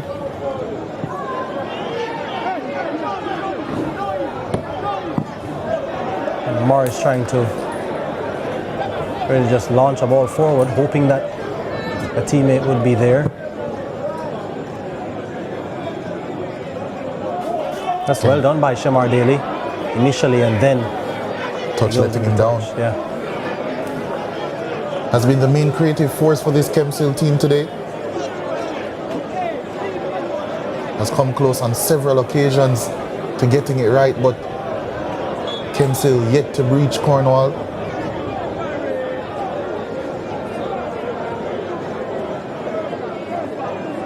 Cornwall looks as if they're going to be off to a great start in the round of 32. And here's Morris. Through on goal is Morris. Goalkeeper leaves his line, and then the collision leaves him down. Chambers feeling the effects of that. Morris is a big unit. Had all right to go for that, Morris. Tried to just steer it by the goalkeeper. unsuccessful in doing so. There's a bustling 15-year-old Morris. Yeah, that's not going to feel good at all for Chambers. And he is down.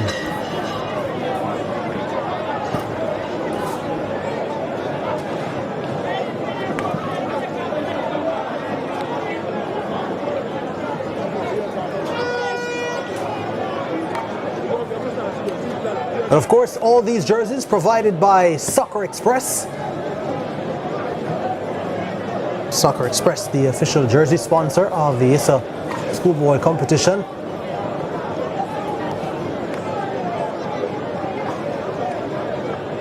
'89th minute now of this contest. Cornwall College just anticipating a victory here over Kemps Hill. Kemps Hill traveling to Montego Bay, the home of Cornwall College, and really putting on a good performance. But a few defensive lapses, and the two chances or the two shots that Cornwall College have found the target with have also found the goal. And that's all that counts in football. You don't get points for having the better of possession. You're not awarded goals for big chances created. Must find the back of the net. That was an offside, a player coming back from an offside position for Kemps Hill, and it's going to be a free kick to Cornwall College.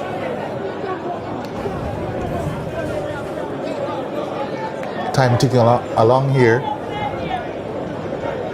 Approaching end of regulation time, end of the 90.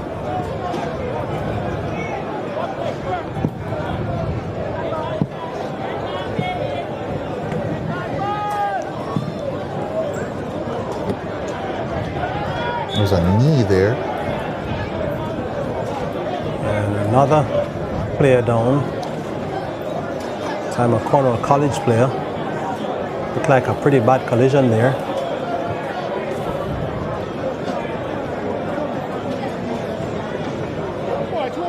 Here we look at it again. Yeah. Oh.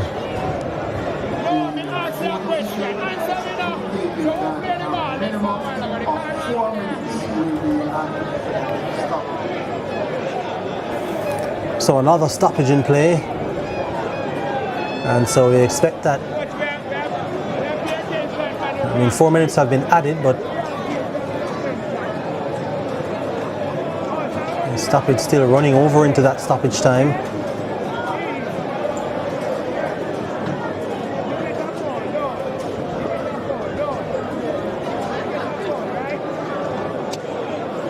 Tune into Cornwall College.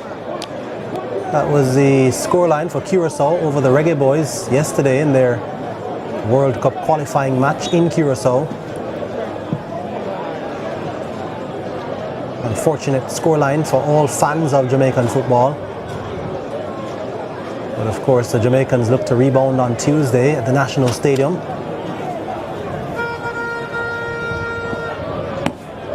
Kemps Hill will have to look to rebound in their next contest. Cornwall College looking to ensure there's no damage done and they keep the clean sheet here. Hasn't been the most convincing performance, but a very, very valuable 3 points it looks as if they're headed to. It certainly does look as if they're headed to a clean sheet as well. Morris there just trying to turn that one around the corner, but not on the same page as his teammate. And it's going to be a Kemps Hill throw. Seconds ticking away in this one, the feature match of CVM TV's live and exclusive doubleheader. ISA Schoolboy Football. This is the ISA Dacosta Cup. This is the round of 32. And the top teams separating themselves from the rest. Will Kemps Hill be able to conjure up one final opportunity? On the left side now, blocked. Throw in.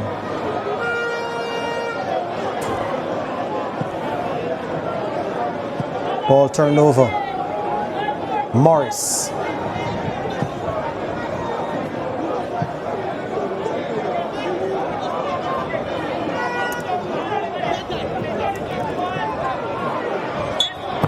throwing going the way of Cornwall.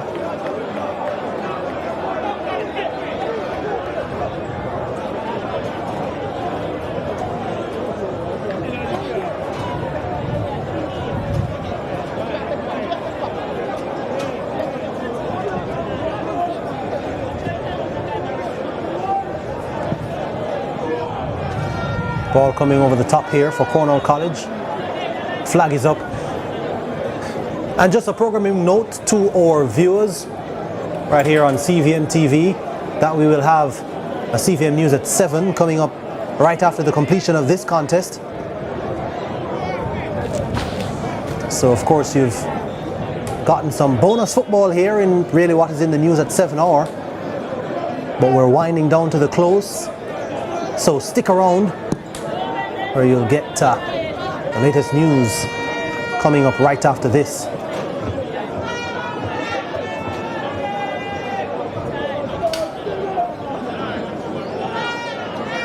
Cornwall College trying to create one last opportunity.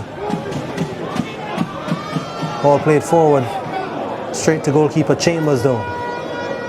One last chance for Kemps now.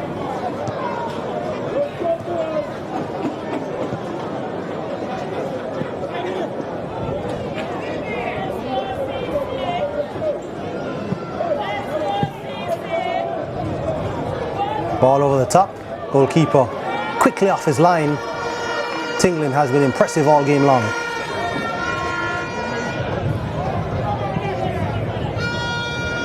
And now referee Karen Wilson signals full time, and it's a 2-0 win for Cornwall College over Kemps Hill here at Montego Bay Sports Complex.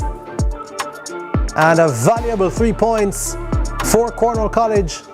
A valuable clean sheet. Good performance for Kemps Hill, but they just were not able to find a way past this Cornwall College defense. Cornwall College head coach Hector Wright will be the happier of the two as we look back at the full-time highlights. The first half, this was a big chance for Kemps Hill. In the end, neither a shot nor a pass being made. This was a goal for Cornwall College. Errant pass from the goalkeeper, and then the ball coming to Nicaine Brown, who was able to break the deadlock. That was 1-0 to Cornwall College. Kemps Hill continued to create chances, this time from a corner kick. Shamar Daly, who was an ever-present danger, finding the post. And this one now, Junior Robinson with a really good shot after wiggling past a few defenders, but Tingling in goal with a strong right hand, turning it around the post. And this one ended up being ruled off for offside, but Gibson from point blank range inexplicably hitting the crossbar. And then again another defensive lapse leading to the goal for Cornwall College, and it was a substitute, Amici Robinson, who turned that one in. Rapturous celebrations for Cornwall College, and that capped off the 2-0 win.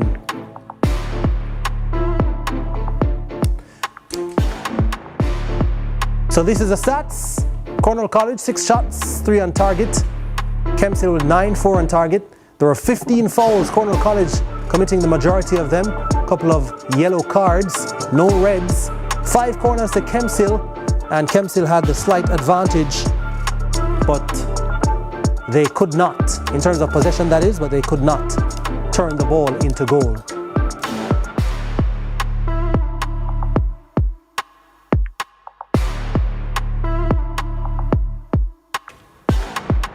All right, so this is the Burt's top striker, Nicaine Brown, who opened the scoring for Cornwall College.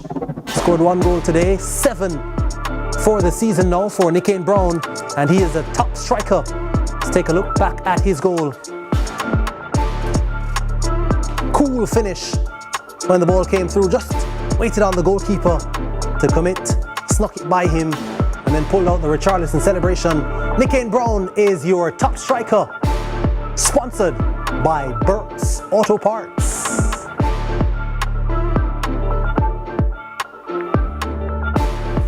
Alrighty, so thank you so much for having joined us.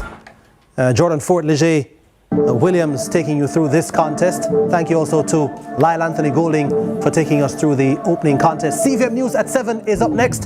Thank you so much for watching. Stay tuned.